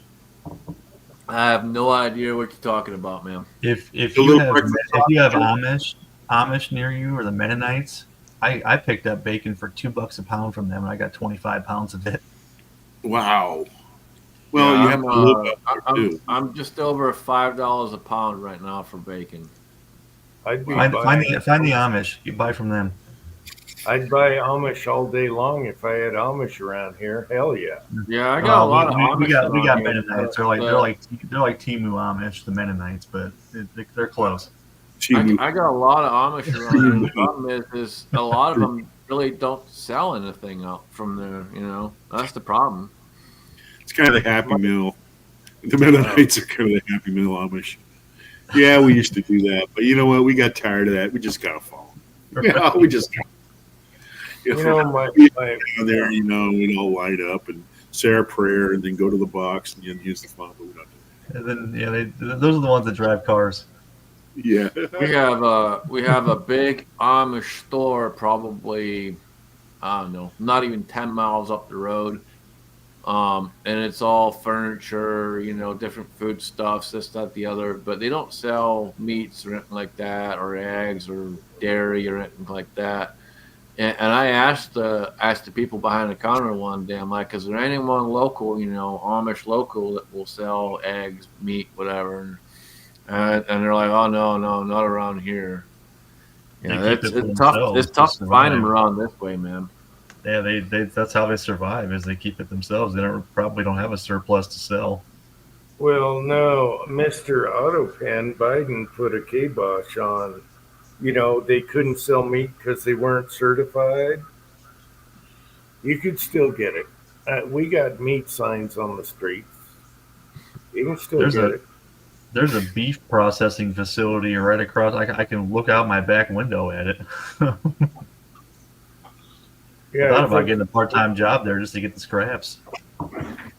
my wife got me 4 steaks. It was $9.50. 4 Not steaks too bad. in the package, and it was good. It was so good. It was awesome. Where the fuck are you buying steaks at for that price? Well, we got beef here, and we got sheep, and no pigs, just sheep and beef. 4 steaks, $9.50, and it was good. It was so good. Mm. Yeah. But yeah, beef right now is up, and now everyone's gone to chicken because beef prices, and now chicken's going up because everyone's buying chicken. Yeah, no, I'm not buying chicken. I don't eat chicken. Fuck that. I like So what? Well, okay. The last administration tried to annihilate all cows because they let off these gases that hurt the ozone, and now we got to catch up and make more beef. Well, they hurt the ozone layer so bad. Now we got to spray the skies full of shit. Here we go. There we go. I need another if we're going there. Yeah, did it. buddy. Here we go. Yeah, You boy, did it let's now. go. Short chat. I'll be right back. Short chat. Here we go. All right. Here we go, boys and girls. If you ain't on the train, jump on the train. Here we go, motherfuckers. Choo, choo, choo.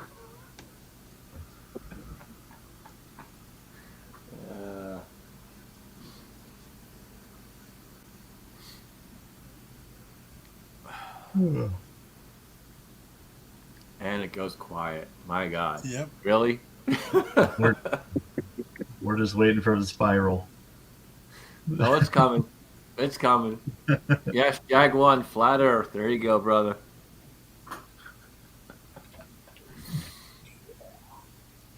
And it doesn't affect me if it's flat or round.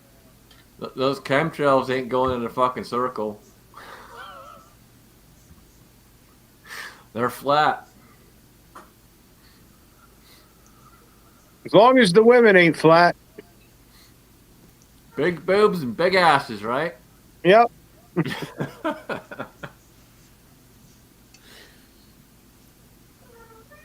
Gotta have something to hold on to. Hello, Kitty.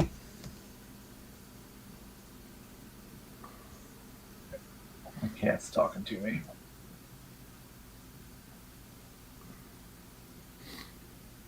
So are you making furniture out of the powder coat boxes? Where the hell do you store 600 pounds of powder coat? It's in my bathroom. Oh my god! Yeah, next to the moisture. It's the only. Well, they're all so they're all bagged up and in boxes, so moisture's not really gonna get to it. But I got nowhere else to put it, dude. Fill up your Yeah, bathtub. that would be a problem. It's as fucking tall as me and Pat. Dude, dump it all in your bathtub and then put like one of those little vibrating motors in your bathtub and just have a little powder coating station set up in your bathtub. Maybe I'll grab a measuring tape and measure how tall it is. But literally, it's as tall as me and Pat. I'm not joking. I'm thinking the city hall parking lot would be a good place for 20 or 30 pounds of that. Find somebody who's running the snow machine and just dump it in there. I mean, I have a snow machine. We could go to City Hall. Oh yeah, just spell out Crazy Scotsman like in big 10-foot block letters. UJ pushes his name, his initials. Here we go. Let me make it better for you. I'll do it in powder coat. Wait a minute. I just got back. I heard you, Jim. They're telling me I need to go to City Hall. Well, Pat's telling me I need to go to City Hall and spell out my name in powder coat. Okay. And good old Tin Man suggesting that I use a snowblower, and that's a possibility. I have a snowblower. How about a street that says Scottish Lives Matter? Or somebody you You don't know- like, dump some in somebody you don't care for's vents in their car, and then turn the fan all the way up. So when they start their car, That's they just get mean. blasted. Well, That's just mean. you want to hear a funny story, and this is true, and it's for Tin Man. You know how you guys are taking your tweezers and tap, tap, tap before you do stand up in powder coat, right? Uh-huh. So one time at band camp, I did an experiment, and I took the leaf blower. I took the leaf blower and said, "Hey, let's see if I can get some of that, just a little residue. Stay way far away from it." It blew the powder coat right off the bullets. I did it as an experiment for society, just to see, and no, it sucked. Yeah, The static cling is not that strong. Got it. yeah, yeah. Not even close. You know, I'm actually kind of pissed off about my tweezers now that you mention it, because I had a nice pair of $17 like Prem tweezers that were huge. They were like 10 inches long, and they were wonderful for picking up bullets like that. And I lost them. I can't find them anywhere. Anyway, I'm not talking about being real close. I just wanted to poof, poof, poof, just to Uh-huh. deduct a little. No, it was terrible. Maybe an air compressor turned down low and you shush, shush, shush. No, it doesn't work. that No, you'd probably have to buy one of those ones that's like for blowing off your fucking keyboard or some shit like that. Mhm. Yeah. Well, that was an Yeah. experiment got bad. I had to reshake and do it the right way. All right. Yeah, just shake them off. It'll be fine. But I had to It's- bring that up because you guys brought that up. So, yeah, there you go. Tin Man, Yo, Tin Man, you see my tongs. You seen the tongs that I use? They're just Yeah. a pair of those $2 school scissors. Yeah. And what I did is all I did was just file on the end, round. Okay, and, put a round dip in each end of the tip, and I can pick up my bullets with that, and they're real lightweight and everything. And I love them. I mean, Yeah. they're great. So yeah, next time you're at the dollar store, maybe go to Walmart. You can just get a pair of those, man. Just take a file and put a groove in them in the end, and so you can pick your bullets up with it. They're really handy. I Yeah. can't stand tweezers. Roll them in your fingers. If you're standing them up, you're good. and that's how I did those bullets from MCK, and it was. Yeah, I did those I powder coated those bullets. MCK sent me those 45 bullets, and it wasn't as good as I can normally do. I was just using my fingers, Roll them in your fingers. As long as you don't have too, you got to dust your fingers first. I make Yeah. perfect glass bullets. You probably haven't seen them in videos, but perfect glass bullets. What's up? The cranky hollow points I made. Need a hand? What? You need help? No, I gave it up. I couldn't do it on. No, you want me to put something on for you? Yeah, no, probably Sure. but Anyway, I've tried powder coating a couple of different ways. I've tried the finger method. I've tried standing them up. I've tried doing this, that, the other way. It's to each their own, and doing it in the basket seems to work okay. I've not really had too many problems doing it in the basket. The biggest thing with powder coat is just getting the temperature just right and the time just right. Yeah. I just go what's on the bag, what it tells you. Some are 350, some are 400. They all say 20 minutes, basically. You got to get crazy with it and put a PID controller on your toaster oven. anyway, a video I didn't post. It had Bo Diddley and I Love Candy. I did Candy what's it called? Raspberry. Candy Raspberry. And I just clumped them in a big pile like Elvis ammo. And I did those double-ended wad cutters. Turned out beautiful, perfect. You let them sit a little bit. You pick at them until they're ready to pluck off the screen and dump them in a box, shake them. Perfect. Absolutely perfect. And some other coats aren't so sticky. You know, they won't like pluck apart. I had 2 bullets that were stuck end to end, and I just did that one, and all the rest were perfect. Absolutely perfect. Mhm. But that was I think I Candy. remember that video. You just went ahead and dumped them all in a box. No, I did those videos before that, but this one I didn't show the video. It's on my phone. It's ready. It's edited. I never posted it. And I got Bo Diddley and then I Love Candy or whatever because they copied Bo Diddley, and I got both of them spliced together in the video while I'm doing it and showing the whole thing and then sizing them. I never posted the video. You It's should on my post phone. it. I haven't seen a good powder coating video in a long time. Yeah, wait till that strike drops off. So They won't give you a straight powder coating. I'm gonna throw this out there, and you all are probably gonna freak out. But Tin Man, I haven't used a toaster oven in a long time, man. The second time I powder coated using the toaster oven, it overheated and caused me a lot of problems. And ever since then, I've been using a regular oven, and I don't give a shit.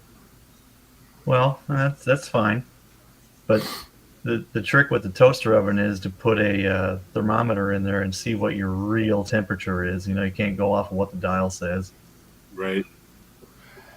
Yeah, I just don't trust it, man. I can do better in the regular old oven, and I prefer it that way.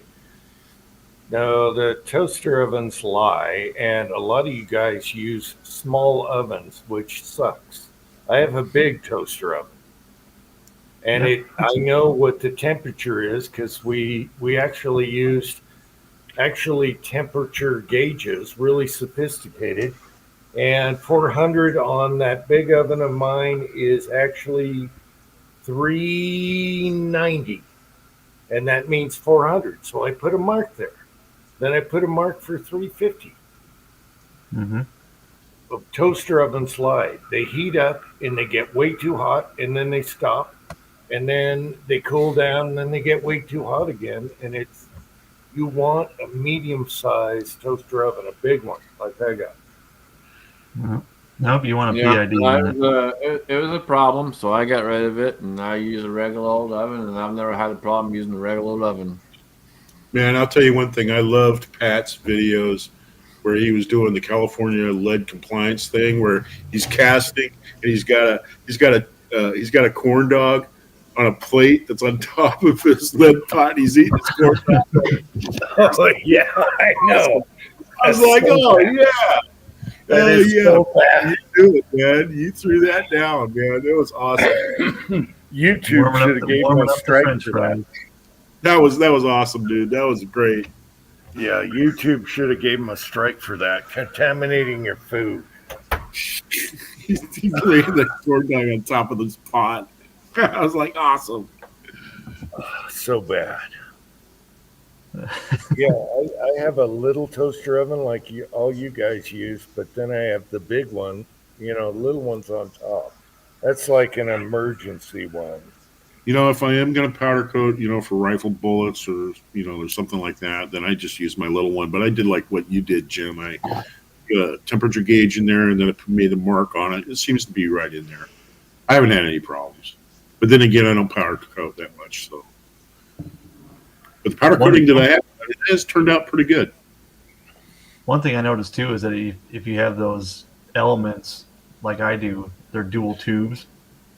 Those things, you kind of want like a little radiator diffuser so that the direct heat isn't going on. You know what I mean? Going on top of your bullets, and You could Just some put a tinfoil or pan, something. well, you can put a pan below that, your other pan that they go on, the bullets, if you have Yeah. enough room in your toaster. But small toasters, you don't have the room. My big one, I got two, I got different places I can put. So, Yeah, I got 2 shelves on mine. I have a pretty decent sized one.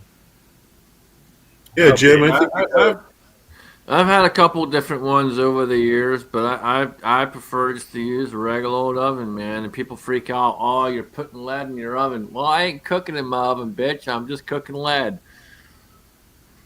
It'll be fine. yeah, it'll be fun. I literally don't cook anything in my frickin' oven, dude. Everything is on top of the stove, so.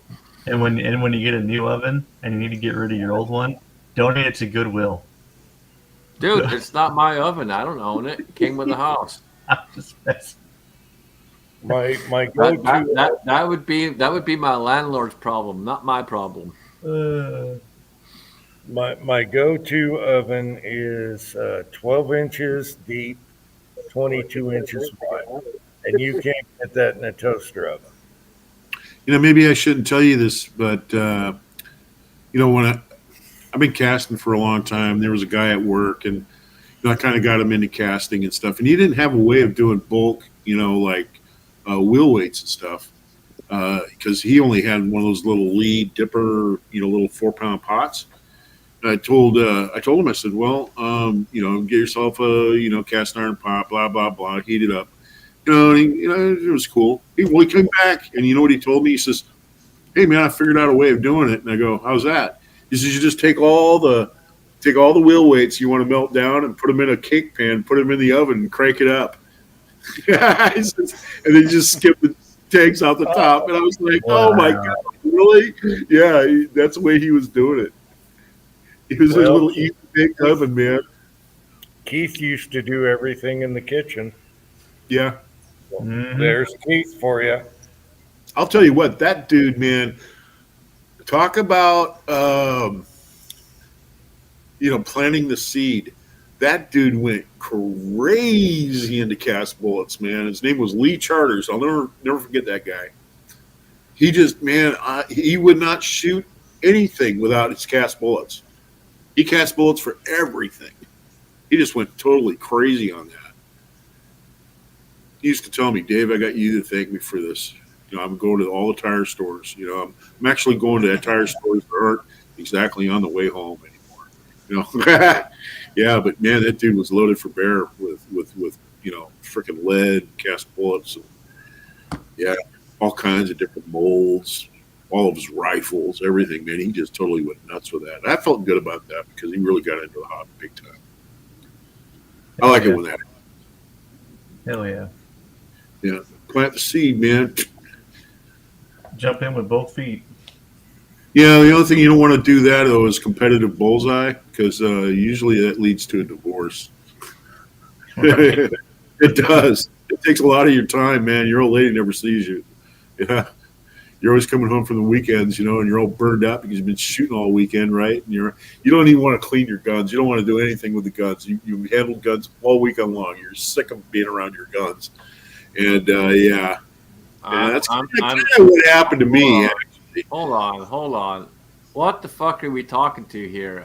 Dude, I'm never sick of my guns. I don't care how long I've been spent. What are you, smoking crack? Well, I used to go out and shoot on the Wednesday night league, and then there usually was about every weekend during the spring, summer, and fall, there's a match going on, a 2700 somewhere around here, where you're going to have to go to Machias, or you're going to have to go to, Paul Bunyan or Kitsap Rifle Revolver, or you're going to have to go down to PL, or you're going to, all over the place. And all through Washington State, they had bullseye matches. And so, yeah, I was gone most of the time. You're out on the road a lot, and you go to a match and you get a motel room because, it's a 2-day thing. Yeah. So it gets really involved. And Yeah, if you do anything too much, you can get tired of it. Oh yeah. Dude, you got to focus on what you like and love, man. And if you love it, then why would you get tired of it? You know, you gotta. Yeah, there's times that you could potentially, you get a little tired here and there, but you really take the time and put the effort in and focus on things that got you there. Then you shouldn't really be getting tired of it. It's. The only thing I ever got tired of was working. Yeah, I got tired of that. It's just like I've been teaching people for so many years, and I never get tired of teaching people. To me, it's a great thing that get someone out there, see their face light up when they finally understand something, and this changes, that changes. To me, that's what it's all about, dude. I've done it for many years, and you'd think it's old, but it's not old. It's a great thing to see someone wake up and realize, hey, I got this. And I've always enjoyed cleaning guns, taking them apart, cleaning them up, working on them, doing things, and the hobby's just gotten bigger and bigger. I started out with muzzle loaders, putting kits together, and now they got Glock kits to put together. It's don't get Pat started. Pat's have a problem. Yeah, but that's the fun of it. Like he said the other night, when he finally figures out what it is and gets it working, he's gonna really be happy about it. Yep, no, that's it, man. That's like reloading. People, don't you get bored, dude? No, because I don't know about anyone else, but I do it all in stages. It's very rare unless I'm doing like a big run in 9mm. I'm not doing it all at one time. Yeah, I've gotten tired of trimming brass when I've done 2,000 223s on the Lyman Prep Center. Well, I'm doing it in stages. So I do a bunch of depriming, then I do a bunch of cleaning. Then I'll let it sit for a while, and then I'll go back and I'll do whatever. I do it in different stages, so it doesn't get boring. And then when I go to load, I'll go load, a couple thousand 9mm at a time, or 44 Magnum, whatever it is. I'll set up the press and I'll rock and roll it for a couple hours.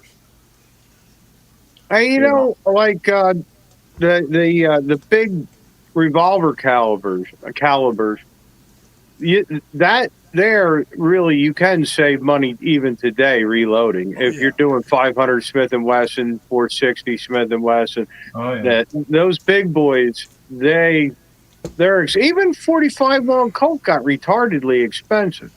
Oh, they're all ridiculous. 44 Magnum, they're all up there, dude. You save a ton if you're doing your own 44, 45. Oh, yeah, big time. I do a ton of 44 Magnum, and I save a shitload. And the brass lasts forever. Yeah, you're not going to shoot the brass out. Yeah. Not unless you're getting stupid crazy with powder charges. No, you're not. Brass lasts an amazing long time. I have some WRA 28 45 ACP brass. Yeah. No, I just do a mid-range load when it comes to 44 Magnum. Do I love high power, high recoil shit? Yeah, I do. But do I load it that way? No, I don't load it that way because I'm not trying to blow my shit up. I just want to go out there and have fun. Hey, Scotsman, you and me talked about that before, and you know what? I would rather have a hot mid-range than, a near Magnum. In that range because it's controllable. And if you're using it for like self-defense and stuff with a 44 Magnum, you're already there. Right. No, it's Magnum. It's just you're already there. It's just middle of the road. I'm not trying to go and put it fucking way up there. There's no need for that. And a lot of the times the super hot Magnum loads are not as accurate as the mid to upper range. Right, and that's a huge part of it too. Like, so I've done a ton of 44. I don't know about you all. I know Jim shot quite a bit of Magnum rounds over the years too, but I shoot a lot of 44 Magnum, and I find that staying middle of the road has been one of the most accurate parts when it comes to loading 44. When I shot 44 in silhouette out to 240 yards, I used AA number 7. It's a little stronger than unique, and I would load a max load on that, but it wasn't the same as like, shooting H110 or AA number 9 or 296 or 2400 for that matter. You weren't getting that Magnum blast. And I'm telling you what, when you're shooting 240 yards with a handgun, one little movement is going to throw you way off, because your sight radius is only 10 inches. Yep. Yeah, So- and like I my preferred powder for 44 is 2400. Yeah.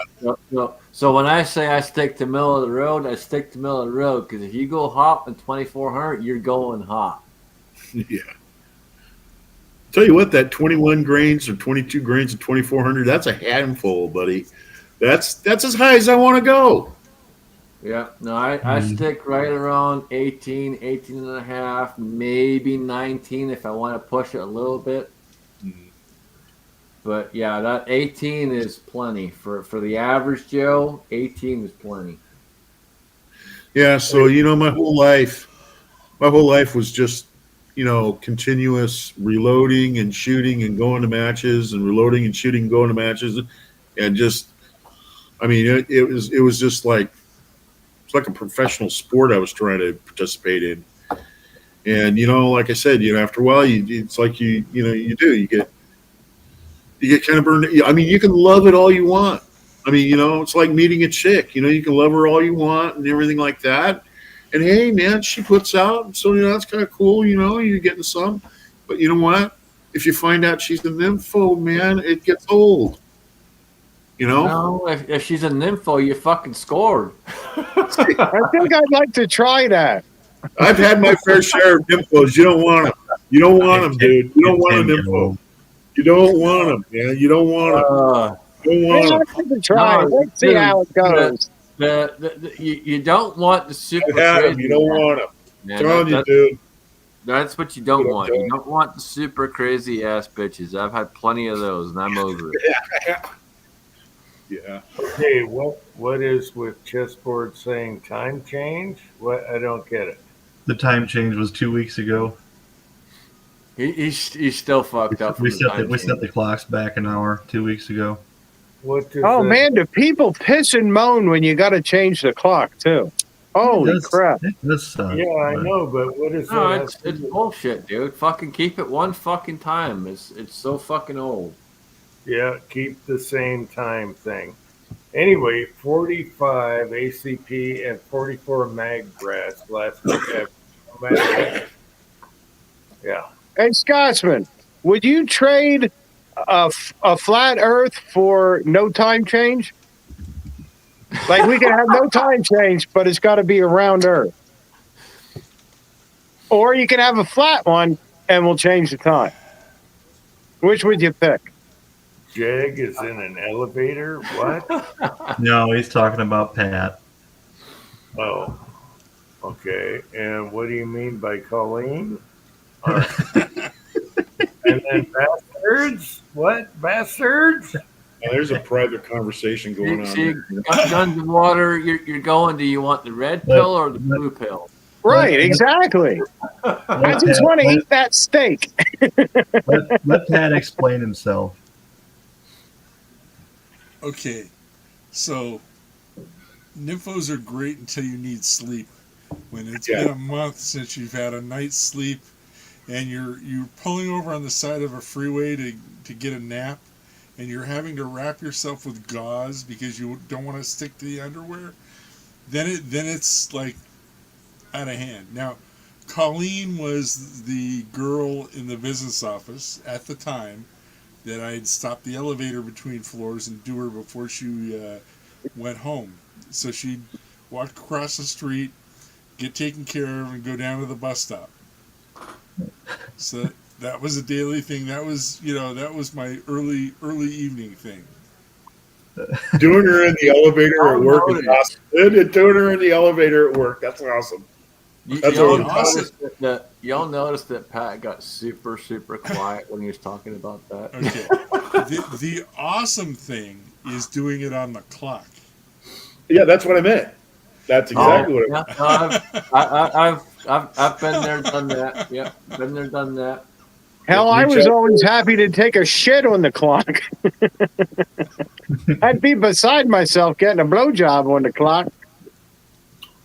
Yeah, when I worked out in Oregon, I lived out in Oregon. I hooked up with a chick there for a while at work, and we'd go out in the parking lot, and she'd blow me out there.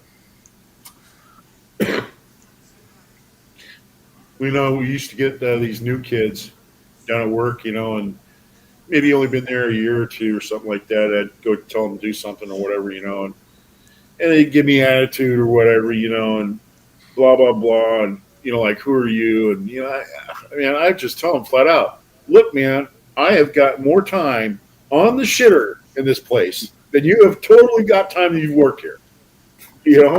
That's who I am.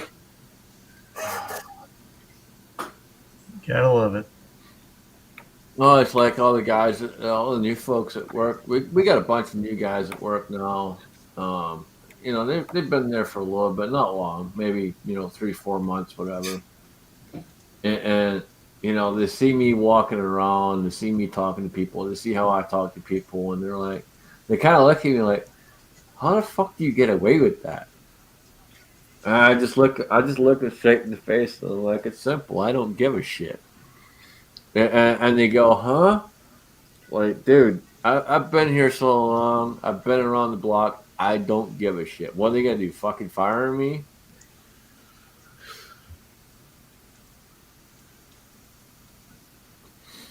Yeah, there's something to be said for that. I try not to push the boundaries. Well, there's a reason I work in the back of the plant and not the front. I always tell people that. There's a reason I work in the back and not the front, because if I worked in the front, I would have been fired 6 years ago. Well, I'm going to tell you what, if I was one of the managers down there and they were having a problem with a kid with an attitude, I'd tell them flat out, hey, you know what? This is when you want to pull in the job with a Scotsman. You just put him with a Scotsman down there for a few shifts. I'd be begging. I'd fuck him 7 straight in half a shift. The great Scottish corrupter. Well, the guy would be begging to do anything in the freaking plant rather than work with a Scotsman. I'll set people straight real quick, man. I don't fuck around, dude. Send him to the freight elevator with the Scotsman. You'd be my secret weapon, man. You would. You'd be my secret weapon. Got a problem with her? Oh, she's pulling that. No, I don't do that sort of stuff. Or can you get this down for me? Oh, okay, yeah. You bet. Well, I'll hook them up. I'll hook her up. I got just the.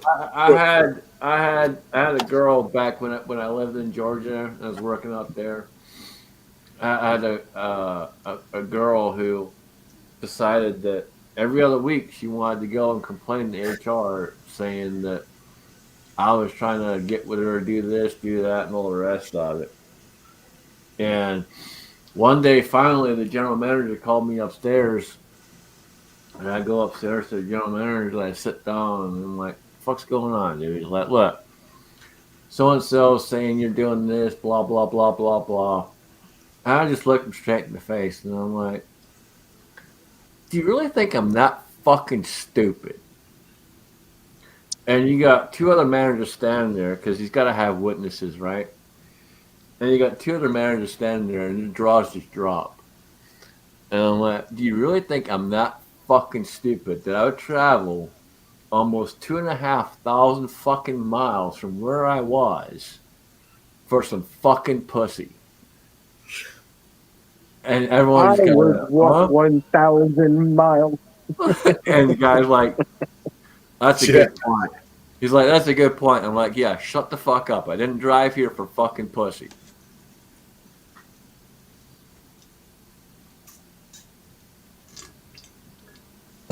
I had another girl who, when I moved out back here to Ohio, in 2016, wanted to play the game of, oh, he's just he doesn't like me, so I'm gonna go complain to HR because he doesn't like me. Well, it's not that I don't like you; it's that you don't show up on time, and you don't do the job that you're asked to do.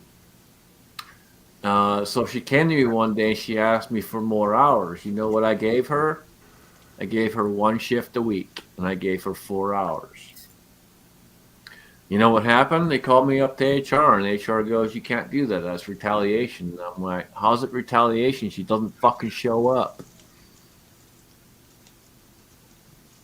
I got silence. Yep, exactly. Shut the fuck up. Really? Oh yeah. She's like, "Oh." I'm like, "Yeah, shut up. You don't have to fucking tell me what I can and cannot do. I don't care who you are." I thought they were telling you to be silent. Oh no, I was telling her to be silent. Yeah, I would like to be in the same room when somebody tells you to be silent. Oh, I had the HR lady in Georgia try to tell me to stop swearing before when I first moved up there. Yeah. I looked her straight in the face and I'm like, "You know where I come from, right?" And she's like, "What do you mean?" I'm like, "Bitch, I'm fucking Scottish. We swear whenever the fuck we want to, and if you don't like it, shove it up your ass." And she didn't know what to say. Yeah, I don't care, dude. You're not telling me not to swear. You're not telling me to whatever. Yeah, that don't happen. So Gunswater, you're no longer working. You're taking your unemployment, right? Right. And you're retiring after that. Yes. Yeah, well, you might as well. It's your money. That unemployment, it's your money. Well, not only that, when I get into next year, because I worked more than 500 hours or something like that, I'll get another 6 weeks of vacation. Right. Cool. Right. So I got to at least go into January, and I'm union, so we have sub pay. It brings us up to 80%. Like even the waiting week, your first week of unemployment is a waiting week. Well, they brought me up to 80%. Right. With the sub pay. So it's something that I would have rather like not collected and just retire, but I was waiting for we have a severance package. Right. So that all has to be timed correctly, and they weren't even letting HR submit for the severance pay. So it's a whole waiting game stuff, and now I'm unemployed, so I got to look for jobs, and I got to apply for jobs, and I got to do all kind of stuff. Oh, yeah. And I hit the lottery where they wanted to hold my hand, and I actually had to watch a video on how to not be Scotsman at work, not offend anybody, how to dress to not offend anybody, how to talk to people. I had to watch a video on this shit and then take a test, and you got to pass the test. So yeah, they're putting me through the frickin' ringer on this shit that I'd rather not be doing, but I'll play their game, whatever. I've had a few of those tests over my time. Oh, we had a little 1 hour seminar, and the most fun I ever had was when I had to ask the guy at the seminar, okay, so we can't make fun of the gays, but how about if the guy's just effeminate, can I make fun of him then? The only one you can make fun of is fat people. That one you can still do. Oh, dude, there's there's two guys that I work with. and one just came back to second shift. The other guy, he's been back in the press room with us for probably probably about 3 years or so. And the running joke is that he's ready to burst, like he's pregnant, he's ready to burst. And that his stomach is that fucking big. And this other guy just came on the second shift here probably about maybe a month ago. And I think it was last week. He was talking with a couple of guys, and I just happened to be standing there when he was doing it. And he's like, "Oh yeah, all these other people keep saying I look like Wes," and I'm like, "Yeah, well, you're not quite close to Wes. Wes is ready to burst. You ain't. You're getting there. You're probably about 7, maybe 8 months." And he just kind of stops and looks at me and I'm like, "Yeah, you're getting there. He's right. He's been ready to pop for a while. He's been ready to drop that baby for probably the last 3 years."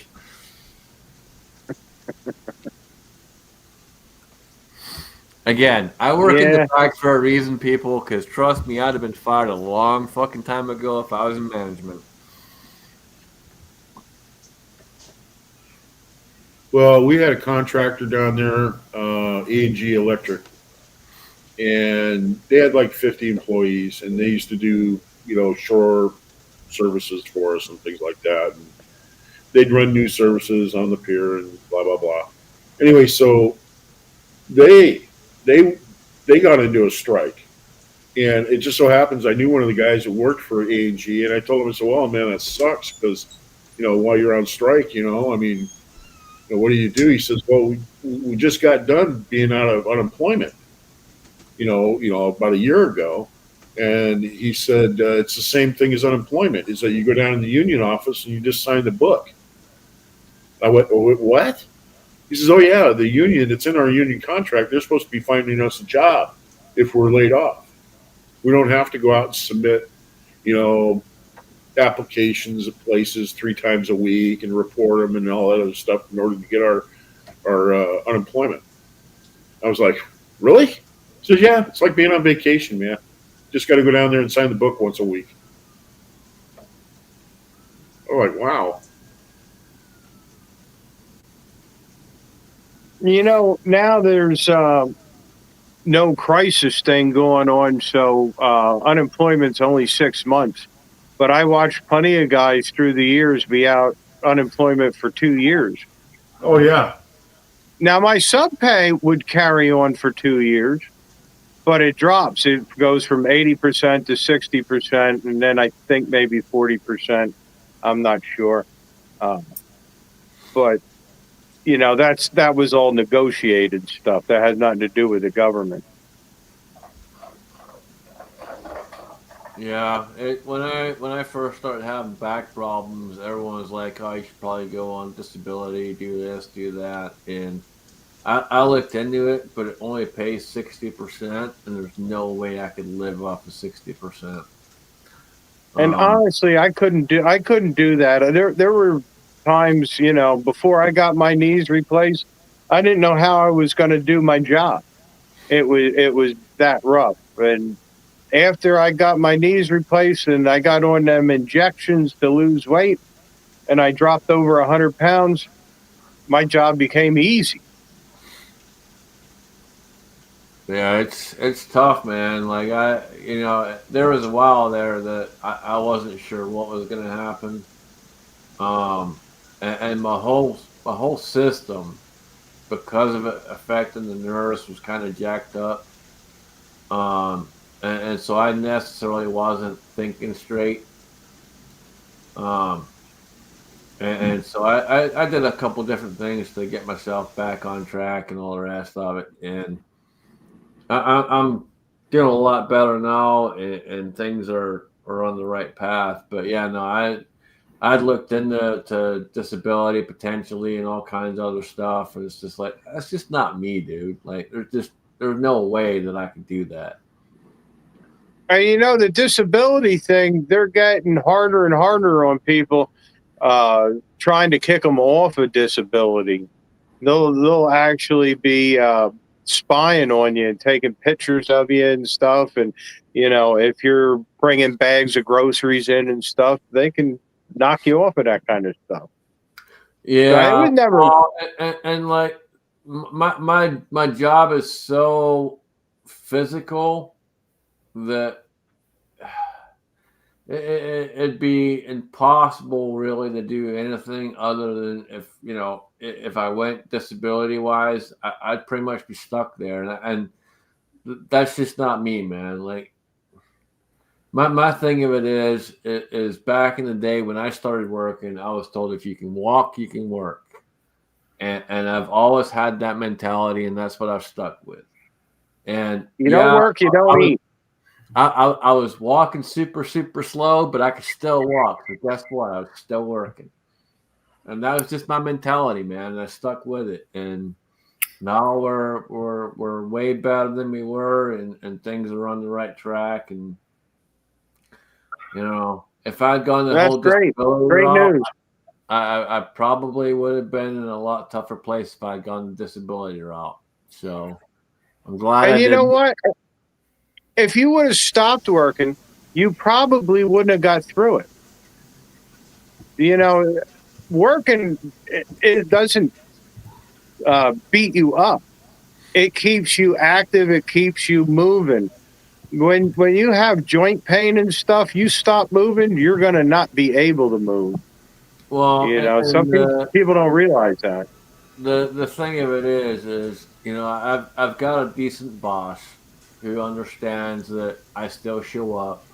I'm there every day. I'm never late, and you know, I'll do what I can do, and that's what I'm lucky to have. I'm lucky to have a decent boss who understands. Hey, there's some problems going on, and let me work through that shit. So, you know, my experience at the mill, if you showed up and you did something, your job was golden, because there are so many people that can't show up, and when they do show up, they don't want to do shit. Right, and a lot of people again ask how I get away with a lot of stuff. I get away with a lot of stuff because I'm in a position that's a more technical position, and once you're in that position, it's almost impossible to get fired from it, because there's so much to learn in that job that unless you really do something completely fucking absolutely moronic as fuck, you're probably not going to get fired. Well, you know what? Our generation, Jim, Pat, you know, Gunswater, I'm going to tell you, our generation was different. By the time we were 20 years old, we were already working on our family. You know, we were already trying to secure that loan to buy a house. You know, we had kids. You know, we had to go to work.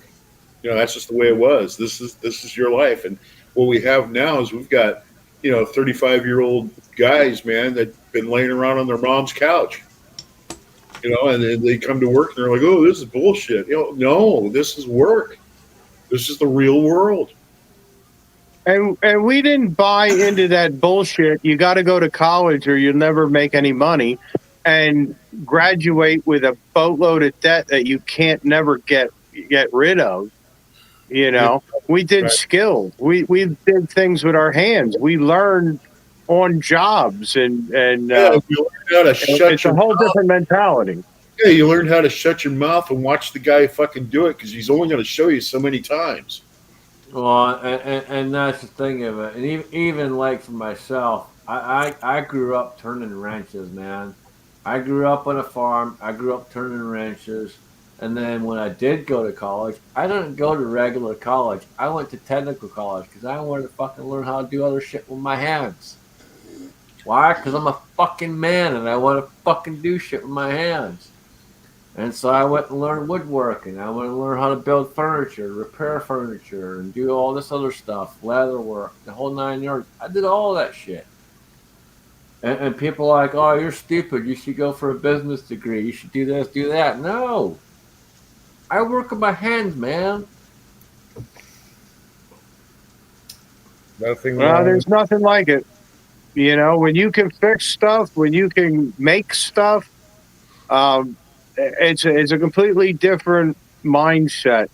And today, a lot of these young guys they're not building bicycles out of scrap bicycles so they have a bicycle to ride. They're sitting there playing video games, and they're not creating anything. They're not fixing anything. They're not making anything, and they become helpless. And then they get a bad mindset, and they think the world is against them. And they think, oh, you had it so much better. But they don't look at how long it took you to buy that first house, what it was like saving up the money for a down payment when you needed 20%. They don't know anything about that. It's hilarious that you say that, because that's exactly what I started wrenching on when I was a kid. The first thing I got a bicycle, and I got it off a skip. And for those of you who don't know what a skip is, it's a fucking giant trash can. But I got a bicycle off a skip, and I took it to the local bike shop, and the guy looked at it, and he tried to say, "Oh, it's going to cost you X amount." And my mother was like, "Oh, I can't afford that." And I'm like, "Just take it home. I'll do it myself." And so we took it home, and I got a set of wrenches, and I did it myself. And ever since then, I've been wrenching on shit. You know, and I went to college, you know, later in the day, and learned how to work with wood and timber and all the rest of it. And there's pretty much nothing I can't build with a fucking piece of wood. You give me some wood and a couple saws, hammers, whatever, I can build it, man. I don't care. There's, you know, those skills are few and far between anymore. I live in a little house, and my landlord's kind of surprised at some of the stuff that gets done around here, because I do 90% of the repairs and fix shit around here by myself. And I go, "Hey, this is what I'm charging you." He goes, "Okay," because he knows he's not going to get a better deal. Yeah, except for when he walks in the kitchen and he says, "You know, I always smell metal in here. You smell that?" It's like, I don't know what you're talking about, man. every time I come in the kitchen, man, I get over by the stove and I smell metal. It's like you can taste it, you know? Don't go in the bathroom, you'll smell Eastwood powder coat. Yeah. It's gotta be the neighbors. Yeah, it's the neighbors.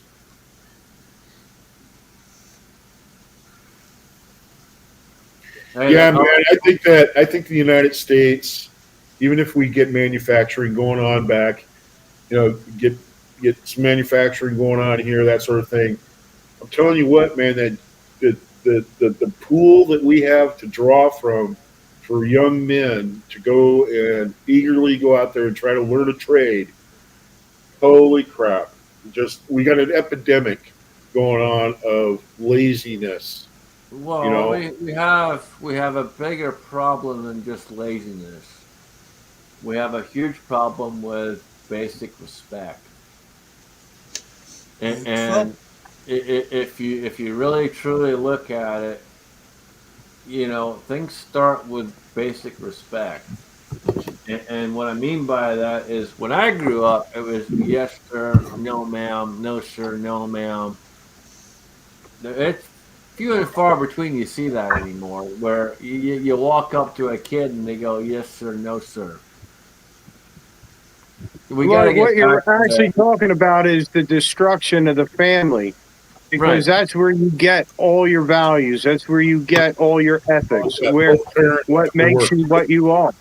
It starts at home, and you have a good example or you have no example. Yeah, there's nobody. And a lot of people today don't. But there are still good young men out there. I seen them come through the mill who wanted to work, who were bright and applied themselves. That's true. It's not I will say that. It sometimes you just got it, you know. Right. Look at Jim's son. That guy, he's really works his butt off and is into everything and creating stuff. Who? You know, there's a lot of them out there like that. They're not all, you know, victims of what society has done to the family. I'm just saying it's few and far between, and it's got to get back to. It's got to get back to that family aspect. It's got to get back to reinstalling that. You got to have respect. You got to learn to go out and do this and do that, and you know, the basics of shit. And unfortunately, that's been lost, and you know, it was something that this country was kind of founded on. So to me, it's something that's a natural thing that we got to return to that and go back to the basics and say, hey, look, hey, you know, here's how you talk to people. Here's how you do this, and get these kids working with their hands. Get these kids going out, work on a fucking farm and bale hay and get those bloody hands and figure out what life's about by doing that. You're not going to figure out life by fucking going out and calculating fucking numbers. All in the name of tolerance. They've made society tolerate misbehavior to the point where we're having conversations like this. You know, when I was a kid, if you were out in the street and you were screwing up, a neighbor adult would straighten you out. Yeah. You know? Now today, oh, you can't do that. Don't correct your kid in the supermarket because somebody's going to, you know, call the cops and say you're abusive or something. But people need to be raised correctly and told where the borderlines are and what you don't cross. Yep, that's exactly how it is. You know, I get a lot of people comment to me that I'm very authoritarian-like, military-like, and I try to explain to people that, yeah, I am to a certain degree, and you have to be, because you got to get people to work a certain way and do things a certain way, because if you don't, then they're not going to do the job needs to be done, and they're just going to turn out to be a piece of shit. You have to be that way.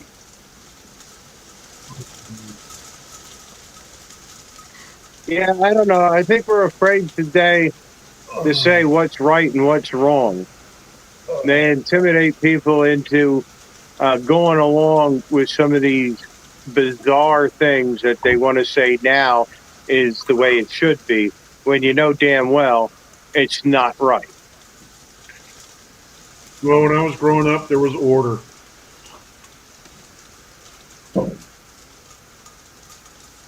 You know, there was an order. There was a way that you behaved. There was a way that you behaved when you were at school. There was a way that you behaved with your parents. There was a way you behaved at home. And if you weren't behaving right, discipline was correction. You know, just the way it is. And if you love your children, you'll correct them. Yeah.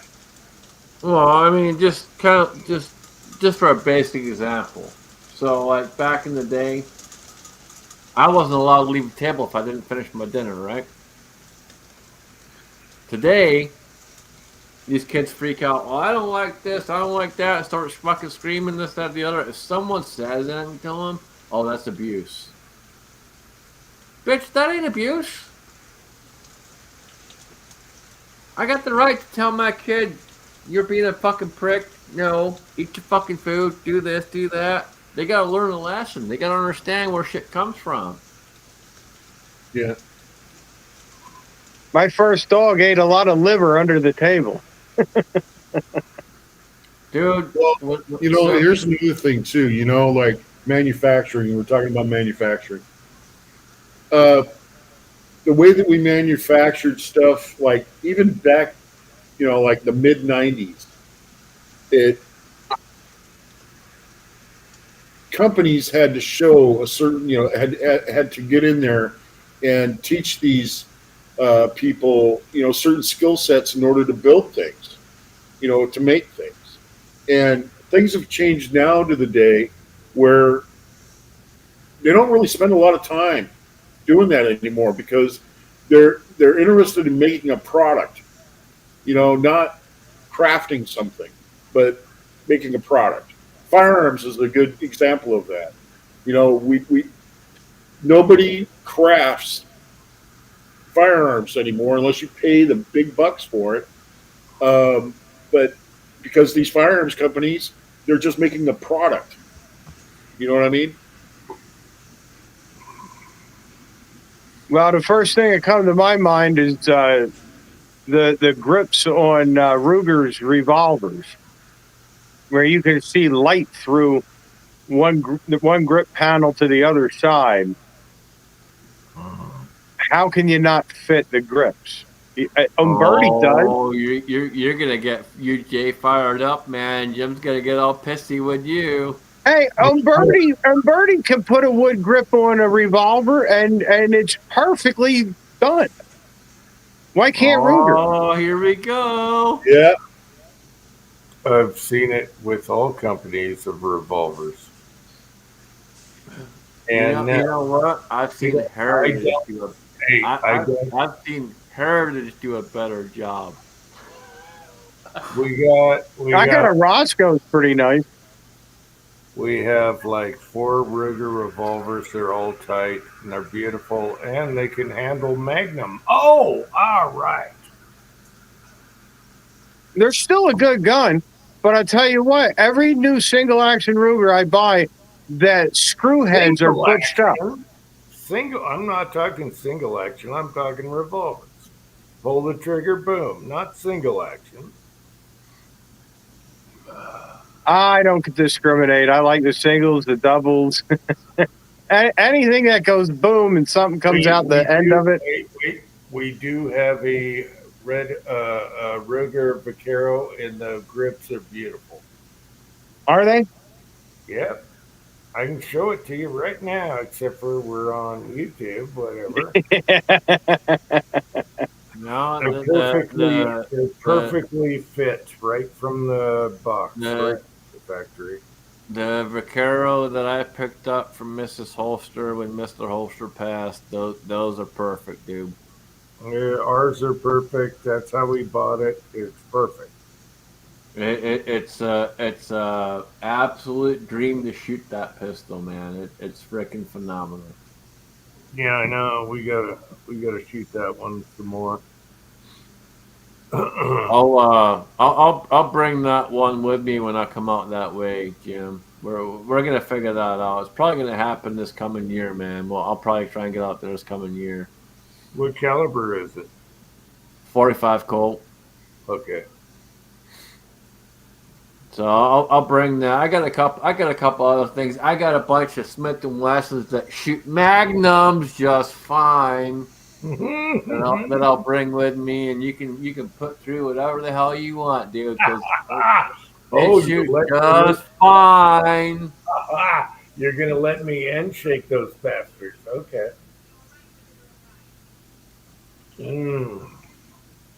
Anyway. This was supposed to be a short chat. I haven't even had. Yeah, I saw a short chat and I'm like, oh fuck no, it ain't. I haven't even. I saw the short chat and thought it was a joke. I haven't even had dinner. It's almost midnight, and we went 5:37. Oh my gosh, I'm hungry. I want to go. I want to go back. Well, I'm going to foof it. I'm tired. All right, let's all foof. Everyone in the side chat. No. Let's keep this going. We're not Everyone, no, you can start. I'm rolling out, man. That screen. I'll see what else. I'll see you guys next week. I showed up to keep this bitch rolling. I didn't show up for it to be. I'm rolling out, man. You have StreamYard. You can start a new chat, but I'll see you guys next week. No, the point's to keep you going, not start another one. We lost somebody already. All right. Dave bailed Dave out. said good night. Oh, okay. Good night. They didn't want to stick around for the DB Cooper part. No. Uncle Jim wants to eat. The short chat has ended. It's 5. Oh no! It's no 5 hours. short. We got 8.5 easy. Come on, man. Yeah, but you can start one. You can do. No. It's all about we're trying to build you up, man. I'm working. I'm No, helping you. I don't need building. I don't want building. Just start a new one. I want to No, eat. I'm trying to help That's you. food. Jim. I'm trying I to help want to you. eat dinner. A Crazy Scotsman chat will not be an Uncle Jim chat. That's it, Even man. if you It's not, label it Uncle Jim. it's not the same thing. People need their Uncle Jim. This was supposed to be 2 hours. Now we're almost 5:40. We are 5:40. No, you're 5:30. No, 5:39 and 18 seconds right now. 19:20. Wait a minute. It's going to be 5:40. Anyway. Oh, quit your crying. You'll be okay. Anyway, love y'all in the side chat. Until next time, Oh, Jesus. are we ready to affoof? Pussy. I'm ready. I'm not gonna foof.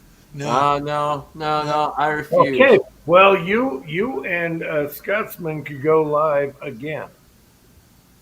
All right. I refuse. I got the button here. I got the nuclear button right here. Thanks for the chat, Uncle Jim. All right. Hey, thanks everyone for coming on, and I love everyone in the side chat. And guys, ready? 1, 2, 3, and